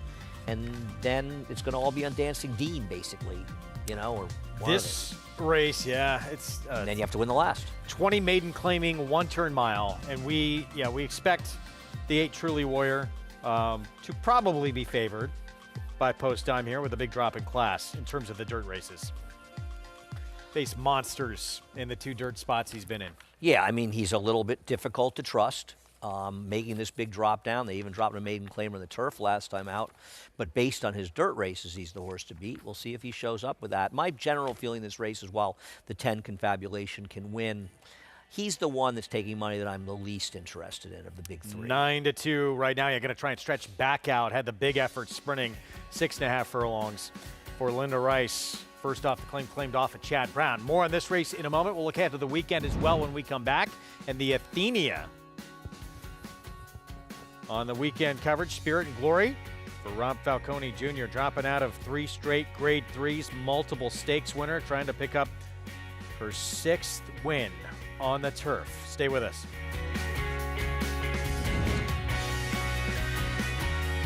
He always showed up. From June at 2 and through 2 championship seasons, week after week after week of consecutive works. That's toughness. He always showed off. You know all about those 4 G1s. Here's his maiden on the Derby undercard. That's brilliance. Now his yearlings are at the sales. That's opportunity. Essential quality. Showtime. Looking for bloodstock that shapes the world? You can find it here. Foundation mares that will shape the breed. Weanlings with prime potential. Your next moment in the winner's circle. It's all waiting for you here at the world's marketplace. Keeneland November Breeding Stock Sale, where the future is found. Beginning Tuesday, November 5th.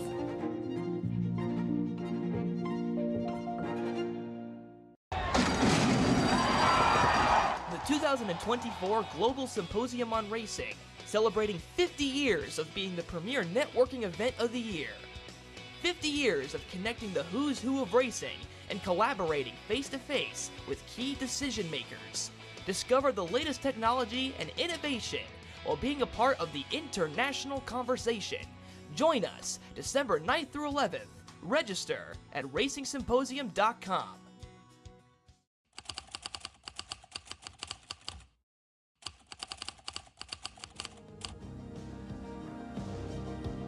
Complexion. Phoebe in Wonderland. Galibrand asserts herself. Poppy Flowers putting in a late burst here. Poppy Flower with the momentum.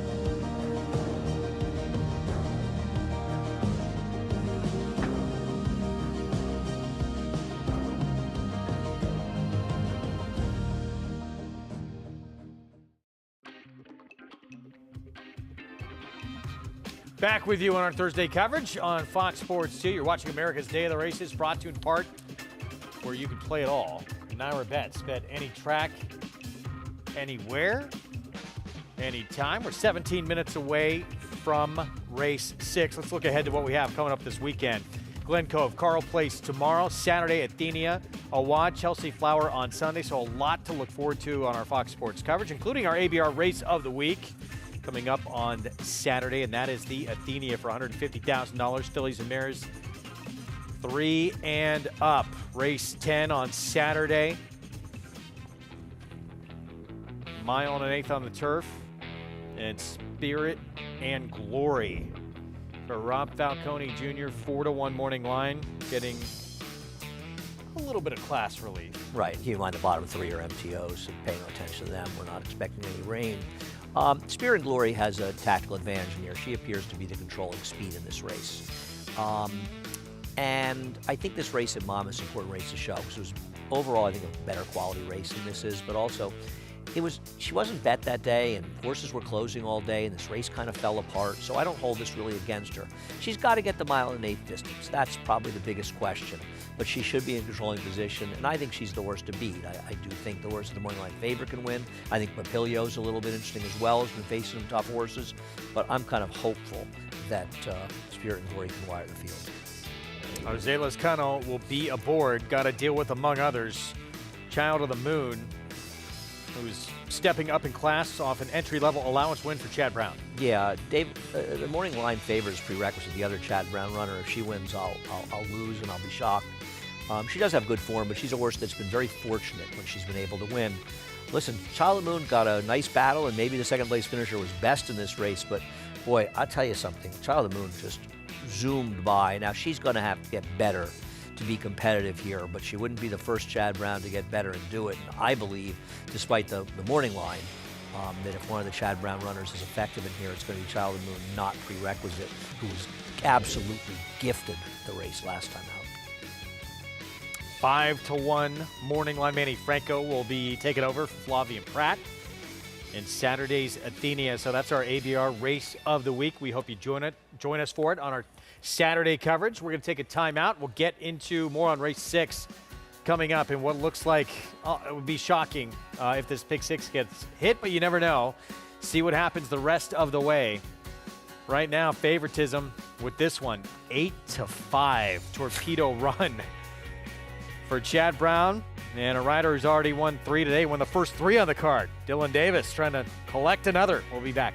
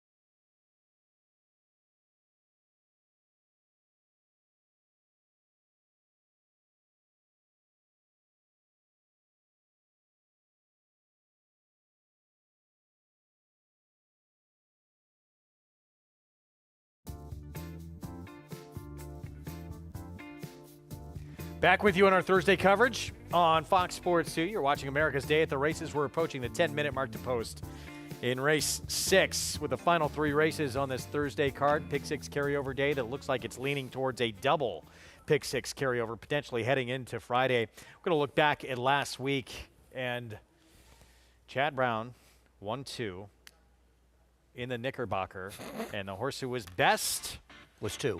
Wound up runner-up. Yeah, and the winner is finally gets it done and got a clean outside run. You see him, he's in last right now. Redistricting was inside, and I'm sure it's one that the rider would like to have back, making what turned out to be an unfortunate decision to try to sort of commit inside instead of the patience to hope that room broke out. It didn't, and you're going to see redistricting try to go through inside. Obviously should have won the race, but a clean trip for the winner is, and was able to get it done, Greg. So, and the winner is going to hold on by a neck as redistricting has to swing out. Get that momentum kick back. Into gear. This is a big performance for the runner-up who was off since December of last year. Yeah, he'd been off since the Hollywood Derby last year where he didn't finish. And obviously ready to go. He ran the fastest fig he's ever run, but he just didn't get the trip. And sometimes a rider's just unlucky. Probably overcommitted, though, to going inside on the stretch and should have left more options. It didn't work out, but very good performance. And Chad Brown runs 1-2 in here. Dylan Davis for Chad Brown on your winner. Yep. Yeah, no, and Dylan's been getting a lot more mounts. We were talking about that with, you know, the great meet he had this summer. I'm sure, certainly has got him aboard more winners for different trainers. So that was a Knickerbocker 1-2. Not a surprise from that barn in a graded stakes turf event on this circuit. And he's got a big chance in this race coming up as well. Chad Brown with the one who's still favored right now. That's Torpedo Run. He'll have Dylan Davis aboard, a horse who was second for 25 maiden claiming last time out of Monmouth. The winner did improve the buyer figure 1 point in the subsequent start. It wasn't a very good field, and he's had his share of chances. I prefer others, but obviously can win. And we don't expect this one to be favored by post time, right? I don't know, you know? I don't know. They're very close, horses like the 5, 6, 8, and 10 in doubles, so I'm not sure. Outside of that 4 you mentioned, 5, 6, 8, 10, would it be shocking? I pretty much guarantee a pick 6 carryover unless somebody's 6-digit numbers hit. If somebody else wins, and frankly, if somebody else wins, there's a reasonable chance we're looking at a pick 5 carryover as well. Looks like those 4 really are the story of this race. And as you look at the 2-1 favorite here, Torpedo Run, who wants to be forward. Truly Warrior, the 8. Jose Lezcano for Pletcher, getting back to dirt after trying turf a couple of times and just was in some loaded dirt fields the first couple times out. Of Luminaire, who ran 88, 89 buyers first couple of starts of his career. It's a Miracle, ran a 99 buyer in a win. And beat him in his next start, going too far, 1 mile and 1/8, so cutting back a little bit in distance, not going to hurt him to the 1-turn mile. But, you know, you have to ask yourself how much you trust him, right? He's a horse that they ran in some pretty big, pretty tough spots. Now he's in for 20,000 to bottom level. Todd Pletcher's a lot of horses, connects up with them, moving on. You certainly see that. But these horses, no matter who the trainer is, they're always going to be a bit of a crapshoot, right? They may just not show up with their good race. 7 minutes away from the 6th on the card. Let's go down to Acacia. Yeah, and we do have all the horses saddled here, Greg, but there is a slight delay as we're waiting for the tractors to finish up out on the track. So just in a little bit of a holding pattern for the time being, but as soon as they're done out there, we will be able to get the call for riders up and head out. But taking a look at your current favorite in the number 6 Torpedo Run, yes, he could win, but for me, he's just a tough horse to take. He's one that never really developed or went on, even from the time he was a 2-year-old. He looks pretty much exactly the same. Furthermore, seeing him coming back here to the NYRA circuit after those Monmouth tries, his coat has started to get long and kind of go the opposite direction. He's gotten himself a little bit washy here in the paddock. Yes, this could just absolutely be the right spot for him, but he has had plenty of chances and has been exposed running for maiden 25 over at Monmouth already. Does have speed and he is forward in here, but we'll see if maybe, like I said, he just finds his friends. The number 10 Confabulation is a former Chad Brown runner, but at least he is more lightly raced. Debuted for $75,000, which was a little bit of a question mark as well, given the purchase price at the time of being a yearling, and then just missed last time out. He was a horse that they'd added just short cup cheater blinkers last time out. Seeing him here first off the claim for Linda Rice, a little bit more of a blinker cup, about a 3/4 going on, but that's kind of typical of what we'll see for the barn. And he was a horse that was just very laid back in the preliminaries. Those blinkers did really help him to kind of perk up a bit, and he's more alert today. He's more clued in. Seems like he kind of knows what this whole racing thing is about, as well as he will stretch back out to the mile distance too. Ran much better with the class drop, as well as the cutback in distance to the 6.5 in his most recent start. But he's a big leggy type. He's built more like a miler, and so we'll see if getting a little bit more ground, sticking at this level, will help him to as well take a step forward in just his third start. Greg? All right, Acacia, thank you. Post parade coming up momentarily, 5 minutes from the 6th. Another look at this Chad Brown runner. And Dylan, there he is. He'll be on board Torpedo Run. He started off today with 3 wins through the first 3 races atop that jockey leaderboard right now with 29 wins. I think the meet goes through next Sunday. November 3rd? Oh, it goes now through the Breeders' Cup.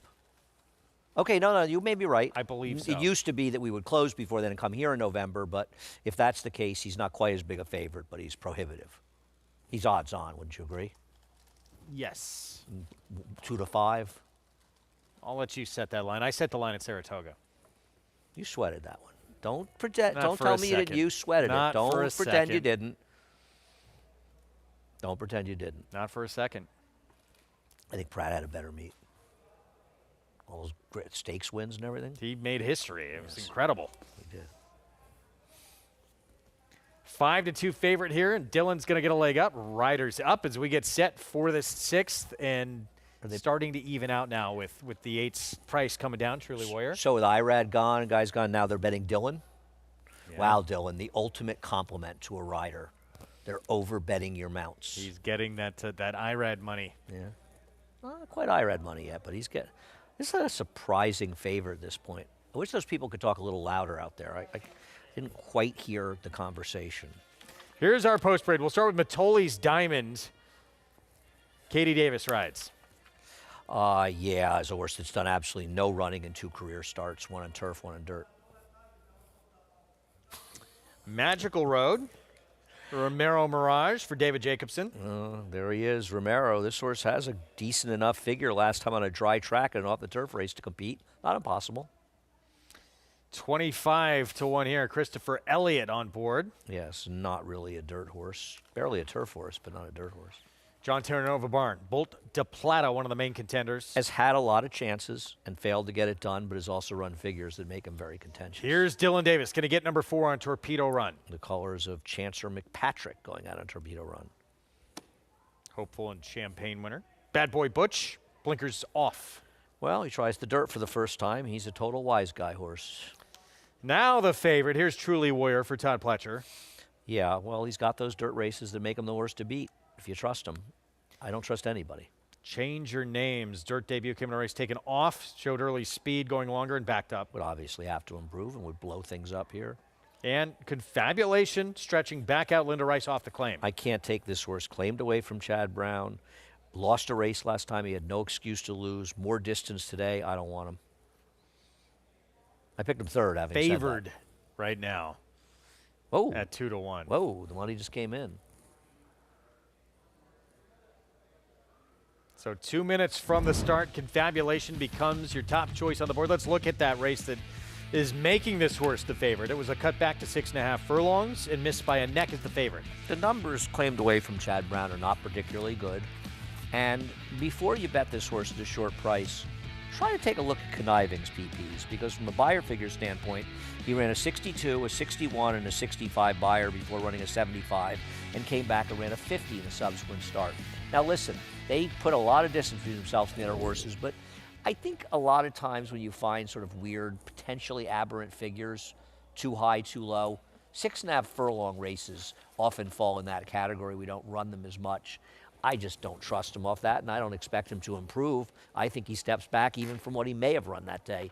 I respect Linda Rice, but I'm against him a little bit. Like I said, I picked him third. How forward do you expect him to be here? Let's go back to the old pace projector. Pace projector has him forward, but you know they have the speed? Stretching out, he was close to a pace, 6.5. You know they have is the speed? The 6, Torpedo Run. That could be one of the reasons he's favored or was taking a lot of money. I think the 10 potentially could be quicker, no? The 10 and 6 are supposed to be the 2 forward horses. So I think if the 8's live, the 8's going to be forward too. Truly Warrior, and it's purely on having faced much, much, much tougher company that he's getting all this attention. And he's dressed down by being in turf races the last 2. He's not a turf horse. He's getting back to the right surface where he just was over his head. But still, you're talking about a barn dropping a horse precipitously, not trustworthy. And as you see, Acacia likes the other one I used. I bet some small pick 3s for some action and use 5 and 8 in here. 7-2, Truly Warrior. How's he warming up in your view, Acacia?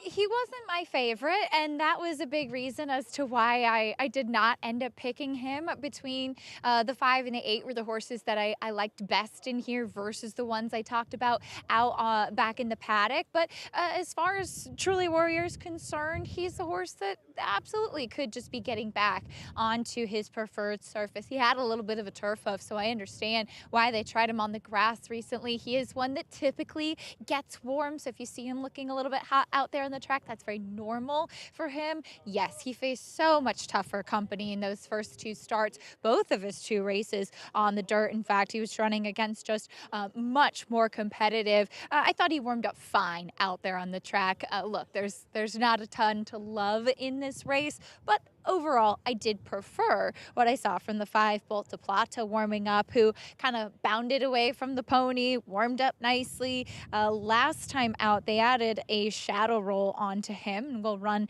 with that again today. So the last time he ran on the dirt, for whatever it's worth, was not running with that equipment. But one thing I will say is that, yes, he's been 0 for 12.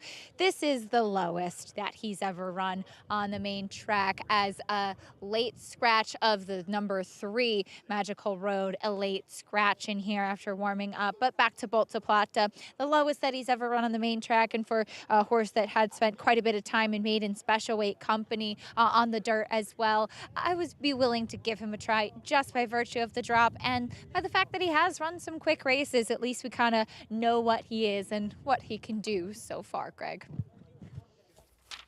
All right, so take the 3 off the board. Thank you, Acacia. Late scratch, Magical Road.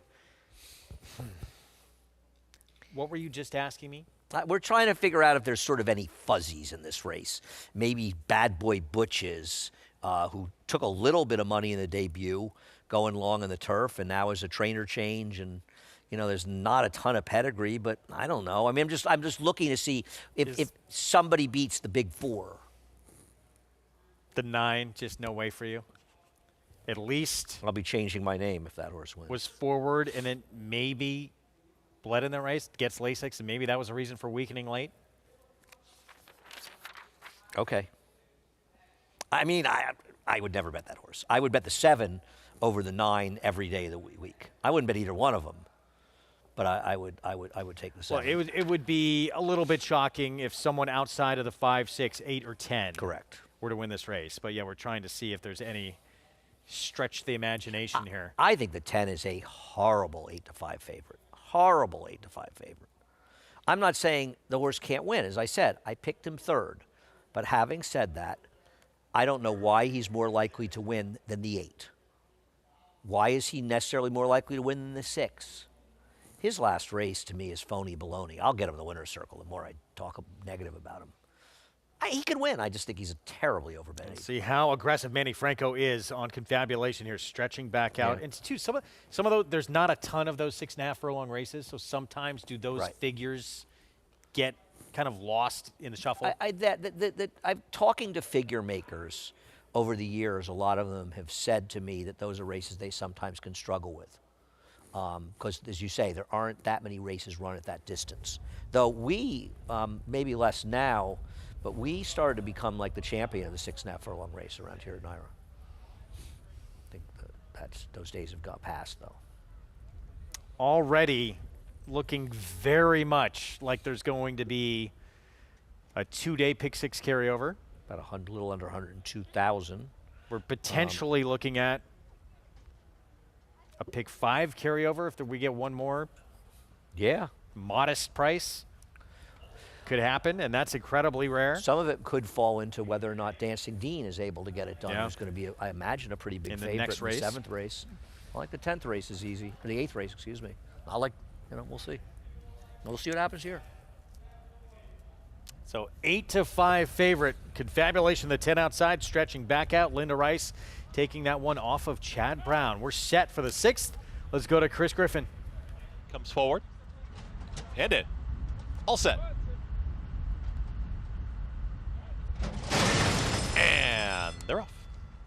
Speed from Confabulation from the far outside. It's Confabulation right to the front. In between horses Torpedo Run and at the rail, there's Matoli's Diamond, but not really pushing this leader early, and now Matoli's Diamond just took an awkward step, is going to be shuffled back to last. The leader, Confabulation. It's Confabulation in front with Truly Warrior stalking from second. Moderate tempo early. Out wider, there's Change Your Name towards the inside. That's Torpedo Run. That's the leading 4. They're 2 lengths in front of Bad Boy Butch and the Pink Silks. Pujol has moved in between rivals there, and at the rail, Matoli's Diamond with the trailer Bolt de Plata. They work up the backstretch, 23.57 for the opening quarter mile, and Confabulation is in front. Truly Warrior is engaged to the outside. The front 2 start to get away from Torpedo Run, who's alone in third. Under a full drive there is Change Your Name, is not cutting into the margin as Pujol has now progressed. At the rail is moving in tandem with Bad Boy Butch, who's rallying up on the outside.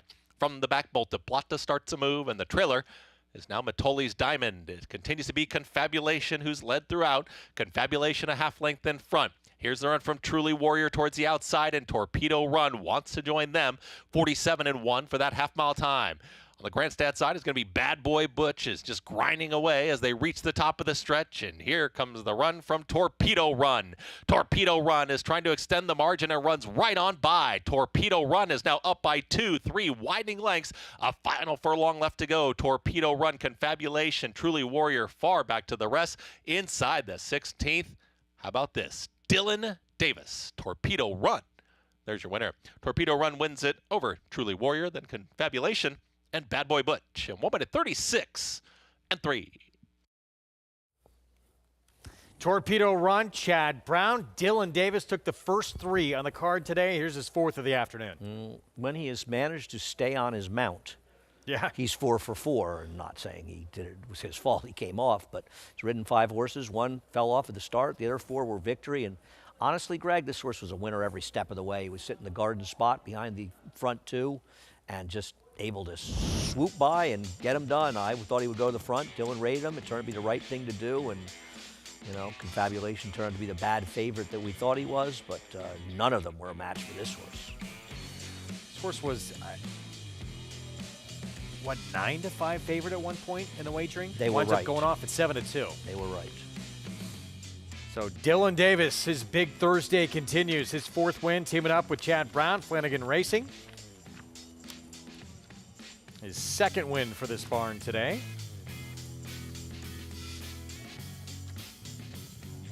And this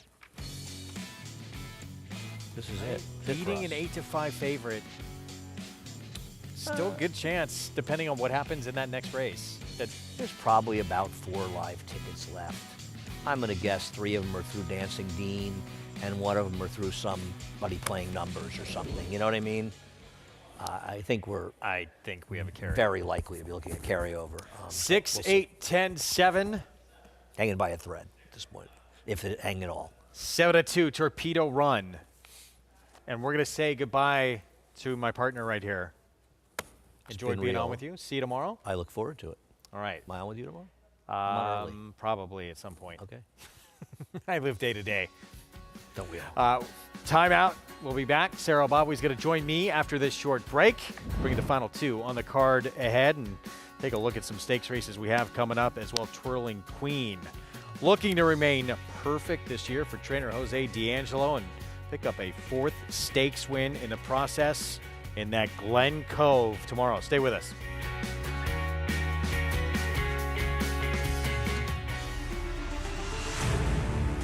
Folsom from last to first in the mat win. And Folsom is flying to the finish. Folsom is taking the front, and Folsom kicks for home. And Folsom sticks his neck out and runs to the wire. It is Folsom! It's Folsom in front, and Folsom wins the Governor's Stakes.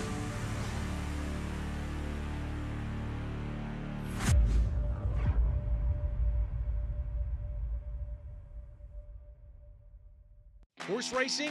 Check. Weekly promotions? Got 'em. Huge payouts? You bet. With Naira Bets. Download the app today and bet on any track, anywhere, anytime with live HD horse races, betting tips and tutorials, expert picks, and more. You bet with Naira Bets. Join now for a new member bonus at NairaBets.com.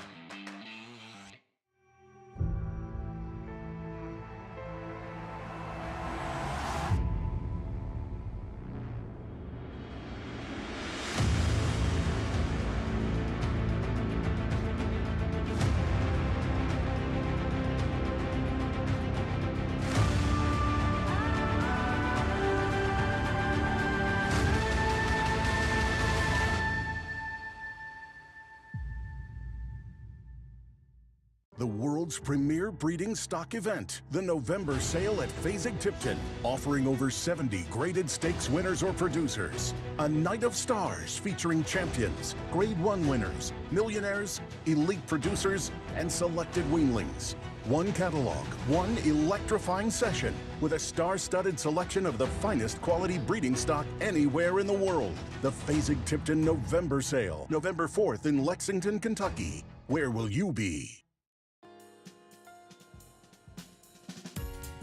We're back on America's Day at the races as you see Torpedo Run breaking his maiden, but Dylan Davis certainly knows his way to the winner's circle. Fourth win today as Dylan is staying with me.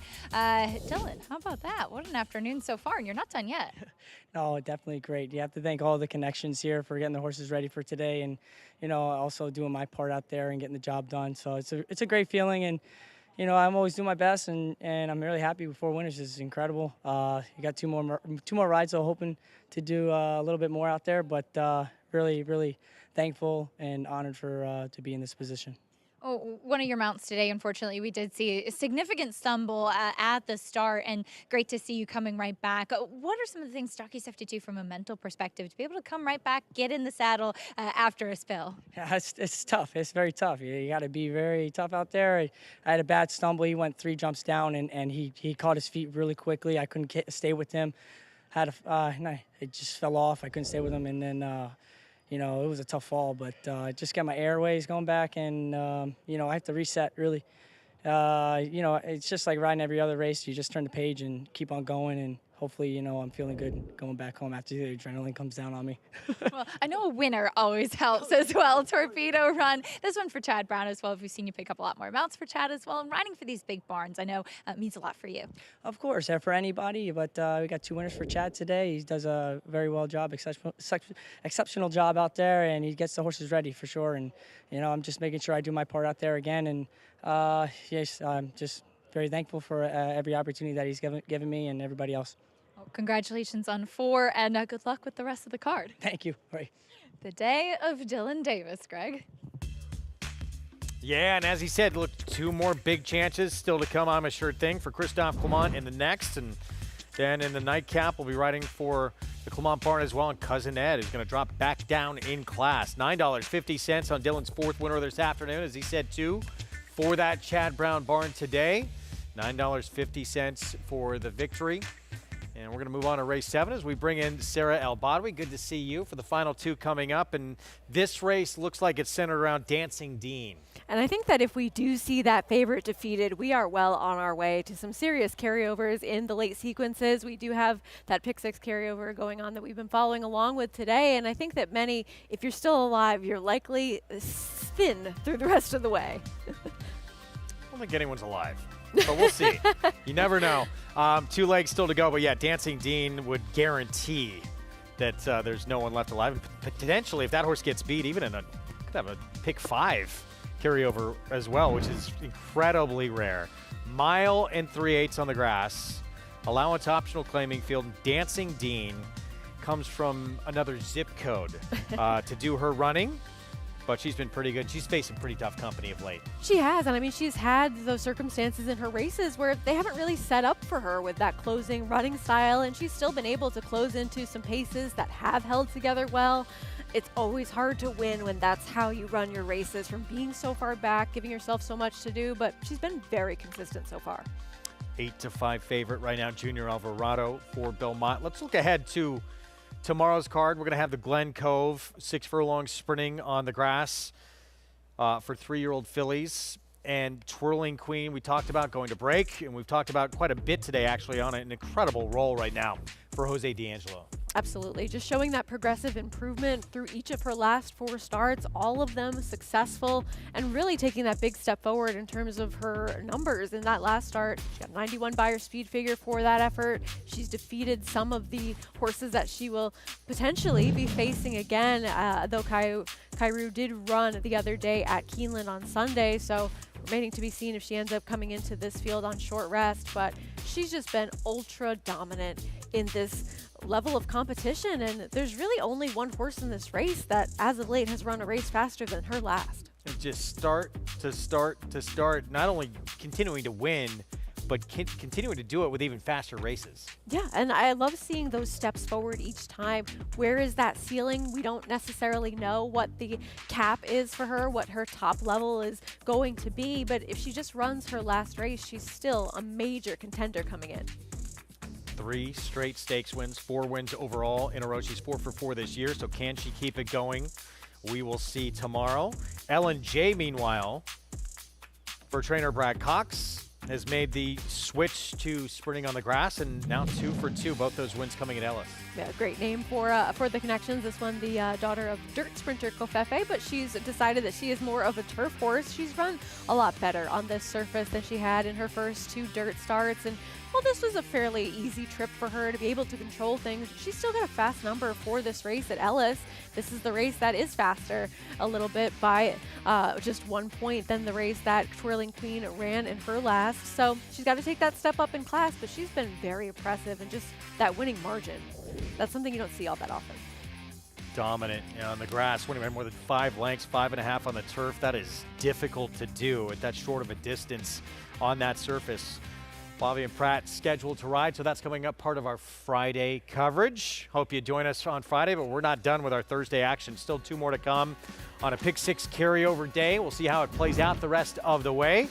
We're going to take a timeout. We'll talk Bill Mott, the Hall of Famer, looking for another big championship weekend. We'll talk about his main contenders when we come back.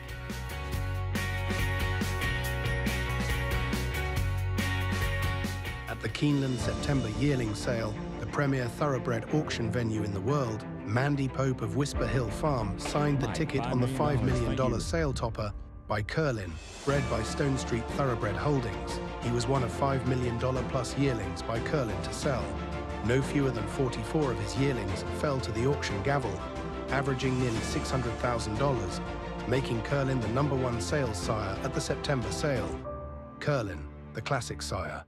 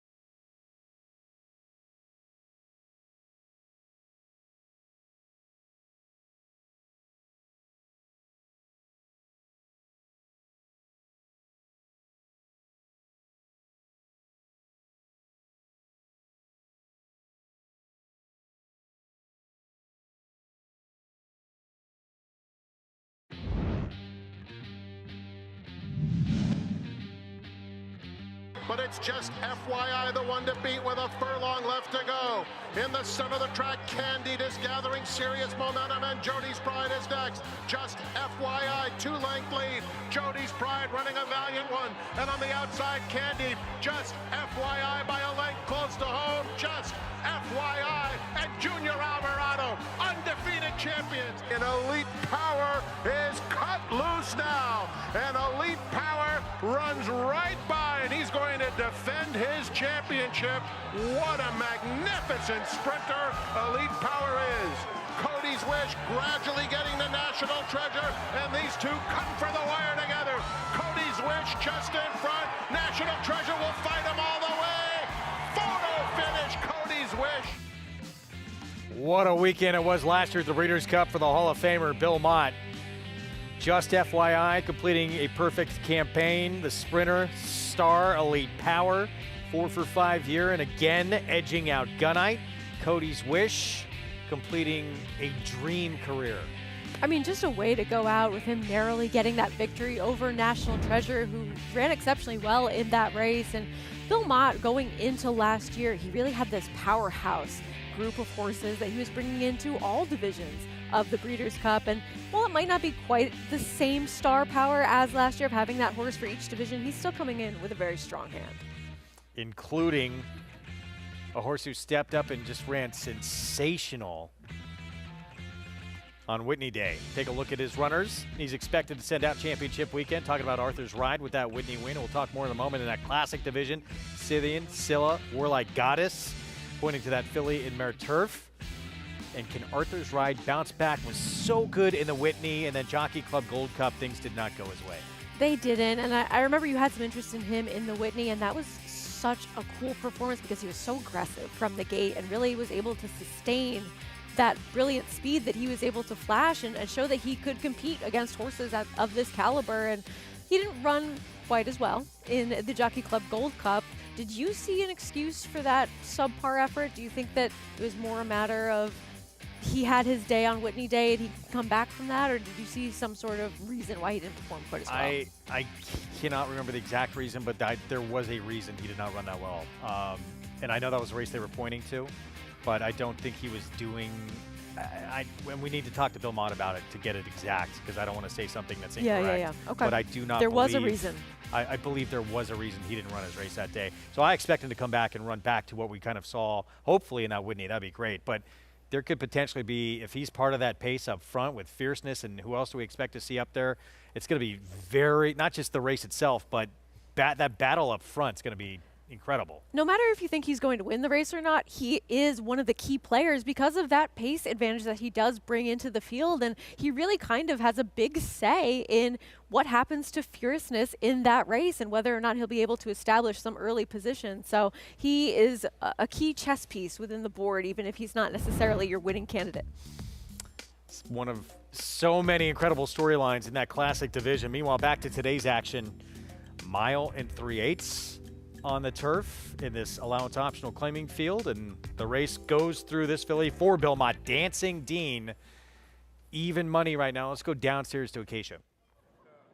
Yeah, she's a short price right now, Greg, and she is the one to beat, Dancing Dean. And I know that she had a little bit of trouble at the start last time out, but she's typically a filly that tends to come from very far off of it. So I don't think it changed any sort of running style that we would have seen from her.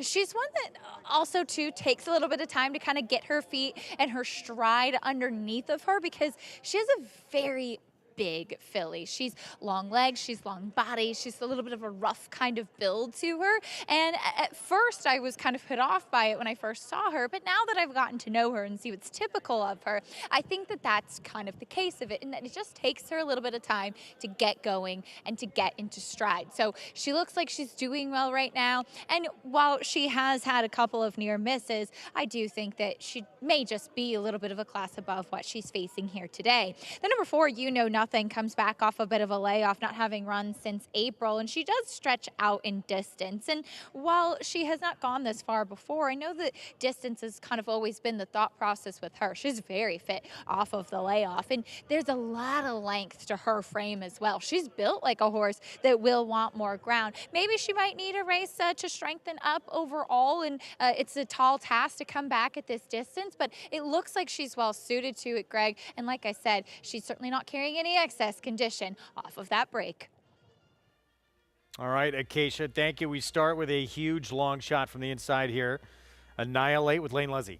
She faced some tough fields at Saratoga on the grass a couple starts ago, but she got some class relief last time, and this might be another step back up. Even money favorite. She comes from way out of it for Belmont with Junior Alvarado, Dancing Dean. She did save a lot of ground before rallying into that pace that held together in that last start, but she's been ultra consistent so far. Dylan Davis, can he get number 5 on I'm a Sure Thing?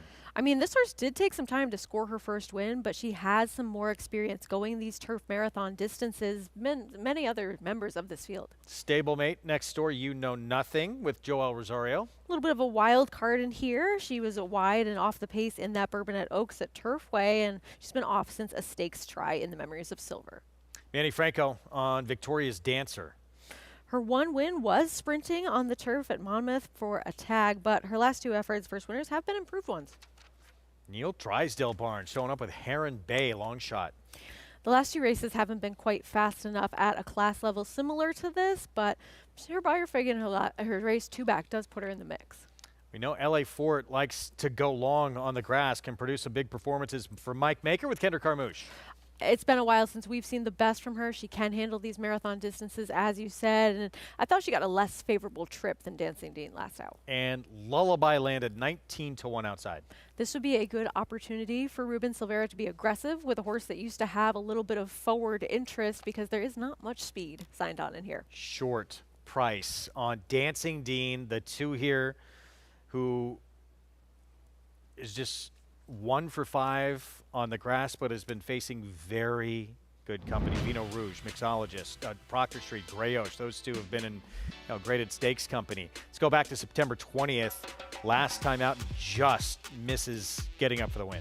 And the winner of this race, No More Candy, was able to wire the field, save all the ground in this race. And you can see Dancing Dean on the outside being one of the horses that is making up some ground in this race after rallying from last. And she had already started that wide move with where we picked this race up. But prior to that, she was towards the inside saving ground, whereas LA Fort was never on the fence and sort of had to wait to start that momentum.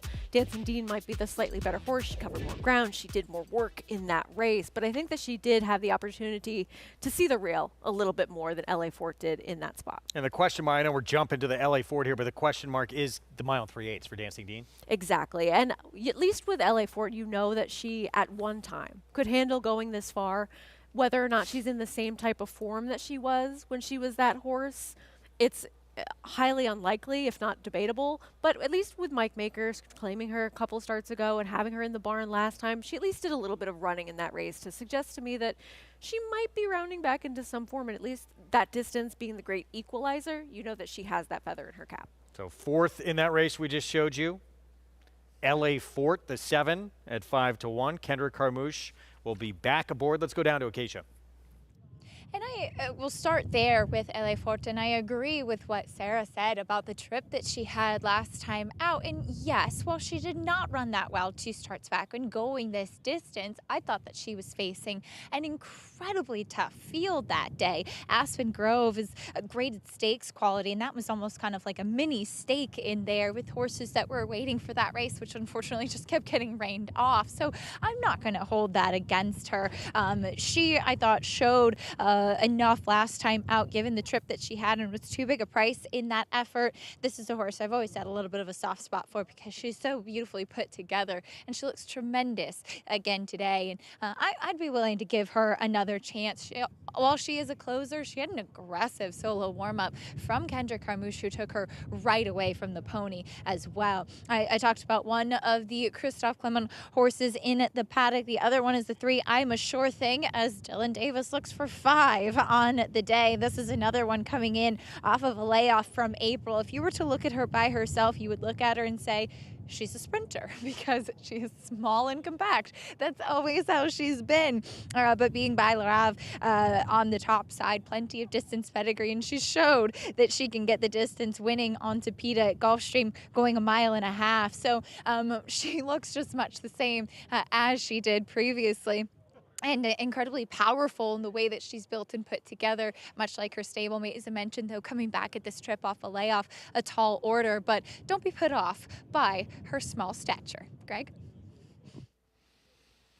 Keisha, thank you. Wow, 3-5 on Dancing Dean right now. Let's take a look at I'm a Sure Thing. So it's back on January 14th, 3 starts back, going 1 mile and 3/8. At least it's shown some effectiveness at the distance, even though it was probably easier company than the likes of a Dancing Dean. I would agree with that, but I mean, this is her fastest race on the page in terms of buyers, and she has at least had a couple of tries going those marathon distances. And while she did not run well in that Keeneland race where she was favored and ultimately didn't really finish that race and find Fettel and was laid up for some time, at least she's been having the intent to run in these turf marathon types of races for her last couple of starts, and at least shown that she can handle it. So can he get number 5 today? Took the first 3 on the card, Dylan Davis. We just saw him win the last race. A couple of wins for the Chad Brown barn, and now an opportunity here for Christophe Clement. Just been incredible, the confidence he's been riding with. It started, I mean, we've seen him grow up the last couple of years, but that meet he had at Saratoga just changed who we really thought Dylan Davis was. And he did it on day 1 with that 44-1 upset in the Schuylerville. And when you have a race like that come to you where you have that stakes victory with a horse that you surprise the world with, basically, when she's a short price, she doesn't run well. When she's a big price, she wins. And being able to sustain that over the entirety of the meet and then come into this meet with the same momentum, same mentality, and same effectiveness. I mean, we see everyone in every aspect of this game go through cycles, whether they're heating up or cooling down, and he's just been able to keep his going for quite some time. And as a result, now he's in the mix on these big days, like a Breeders' Cup Championship weekend, and hopefully down the line in these Triple Crown races, we'll see. But he's putting himself in the conversation to be with the top barns, not just in the country, internet. We've seen him riding Godolphin Silks too. I mean, we are seeing the trainers that go to the top jockeys take notice and really want him on some of those mounts where he's going to have those opportunities very soon, if not next year, in some of those bigger races. And he's making that name for himself not only at this circuit, but beyond, as you said. We're looking at Junior Alvarado, though, on Dancing Dean. The Dancing Dean is way the horse to beat. 1-2 is getting a little ridiculous, isn't it? Yeah, I can't take 1-2 on a horse that I thought had the opportunity to save as much ground as she did before making that wide sweeping move. I know that she's been very consistent. She has the ability. I can never take a deep closer like that at that price unless we're talking about Zenyatta, and we're not. No. No, we're not. It took you a minute. I was like, you better not be debating. Oh, no, I love it. It's one of my all-time favorites. Are you kidding me? Wow. We'll see. There is an opportunity for some to step up. I just thought she so easily went by LA Ford, who I know was a little bit wider in that last start, but I thought that was the main rival, and she pretty easily dispatched that one. But 1-2, yeah. I didn't know if there was that much separation. Well, I mean, LA Ford does have to make up several lengths on her, but I think that Dancing Dean got started with her momentum a little bit earlier, and LA Ford did have to alter course. Was it enough? I don't know, but with the price differential, I'm willing to find out. And we got to find out if Dancing Dean even wants to go 1 mile and 3/8.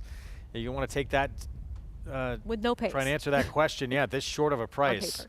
We'll find out coming up. Here's the 7th race, goes through the 2 filly for Bill Mott with Junior Alvarado. Let's go to Chris Griffin.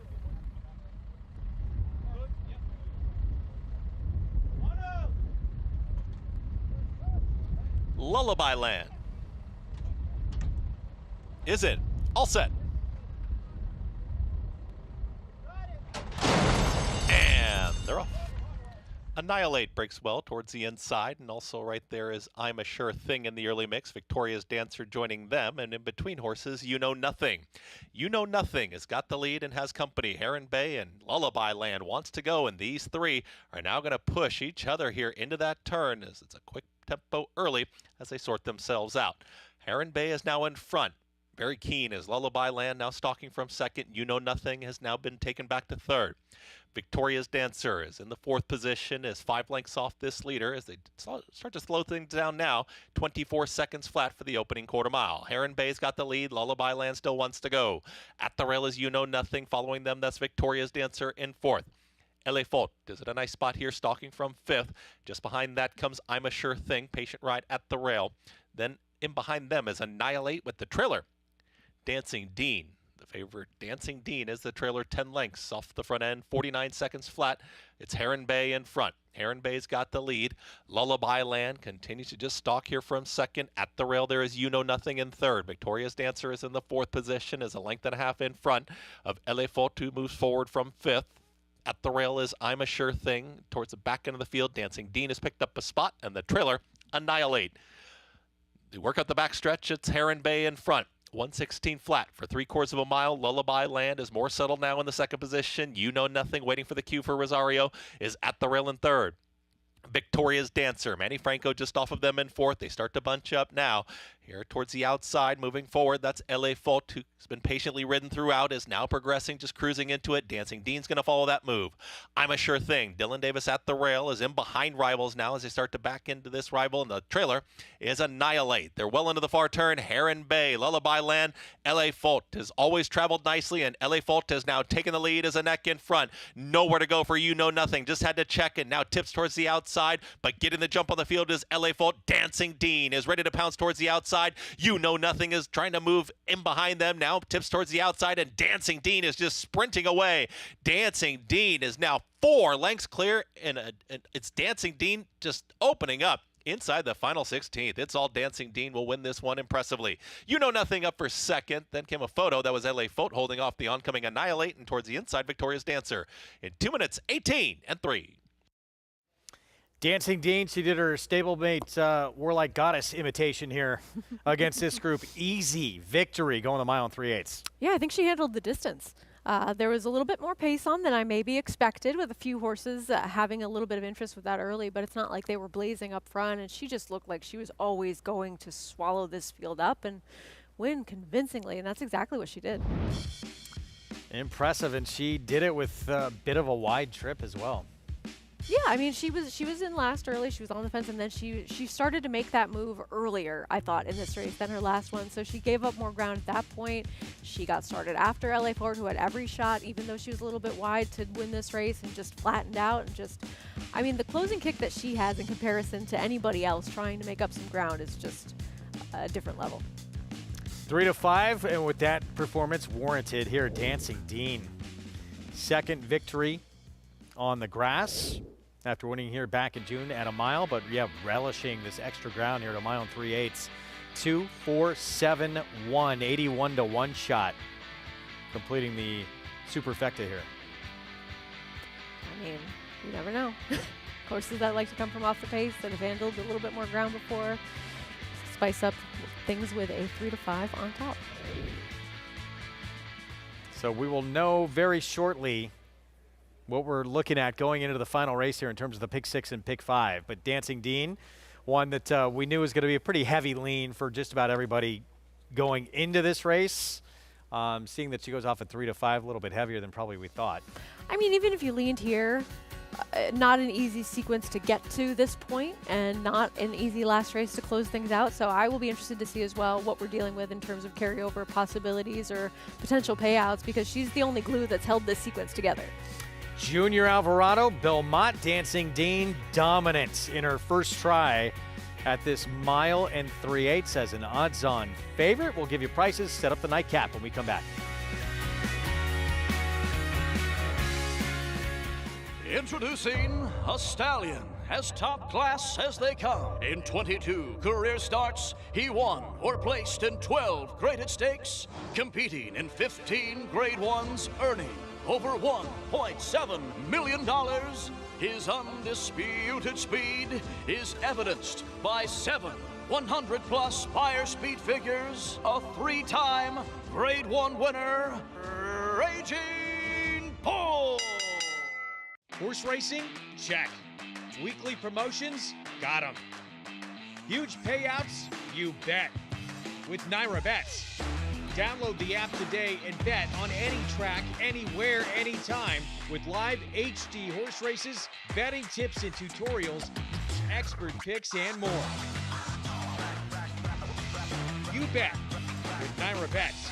Join now for a new member bonus at NairaBets.com. The world's premier breeding stock event, the November sale at Fasig-Tipton. A versatile runner that's carried her form, Daddy's Ruby won 5 of 6 starts during her 3-year-old season, racing on dirt, turf, and all weather. That season was punctuated by a win in the Grade 1 La Brea for trainer Peter Miller and owners Jet Horse LLC, Wachtel Stable, and Gary Barber. Daddy's Ruby, Big Pond, what a thriller in the La Brea! Her form remained strong at 4, never missing the board in 3 starts, including a runner-up effort in the Grade 2 Great Lady M. Her female family traces back to the foundation mare Silver Service, an ancestor to more than 30 stakes winners. She goes through the ring pregnant for the first time to record setter Into Mischief. Grade 1 winner Daddy's Ruby, selling this November at Fasig-Tipton with Elite Agent.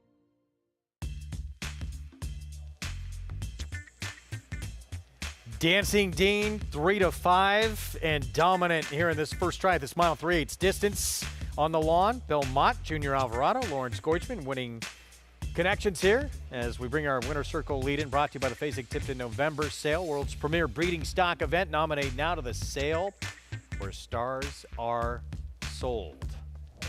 Pretty good going longer. I think so. I think she handled it without an issue.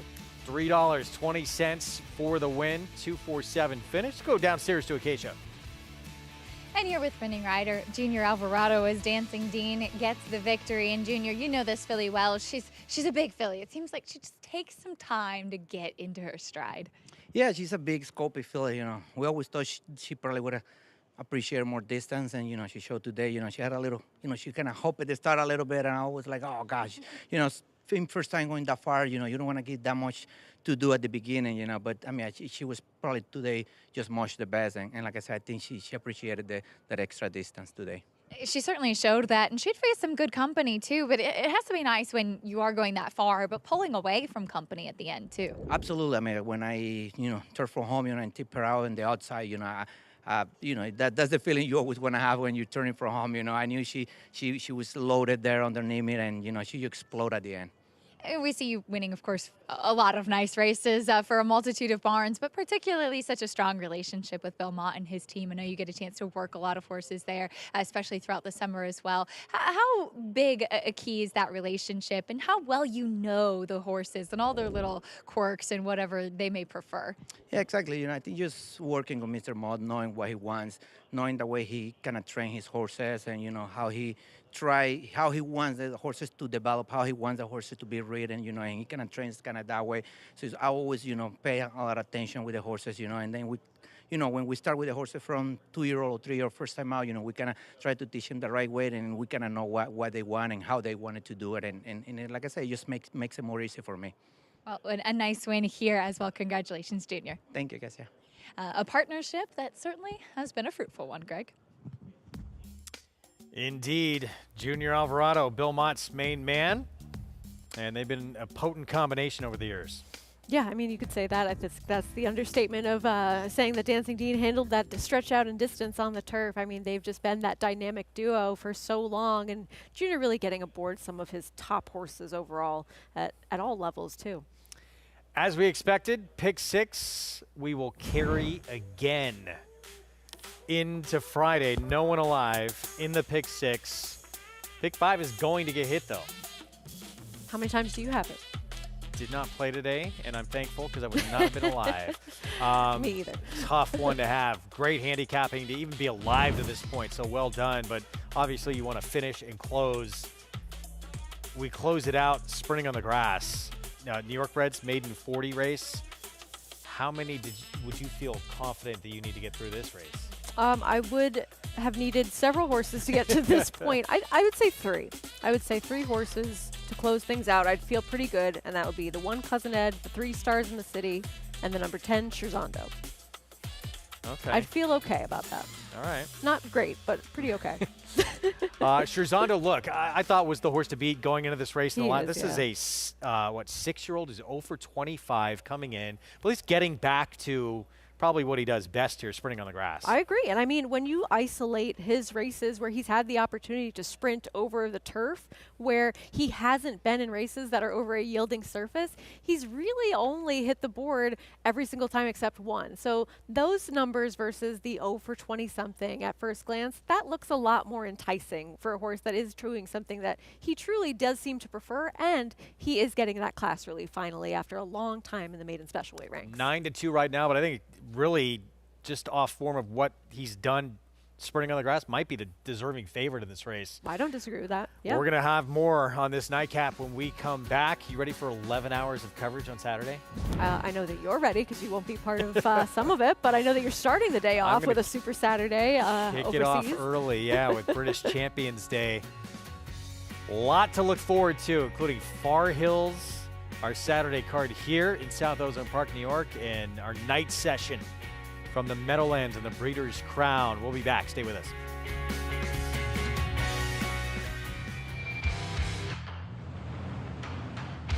It's Rock Your World in command. Medina Spirit making no progress.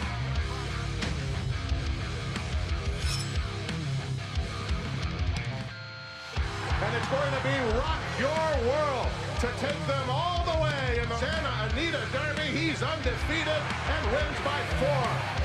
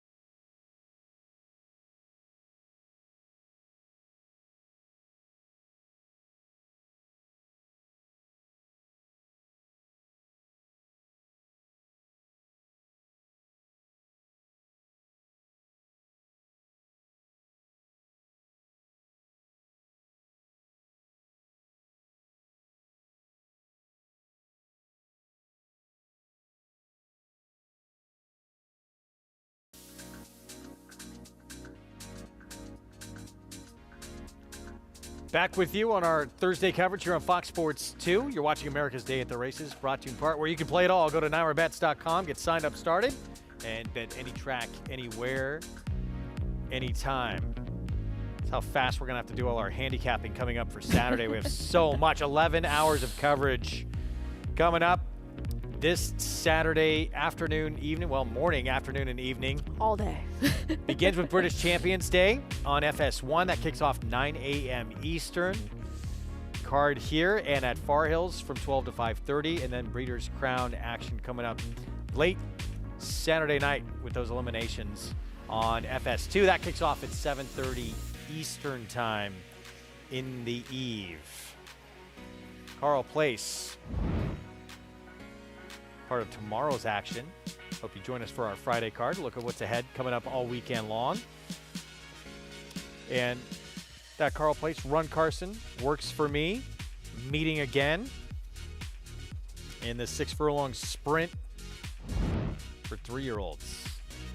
Take a look at the field that's going to line up. Little Knee getting on the grass for the first time. Interesting one as well. But let's start with Run Carson. John Velasquez will be aboard. And back on August 11th, just missed a fandom. I mean, this horse ran very well at a big price that day and was able to outfinish Works for Me, who was very far back in that race, a horse that had been capable of being more forward in some prior starts, but they opted for some different tactics in that Mahoney. And I mean, when you look at his races overall, he's been very consistent. His race last time out was a big regression, though, and I think that might be something worth worrying about at a short price. But if he runs any of his prior turf races, he is involved, and he is definitely one of the main contenders. And then you have Little Knee. He's going to be trying grass for the first time, who gave Grade 1 winner Bookham Dano all he could handle in his stake at Monmouth. I mean, this was an effort where you thought that he was going to be able to pull that upset over a horse that I think quite a bit of, and I know many others do as well, that 3-year-old sprinter Bookham Dano. And I get that trying the HL and Jerkins in his next start was a big step up, and he was posted far wide in that race, part of a pace that was starting to come apart. And I mean, he was so consistent prior to this, winning all of his starts prior to. It's not an overwhelming turf pedigree, and by that I mean there really isn't much turf pedigree at all to suggest he's going to move up on this surface, but he did have a nice work over the grass 2 works ago, September 20th. Mark Casse, Dylan Davis will team up there, so it just adds a little extra intrigue to that race. And then you have Smokey. Smokey was a stakes winner here back in May, winning Paradise Creek. I mean, he's been in some tough spots since then, but prior to that, he was in good form. He was running against Star of Mystery in that quick call, a horse that is one of the top 3-year-old filly sprinters. He's been taking on the boys and succeeding and doing well while doing so. And then he tries the Grade 1 Franklin Simpson at Kentucky Downs, the Grade 1 that's becoming quite infamous for its graded status, and he was just off slow in that race. He was a huge price that day. That was a decent field, and I think that this field suits him quite a bit better, and a performance like this totally puts him right in the mix of horses that would be competitive in here because you have a lot of unknowns. He is the known horse that can handle turf sprinting. 9-2 from that outside post. Little Knee with the first time on the grass, 7-2 morning line. It's a tough race. Don't know who's going to step up. We'll have that part of our coverage coming up on tomorrow's card. We hope you join us on Friday. We still have one more to close out our Thursday action, though. 12 minutes away from this finale coming up, and Dylan Davis will ride this one, trying to get his 5th winner on this Thursday card. This one for the Clermont Barn, dropping down in class to the level that this one actually began at, going long in the debut. We'll have the post parade next.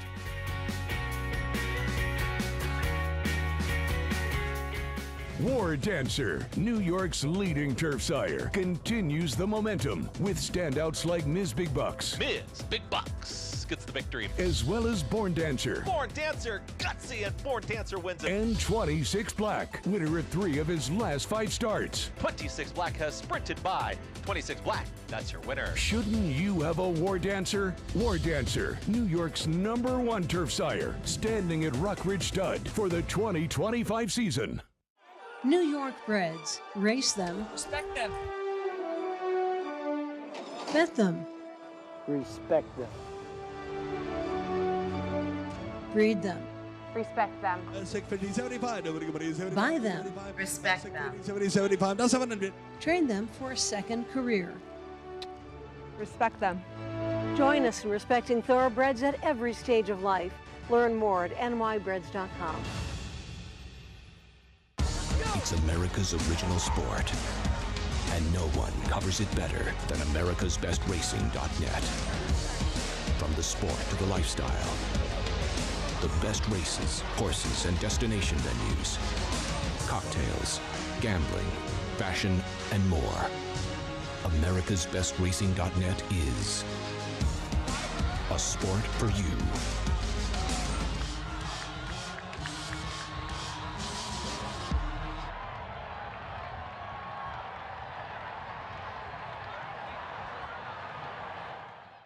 Racetrack Television Network brings you every race, from every track, on every screen, every day.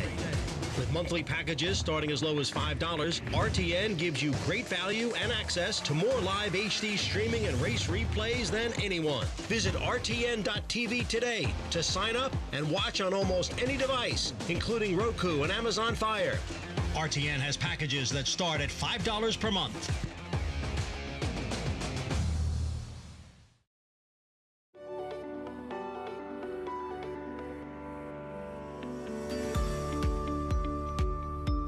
Welcome to McMahon Thoroughbreds. I'm Joe McMahon. This is my wife, Ann. We're the proprietors of the McMahon Thoroughbred Farm. We bought this place in 1971. This farm here was 88 acres back then. It's now over 800 acres. McMahon Thoroughbreds is the birthplace of Funnyside, the winner of the 2003 Kentucky Derby and Preakness. This area has become popular for horse farms because of its proximity to the Saratoga racetrack and the sales, to the extent that now we have 4 major horse farms right within a few miles of here. There's Mill Creek Farm, there's Rick Burke's Irish Hill Farm, there's Quest Royal North, as well as McMahon Thoroughbreds. Probably more importantly than those large farms, there's lots of mom and pop farms with 1 or 2 mares in the backyard. The area has really come into its own in the last 20 years. I measure success by the quality of the New York breds that are now raised in New York State. With this fantastic breeding program, out-of-staters have been lured into the state, bringing better stock, better stallions. Currently, we have a horse here called Central Banker. He's pretty successful. He's very popular. We're very blessed to have a good horse like that. We're getting a much better product to race in New York.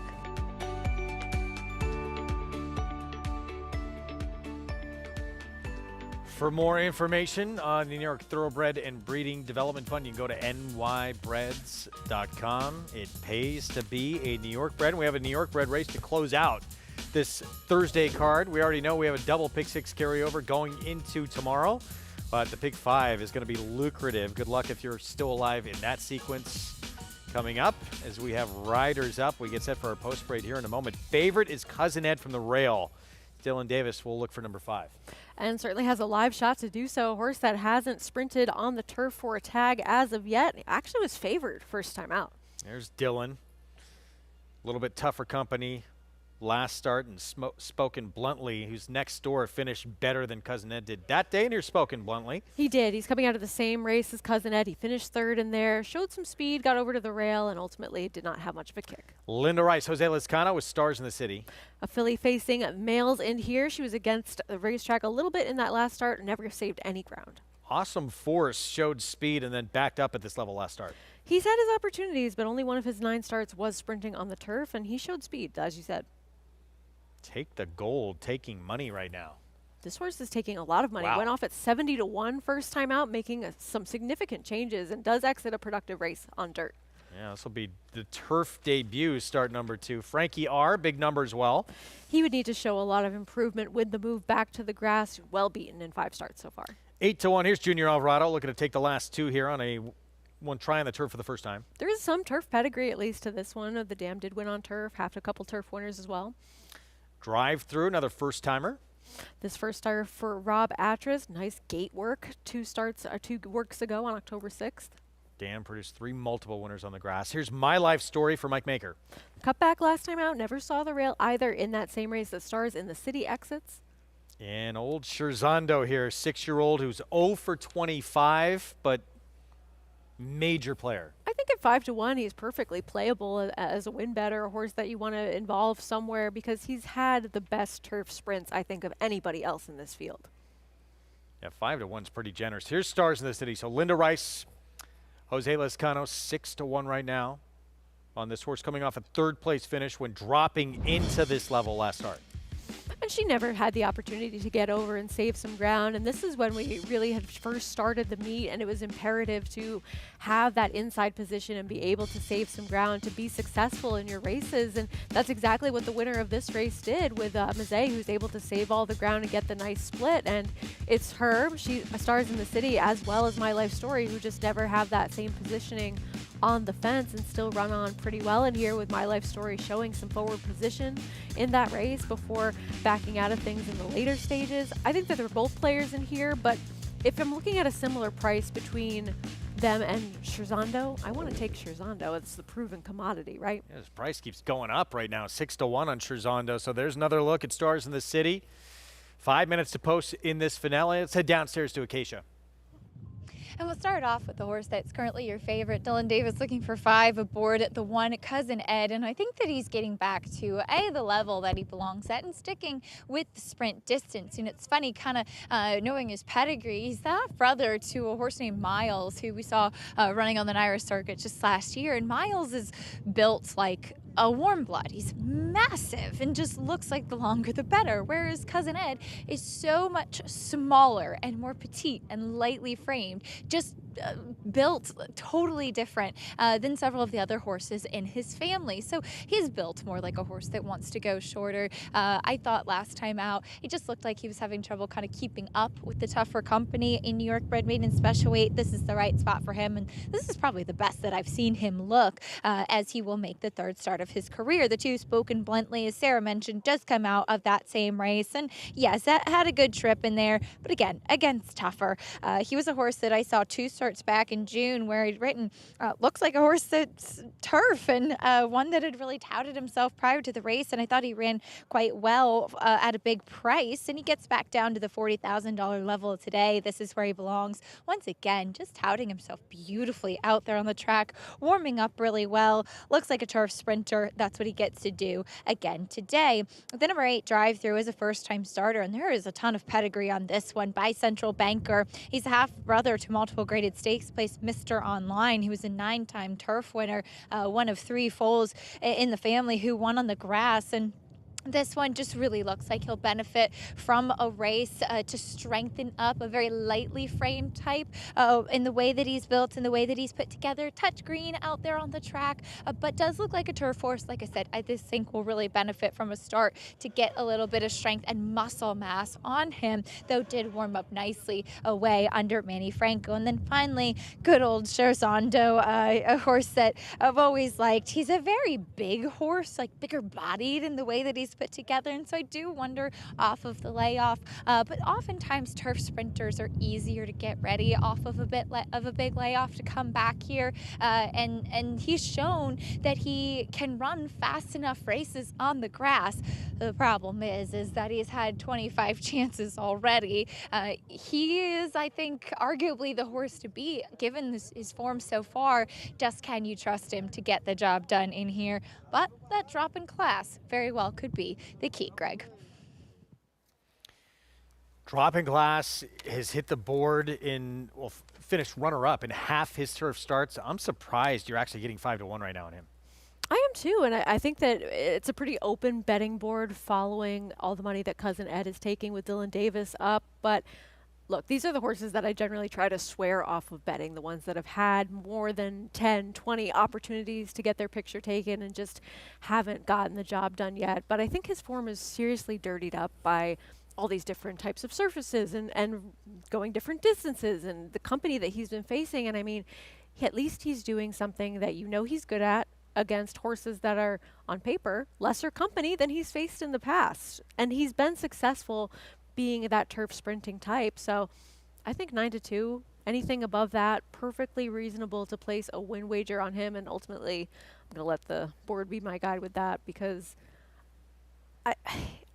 isolating his turf races, he just makes so much sense, and you're getting a decent price. Really does. This is going to be the easiest group he's got. Obviously, maybe a firster steps up in here. The 8 has some pedigree for the grass, although not taking a lot of attention. Pace-wise in here, is it, Awesome Force showed speed last start, and then Take the Gold showed some dirt speed, but we don't know if that's going to translate to the grass, the 5. Yeah, I wonder if they're a little bit more intent with Spoken Bluntly, who did show some speed and then took off Master Freud in that race that many of these exit, if they're a little bit more intent on getting that forward position with that inside post in here. Awesome Force, we saw him be forward. I think that My Life Story isn't going to be too far out of things early on, and the rest are sort of unknowns as far as where they really prefer to run. I mean, Cousin Ed showed a little bit of early interest in that first race, but that was going a route of ground, and they didn't really seem intent on having him press any sort of early fractions in that return to the races last time out. So I don't necessarily see him as being your forward contender unless he's on an all-out send and they're trying something new. A long time ago, back when we kicked off this card, we saw brother and sister Dylan and Katie Davis neck in neck just about the entire way around the racetrack, and certainly that stretch duel was thrilling between the two siblings, and it could come down to those two again potentially in here. Dylan with a chance to get number 5 on the 1, Cousin Ed, and Katie with a huge chance as well. She's the one who'll be on Scherzando, who's taking that drop in class here and start number 26. But there's Dylan on Cousin Ed, who is your modest favorite right now on this third-time starter. Yeah, I mean, really all over the place in terms of the likely contenders in this race as far as trying to pick out who's ultimately going to go off as your winner. But I think that Cousin Ed will have that one in the bag. Scherzando taking a little bit more money right now. But, I mean, would you say that those are now he's favorite, those are the horses that just make sense? Would you throw anyone else in the mix? What, 1, that 2, a bigger 3, price? 10? Yeah. Absolutely. Well, 9. You throw the 9 in a little bit too. I don't love the 9, but yeah. Yes, those are the ones. Take the Gold is taking a lot of money, though. Off that 20-to-1 morning line with a betting board that's otherwise pretty intact. Was down to 7-1 at one point. That was incredibly strange. But yeah, look, maybe this one can show that speed and it can translate to the grass. It doesn't always happen that way. Quick dirt horses aren't always quick turf horses. We'll see. It seems like there's more pedigree for the grass with the 8, doesn't it? Yeah, I'd agree with that. I will say with Take the Gold, it's been a productive race. The winner of that race came back and got a buyer in the 80s against Allowance Company, so maybe. If you're alive in this pick 5, we wish you the best. This race will close out Thursday action. Chris Griffin, the call. Set.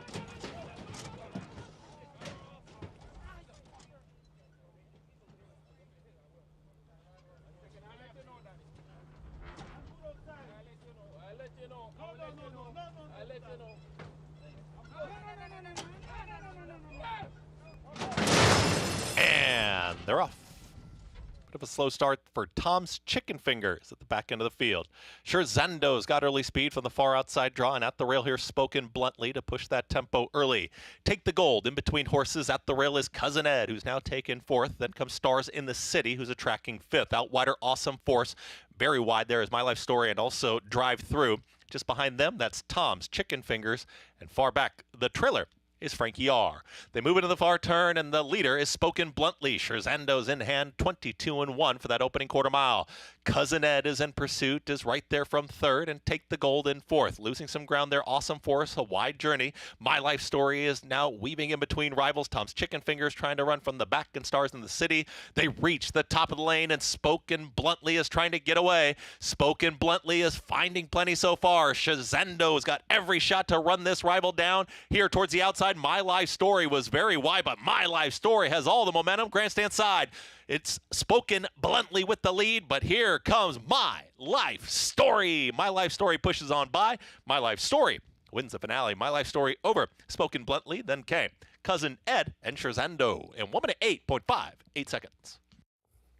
Joel Rosario, Mike Maker. Yes, the answer to your question. This is a major player in the race. 11th timeout. My Life How do you Story. Come up with that one? Great job. With the win goes off your favorite. Yeah, I saw that horse ended up being your late favorite in here with the betting board so wide open between the top contenders. But I mean, this horse really got rolling. The pace was fairly intact for most of this race, just coming apart in the very, very late stages.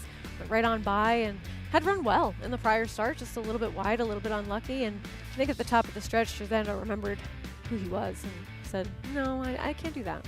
It's not who I am." 0 for 26, Scherzando. Now, and yeah, had every opportunity, and looking at him, no, he did not. That's what he does. Rolling late though. My Life Story about to enter your picture right now. Yeah, a nice idea that Acacia had with Spoken Bluntly, who was a little bit more aggressive today, saved all the ground and kept his position, unlike his last race, but fortunately just got beat right at the wire by your eventual favorite. And no matter what, we're dealing with a double pick 6 carryover into tomorrow. Yeah, look forward to that. So some extra handicapping going to be done tonight, no question. Take a look at what's still ahead. Tomorrow, those 2 stakes, Glen Cove, Carl Place, Athenia, and Awad on Saturday, that Chelsea Flower on Sunday. And the Glen Cove race 5 tomorrow, 2:46 Eastern start time. 6 furlong sprint. 3-year-old fillies, which we've touched on quite a bit over the course of the show. Certainly, Twirling Queen, one of the big stories in this race with the perfection she's put together so far this year. When you look at a horse that has that progressive improvement where each start they're getting a little bit faster and a little bit faster and they're able to sustain that for 4 consecutive races, do you start to worry that there's a ceiling, that there's a maximum that we're going to see from her, that she can't possibly continue to just keep getting better and better? Or do you wait for them to tell you when they've hit that ceiling? I think it's always a good thing when they keep getting better and better. I'd love to see that with any horse I had. But yeah, it can't happen forever, right? But as long as it depends on the context of the race, right? Who they're facing and what they're up against. Yeah, no, I think that's completely fair. But sometimes you wonder at a shorter price, have they peaked? Where will they go next? But she's way the horse to beat. Just was very good, yeah, in that Coronation Cup. Looking back on all these Saratoga races where you piece together your disappointing moments, and loved Twirling Queen that day, still was not able to capitalize on it. Maybe tomorrow I can. You have Ellen J next door, Speed. Is she going to be the one in front controlling by herself in this race? I wonder if they're going to try those tactics with her, because she hasn't really shown that she has an extra dimension where she's been successful in running a super fast race, turf sprinting, but you have to imagine that somebody else will see that and will try to have their horse be somewhat forwardly placed in here because she doesn't exactly draw towards the inside, and I think that somebody else might want to take that initiative. Joel Rosario closing out the card for Mike Maker. Silks of Michael Dubb, 3-year-old. Who 11th time out gets that first victory here after being forwardly placed last time out, weakening late. This time shows a big late finish. That was a good turn of foot from a horse that hadn't really shown that burst in his prior races, had sort of been that one-pace type, had a little bit more forward position, just like you mentioned, and really was able to accelerate when Joel Rosario asked him today. $18,638 pick 5. Well done if you put that together. And we have a $101,000 pick 6 carryover, 2-day carryover going into that Friday card. So good luck. Do some hardcore handicapping tonight. Try and get some friends together and go in on a ticket tomorrow. You want to play a ticket together? Should we do it? We could. We won't agree on any race. You never know. Let's compare possible. notes tomorrow. All right, sounds good. Good luck, everyone. Yeah, go after that. It's going to be a fun show tomorrow. We hope to see our coverage begins 12:30 Eastern Time on Friday for that 2-day Pick 6 carryover. Enjoyed. I got you, what, for like an hour? An hour-ish, yeah. We had a fun hour to close it out.